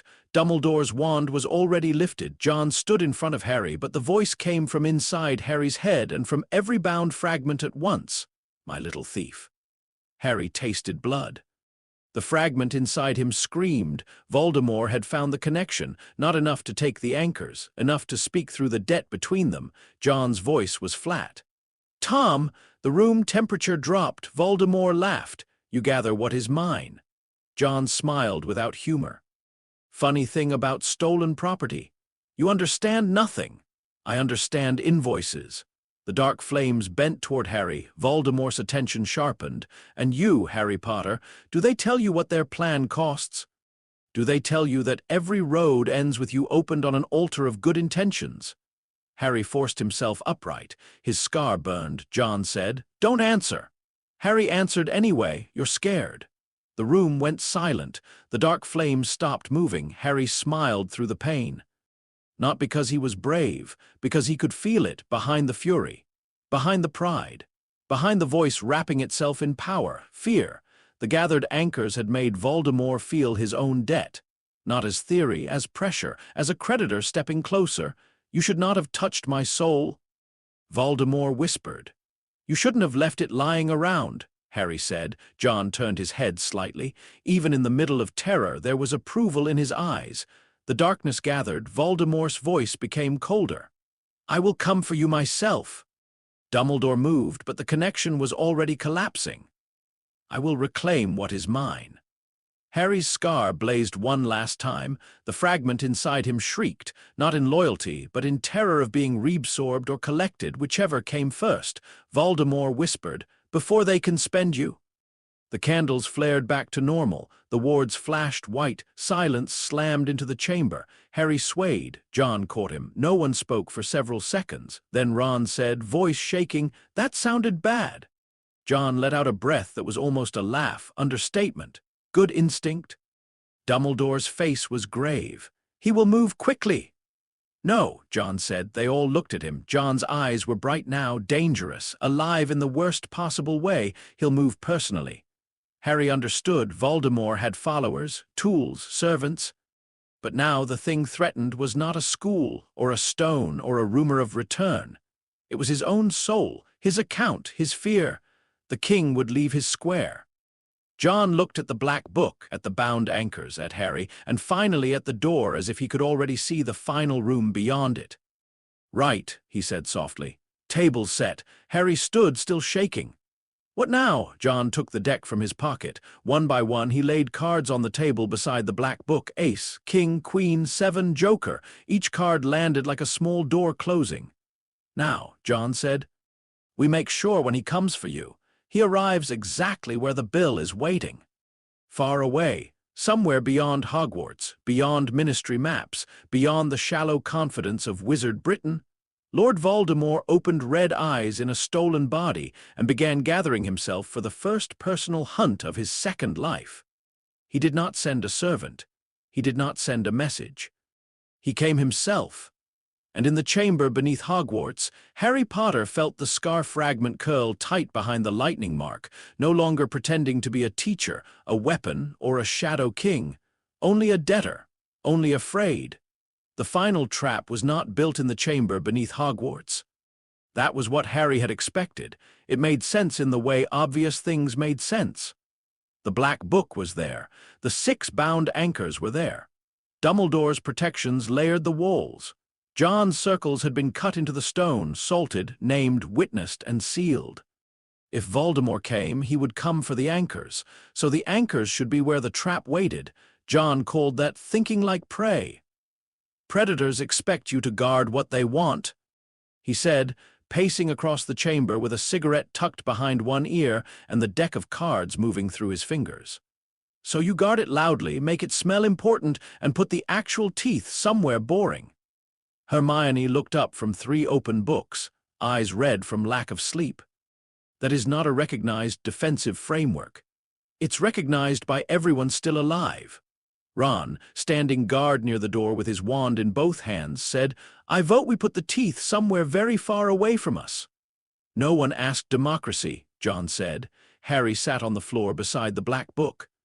The 6 lines on the page seemed darker than ink. First fragment, Ravenclaw diadem, held in witness.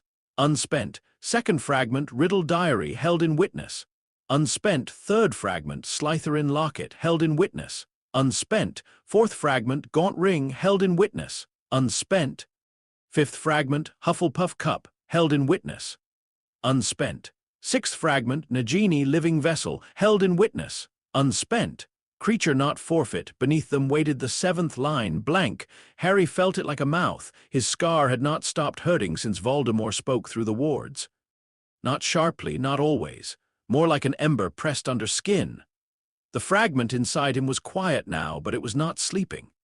It had become a small, cold thing curled behind the door in Harry's mind, listening to every word, every breath, every shuffle of John's cards. It knew the end was near. So did Harry. That was the awful part. He had spent his life waiting for punishments he did not understand. Cupboard, chores, hunger, silence, a hand-me-down coat, a birthday forgotten. Then magic had arrived, and with it came larger words for the same shape. Destiny, sacrifice, prophecy, protection. Now the shape had a different name, account. That name helped. Accounts could be argued, accounts could be audited, accounts could be closed. Dumbledore stood at the far end of the chamber, wand in hand, his injured, blackened hand hidden in his sleeve. He looked older than Harry had ever seen him, and far less certain. That, too, helped. Harry trusted uncertainty more than twinkling eyes. "Where then?" Dumbledore asked. John stopped pacing. He looked at Harry. Harry knew before he spoke. "The cupboard," John said. Ron frowned. "What cupboard?" Harry's stomach tightened. John's face gave nothing away. "The first one," he said. Nobody spoke. Hermione looked from John to Harry, comprehension dawning with horror. "Privet Drive?" "No," John said. "Not the house, the idea." "That doesn't make sense," Ron said. "It does," Harry said quietly. Everyone turned to him. Harry looked at the black book. "Voldemort hid a piece of himself in me because I was the only living soul left in the room. Then I was hidden in a cupboard for 10 years. Dumbledore hid me with blood protection. The Dursleys hid me because they were ashamed. The wizarding world hid the truth because it was easier. The fragment hid inside all of that." His voice stayed steady because he made it. "So if this is about making the universe notice what was hidden, the trap has to be where hiding ends." John's expression flickered. Approval, regret, fear, all gone quickly. Dumbledore bowed his head. "The room of requirement may provide such a place." "No," John said. "Too magical, too helpful." We need somewhere that doesn't flatter anyone. Harry looked at him. You already made it. John did not deny it. The place was under London, not Diagon Alley, not the Ministry, not any grand magical chamber lined with runes and old portraits. John took them through a service entrance behind a closed laundrette, down a stairwell no building plan admitted existed, through a corridor where the walls were tiled in cracked white and every light flickered 1 second too late. At the end stood a door. It was small, plain, painted the dull brown of old storage cupboards. Harry stopped when he saw it. For a moment he was not under London. He was 6 years old with knees tucked to his chest, listening to Dudley laugh outside the door. He was 8, counting spiders. 9, touching the lock from the inside. 10, learning how to breathe quietly enough that no one remembered he was there. The scar fragment stirred. It knew this shape. John stood beside him. Say the word, he said. Harry looked at the door. What word? No, Harry swallowed. No, such a small word. Smaller than cupboard. Smaller than destiny. Smaller than sacrifice, bigger than all of them, if said correctly. Harry stepped forward and opened the door. Inside was not the Dursleys' cupboard, not exactly. It was larger on the inside, but not generously. The walls were close. Shelves pressed inward. Old boxes sat in corners. A single bare bulb hung from the ceiling. On the floor, John had drawn circles inside circles, not in chalk this time, but in salt, ash, ink, and thin lines of blood. The deck of cards lay arranged at 7 points. The Joker waited in the center, face up, smiling. The black book rested on a wooden chair. Around it sat the 6 bound anchors, the diadem in a sealed glass case, the diary wrapped in iron thread, the locket submerged in salt water, the ring inside a silver bowl, the cup beneath a cloth marked with goblin script. Nagini asleep inside a wide circle of greenish light, breathing slowly, unharmed. Dumbledore looked around the room with quiet sorrow. Hermione whispered, "It's horrible." John lit a cigarette. "It's honest." Harry stepped inside. The room accepted him. That was worse than rejection. It knew him. Not because it was the same cupboard, but because it had been built from the idea of places where children were stored until adults needed them. It smelled faintly of dust, old wood, and waiting. Ron stood at the threshold, pale. "Harry!" "I'm all right." He was not, but the words were useful. John took the cigarette from his mouth and pointed toward the circles. "Rules. No one crosses the inner line except Harry, me, or anyone invited by name. No one touches an anchor. No one speaks Voldemort's chosen name unless they want his attention, and we already have too much of that.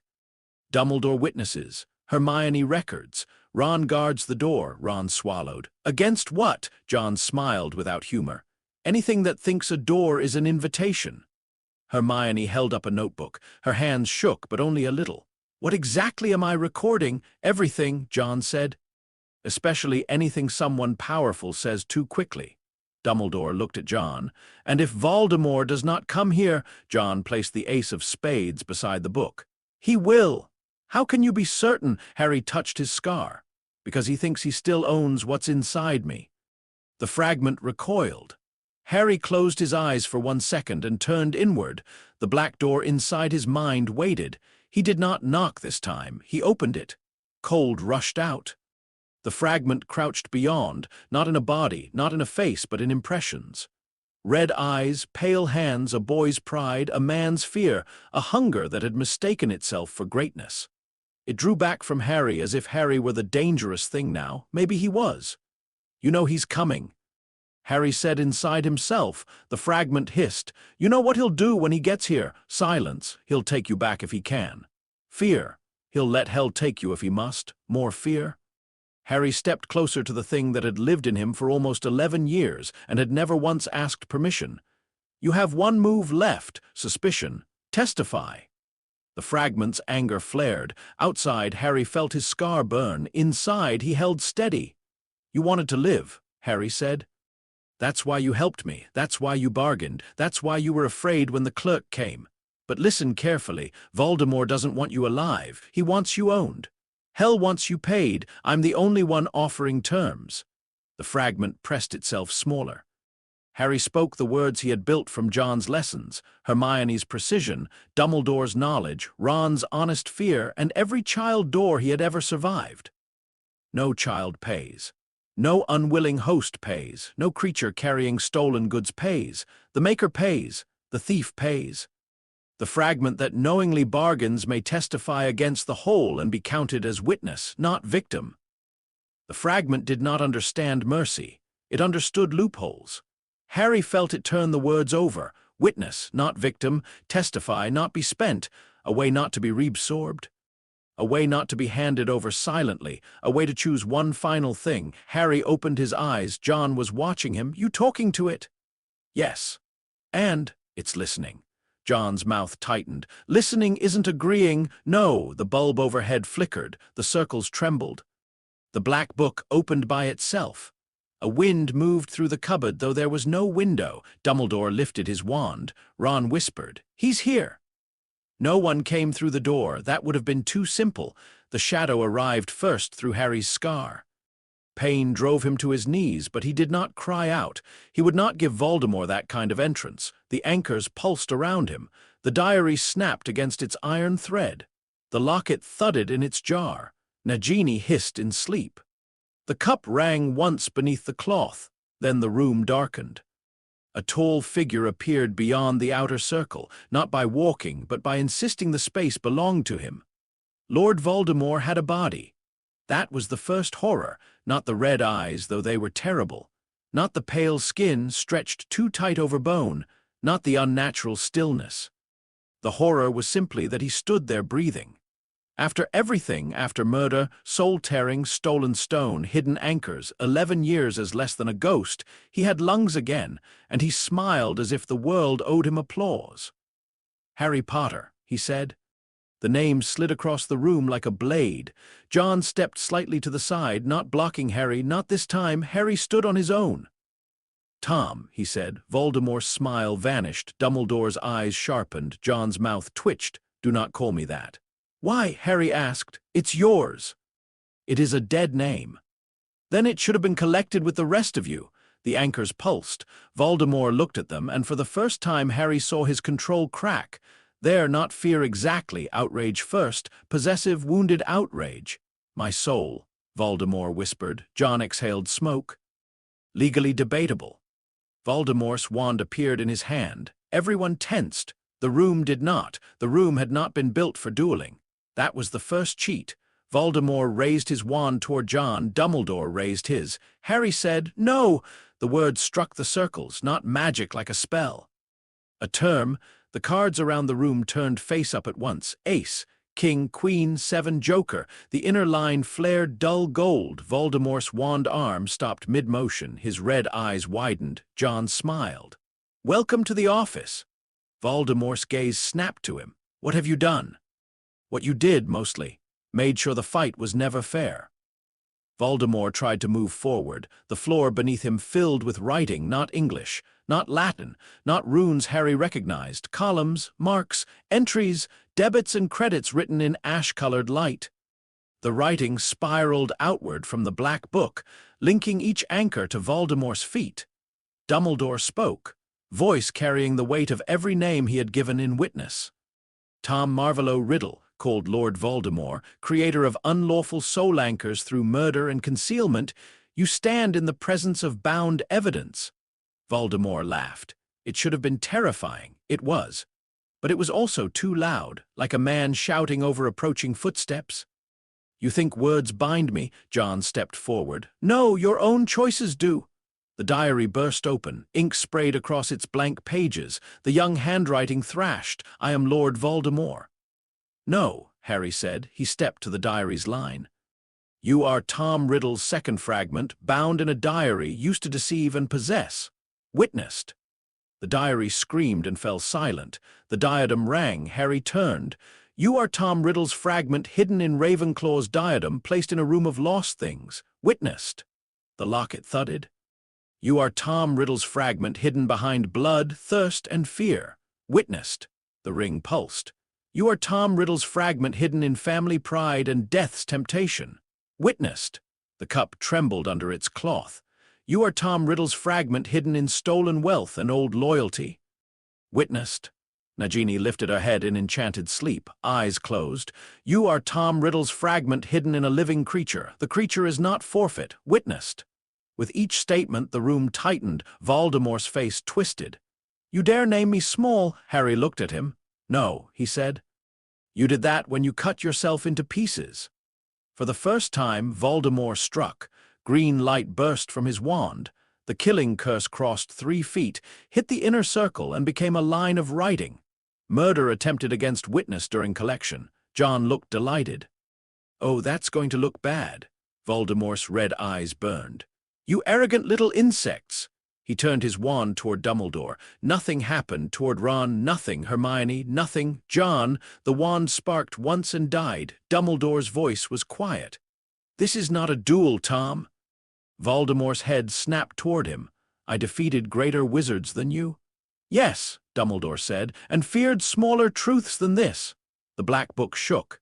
The 7th line began to form, then stopped. Harry felt it. Everyone did. The account could not close. The final fragment remained inside him, unnamed, unbound, untestified. Voldemort smiled slowly. There, he whispered. The room chilled. Harry's scar burned. Voldemort's voice softened into something almost tender and all the more monstrous for it. You cannot finish without him, can you? My accidental little vessel, my marked boy, my final hiding place. John's hand moved toward the knife in his coat. Harry saw it, so did Dumbledore. The old wizard said sharply, John! John ignored him. He stepped toward the inner circle. Harry understood before anyone else. No, Harry said. John did not stop. His face was calm now. Too calm, the calm of a man who had finally found an old bill and decided to pay it with himself. Constantine, Harry said. That stopped him for half a breath. John looked at him. Move, Harry said. No, this is not your debt. John smiled faintly. Story of my life, son. Voldemort watched with sudden interest. The room darkened at the edges. Something else had arrived, not walking, not appearing, becoming noticed. The air turned heavy with old smoke, iron, and law. The bulb above them went black, yet the room remained visible in a redless, shadowless light. Hermione stopped writing. Ron's wand lowered. Dumbledore's face grew very still. The clerk from hell stood near the door. Beside him stood something far worse. It had the shape of a man because the room was too small for anything truer. Its suit was blacker than absence. Its face was handsome in the way a knife could be handsome, severe and perfect and utterly without mercy. Its eyes held no fire. Fire would have been too warm. John's cigarette went out by itself. First, he said. The first of the fallen smiled. John. The name carried history like a chain. Harry felt every bound anchor recoil. Voldemort stepped back before he could stop himself. The first turned those terrible eyes on him. Tom Marvolo Riddle, it said. Voldemort's face changed. It was small, tiny almost, but Harry saw it for all his names, all his murders, all his stolen pieces and grand titles. Voldemort heard that voice and knew himself addressed by something that did not fear him. I am Lord Voldemort. The first smiled wider. Debtors do love aliases. John gave a short laugh. It sounded like fear pretending to be humor. The first turned toward the black book. 6 entries witnessed, 1 contested. Harry stepped forward. Not contested, unfinished. The first looked at him. The room seemed to vanish around those eyes. Harry was suddenly aware of every lie he had ever told, every anger he had hidden, every moment he had enjoyed hurting someone who deserved it, every time he had wanted power simply so no one could touch him again. The first saw all of it. Then it looked at his scar. Unwilling host, it said. Harry forced himself not to look away. Yes, carrying stolen property? Yes, marked by murder? Yes, useful. John snarled, careful. The first did not look at him. You are in no position to warn me, John Constantine. John stepped forward anyway. Take me. The words dropped into the room. Harry's heart lurched. Dumbledore closed his eyes. The first smile became almost fond. There it is. John's face was pale but steady. You want a price for opening this office properly? Take mine, Newcastle, Astra, Daniel, every child I failed, put it on me. Harry's throat tightened. This was the move John had been building toward since Newcastle, not because he wanted to die, because he had finally found a way to make his guilt look useful. The first studied him. "You think one soul pays all doors you opened?" "No," John said, "but it starts." Mary's slap, Astra's door, Daniel's torn sleeve. Every wound in John's voice had led here. The first lifted one hand. A doorway opened in the cupboard wall, not wide enough. Harry heard screaming beyond it, not one voice, many, Astra, Daniel, others. John flinched as if struck, but he did not step back. The first said, "Accepted." "No." Harry's voice cut through the room. John turned. "Harry, no!" The word struck harder this time. The Joker card in the center of the circle burst into white flame. Harry stepped between John and the first. He was terrified. That did not matter. Terror had been with him in the cupboard too. It had not been permission then. It was not permission now. "No child pays," Harry said. The first looked amused. "John Constantine is not a child. He's trying to pay for them because they were." The doorway in the wall flickered. Harry pointed toward it. "Astra did not consent. Daniel did not consent. I did not consent. Nagini did not consent. No child, no unwilling host, no living vessel carrying stolen property pays for an adult's bargain." Voldemort hissed, "You know nothing of law." Harry turned on him. "I know you've been hiding from it your whole life." The bound anchors burned. Harry faced the first again. "You said one entry is contested. It isn't me. I'm not the fragment. I'm not the debt. I'm not collateral." The scar fragment screamed behind his forehead. Harry opened the inner door of his mind. This time he did not negotiate from outside. He pulled the fragment forward. Pain shattered through him. John shouted. Dumbledore moved. The first raised one finger. Everyone stopped. Harry stood trembling as a shadow rose from his scar. It did not leave him fully. Not yet. It stretched upward like smoke trapped in glass, taking the vague shape of a young man with red eyes and a terrified mouth. Voldemort stared. For the first time his face showed naked horror. The fragment looked at him. Creator, owner, self, predator. The same soul, divided by choice. Harry spoke through clenched teeth. "You bargained with me," the fragment shook. "You gave information for protection from being reported." The first's eyes brightened. John whispered, "Harry, what are you doing?" Harry did not look at him. "That means you can contract," Harry said to the fragment. "You can witness. You can choose." Voldemort snarled, "It has no will apart from mine." The fragment turned toward him. Fear became hatred, not Harry's hatred, its own. It understood then. Voldemort did not see it as a living remnant. Not even as a servant, only as a piece to reclaim or sacrifice. A coin he had misplaced. Harry felt the fragment's terror sharpen into the one thing Voldemort had never allowed any part of himself to feel: betrayal. Harry whispered, "Testify." The fragment trembled. The first leaned closer. "Voluntary witness," it said softly, "is admissible." Voldemort raised his wand with a scream. John threw the entire deck. The cards became a wall of white faces between Voldemort and Harry, each one burning with a tiny contract, a small trick, a debt, a lesson. The killing curse struck them and scattered into harmless sparks of green writing. Attempted destruction of witness. Hermione, crying now, wrote it down. The fragment looked at Harry. For one heartbeat, Harry felt everything it was: fear of death, hunger for life, pride without warmth. Loneliness so deep it had become contempt. A soul piece made by murder, trapped in a baby, grown beside a boy it never understood, used by its creator, hunted by hell, and finally offered one thing Voldemort had never given any part of himself: a choice. The fragment spoke, not in Voldemort's voice. In something smaller, "I witness." The black book exploded open. The seventh line burned itself across the page. Seventh fragment, scar fragment within Harry James Potter. Unwilling host not forfeit. Fragment self-aware contracted voluntarily testifies. Held in witness. Host unspent. The room shook. Voldemort screamed, not in pain, in denial. The 6 external anchors ignited with black-white light. The diary, diadem, locket, ring, cup, Nagini's sleeping fragment, and the scar shadow all connected to the lines beneath Voldemort's feet. The ledger closed. The first of the fallen smiled. Account complete. Voldemort tried to run. That was the second cheat. There was nowhere to run because the trap had never been the room. The trap was the account. Every step he took landed on another line of his own history. Orphanage, cave, murder, diary, ring, cup, locket, diadem, snake, scar, body, stone, blood, fear. He had made himself unkillable, so nothing killed him. The first simply extended one hand. Payment due. Voldemort's body twisted, not breaking, not bleeding, but becoming less certain of its right to exist. His wand fell first. Then his shadow, then his name, the false one, peeled from him like smoke. Lord Voldemort tore away. Under it stood Tom Riddle, not a boy, not innocent, never innocent, a man who had spent his soul and called the spending greatness. "No," he whispered. John stepped beside Harry. "Yes," he said. "That's usually how bills feel."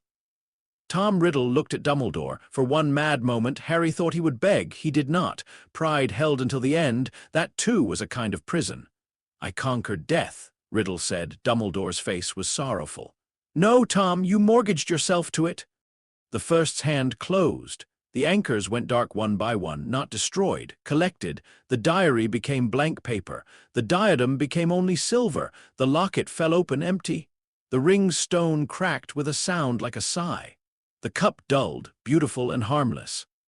Nagini exhaled and slept peacefully, free of what had been hidden inside her. The scar shadow tore loose. Harry screamed. John caught him from one side, Ron from the other. Hermione shouted his name. Dumbledore's wand blazed, not attacking, holding Harry's life around him like a cloak while the fragment ripped free without taking what it had no right to own. The fragment hovered for one last second between Harry and the first. It looked terrified. Harry, shaking, whispered, "Witness, not victim." The first inclined its head, "Witness." Then the fragment was taken with the rest. Voldemort did not die. Death would have been too clean for a man who had made an art of refusing it. He was collected in full, forever. The doorway in the wall opened wider. For one impossible moment, Harry saw beyond, not fire, not torture, a vast dark office of ash and ledgers and impossible shelves. Lines of debt burning out, names being corrected. Children's names written in small bright letters, pulled from wrong columns and placed elsewhere. A girl stood at the threshold, dark hair, pale face. Astra, beside her stood Daniel Price in striped pajamas, holding a torn sleeve that was whole again. John stopped breathing. Astra looked at him, not with forgiveness, not exactly. Forgiveness was not a coin anyone could demand. But she looked at him without screaming. That was more than he had carried for years. Daniel looked at Harry and raised one small hand. Harry raised his back. Then both children turned away from the dark office, toward a softer light Harry could not see directly. Other small shapes moved with them. Not all, not every child ever lost. The world was not that kind, but the ones tied to this door, to this account, to this wrongful taking. No child pays. The doorway closed. John stood very still. The first turned to Harry. Clever boy.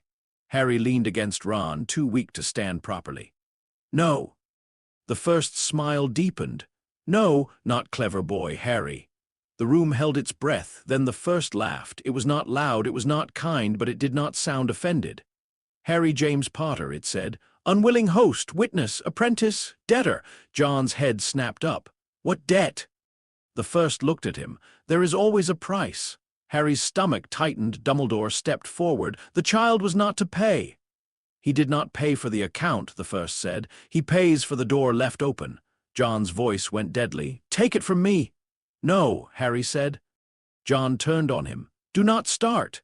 Harry managed a tired smile. "You're not my parent." John looked as if the words had struck him somewhere old. Harry faced the first. "What price?" The first studied him. "One honest answer," it said. "When the door opens again." John went pale. Dumbledore's face hardened. "That is vague." "Yes," the first said. Hermione, still clutching her notebook, said shakily, "Can the terms be clarified?" The first looked at her. Hermione nearly dropped the notebook but did not look away. John whispered, "That's my girl." She glared at him despite the terror. The first's smile curved. "One honest answer freely spoken to one question asked by the proper creditor at a future threshold. No command, no ownership, no claim on body, mind, name, home, or freedom." Harry recognized the wording, his wording from Crispin, from every bargain that had taught him how not to be swallowed. "Can I refuse?" "Yes," the first said, "and carry the refusal as debt unpaid." That was not comfort, it was choice. Harry looked at John. John was silently telling him not to agree. Dumbledore was silently telling him not to agree. Hermione was silently trying to calculate whether agreement could be made safer. Ron was simply scared for him, which Harry appreciated most of all. Harry thought of the cupboard door opening, of the Joker card, of the fragment choosing witness, of Astra walking away from the dark. "One honest answer," Harry said. "Under those terms, no child pays, no unwilling host pays, no hidden extra claim." The first inclined its head, agreed. Something small settled around Harry's shoulders, not a chain, a coat. Heavy but wearable, the first turned to John. "Until next time." "Try never," John said. "Always your funniest lie." Then the first and the clerk were gone. The room became only a room again. A small cupboard-shaped room under London, full of empty objects, sleeping snake, burned cards, exhausted children, one old wizard, and one con man who looked as if he had been handed his own heart and did not know where to put it.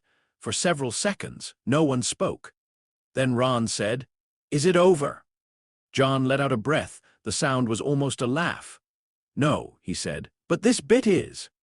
Harry touched his forehead. The scar was still there, but the pressure behind it was gone. For the first time in his life, the inside of his head belonged only to him. The silence was enormous. He sat down hard on the floor. Hermione knelt beside him. "Harry, I'm here," he said. It was the only answer that mattered. Dumbledore examined Nagini and confirmed the soul fragment was gone. The snake, no longer bound to Voldemort's will, vanished into the deeper dark through a door John opened and refused to explain. The anchors were packed away, not as weapons now, but as harmless remains of a terrible case. The black book closed. Its cover turned gray. John gathered the cards. Most were burned beyond use. Only the Joker remained untouched. He picked it up and looked at Harry. Harry held out his hand. John gave it back. Neither of them mentioned that John's fingers shook. By dawn, they stood outside the laundrette. London woke around them. Buses coughed. Shops opened. People hurried past carrying coffee, newspapers, umbrellas, and ordinary worries. No one knew Lord Voldemort had been collected beneath their feet. No one knew Hell had opened an office and closed an account before breakfast. That seemed right. Some victories did not need parades. Parades made poor locks. Dumbledore left first. He paused before going and looked at Harry for a long time. "I owe you an apology," he said. Harry was too tired for politeness. "Yes, Dumbledore accepted it. I believed I was preparing you for what might be necessary." "You were preparing yourself to accept it." The old wizard closed his eyes. When he opened them, they were wet. "Yes," he said, "I was."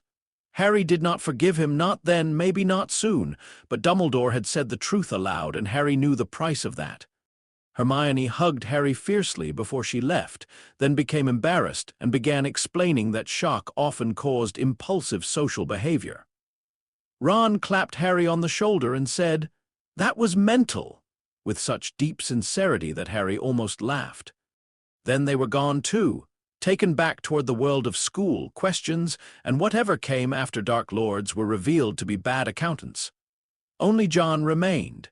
He leaned against the laundrette wall, lighting a cigarette with a match that refused twice before obeying. Harry stood beside him. For a while they said nothing. The morning was cold. Finally Harry asked, "Did we save them?" John exhaled smoke. "Some." It was not the answer a storybook would give, it was better. "Did we save Astra?" John looked away. She walked on. "That isn't an answer. It's the only one I've got."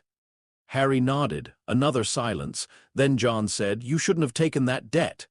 Harry looked at the street. "One honest answer. Doors matter, questions matter, creditors matter. I know, you don't." Harry smiled faintly. "Then teach me." John turned his head. For a moment, he looked like he might say no. Like he might finally do what fear had been begging him to do since Privet Drive. Send Harry away, close the door, stop using the child as proof that he could still do one decent thing. Instead, he took the cigarette from his mouth. "You're a nightmare apprentice." You're a terrible teacher. Fair, you used me as bait. Yeah, I'm still angry. Good, you tried to spend yourself. Also good. No, Harry said. Stupid. John smiled. It was small, almost proud. But John Constantine would rather bargain with 3 demons and a tax inspector than say the word proud aloud, so he said, "You kept your head." Harry took out the Joker card. The printed smile stared up at him. "You said I was a card player. Don't let it go to your head. What happens now?" John looked toward the rising sun. Now, wizards pretend they meant to do that. The Ministry panics quietly. Dumbledore writes letters with too many commas. Malfoy Sr. discovers old sins collect interest. You go back to school and learn how to turn beetles into buttons or whatever nonsense they call education. And you, John put the cigarette back between his lips. Someone's got to make sure the bill was filed correctly. Harry looked at him. John sighed. And yes, I'll be around. Harry tried not to show how much that mattered. John saw anyway. He looked away first. They began walking, not toward Privet Drive, not toward Hogwarts, just down the street for a while through the ordinary morning. Harry's scar no longer hurt. That absence felt strange. Like a room after a machine stopped humming. He could still remember the fragment's fear, its bargain, its final witness. He did not miss it. But he understood, in a way he wished he did not, that even terrible things could become familiar if they lived in you long enough. He touched the scar once. Just skin, just history. John noticed. You all right? Harry thought about lying. Then he remembered the debt he now carried. One honest answer might as well practice. No, he said. John nodded. Good answer. Harry looked at him. That's it. What, you want a speech? No. Good. I hate speeches. They walked on. Behind them, under London, the cupboard room locked itself. The black book cooled. 6 empty objects rested without hunger. A snake dreamed its own dreams. Far below the world, in offices of Ash and Law, a page bearing the name Tom Marvolo Riddle was stamped closed. And somewhere beyond a door John Constantine had feared for most of his life, a girl named Astra walked where he could not follow, carrying nothing owed. Harry Potter kept the Joker card in his pocket. John Constantine lit another cigarette. Neither of them said they were family. Names mattered too much to waste on things still becoming true.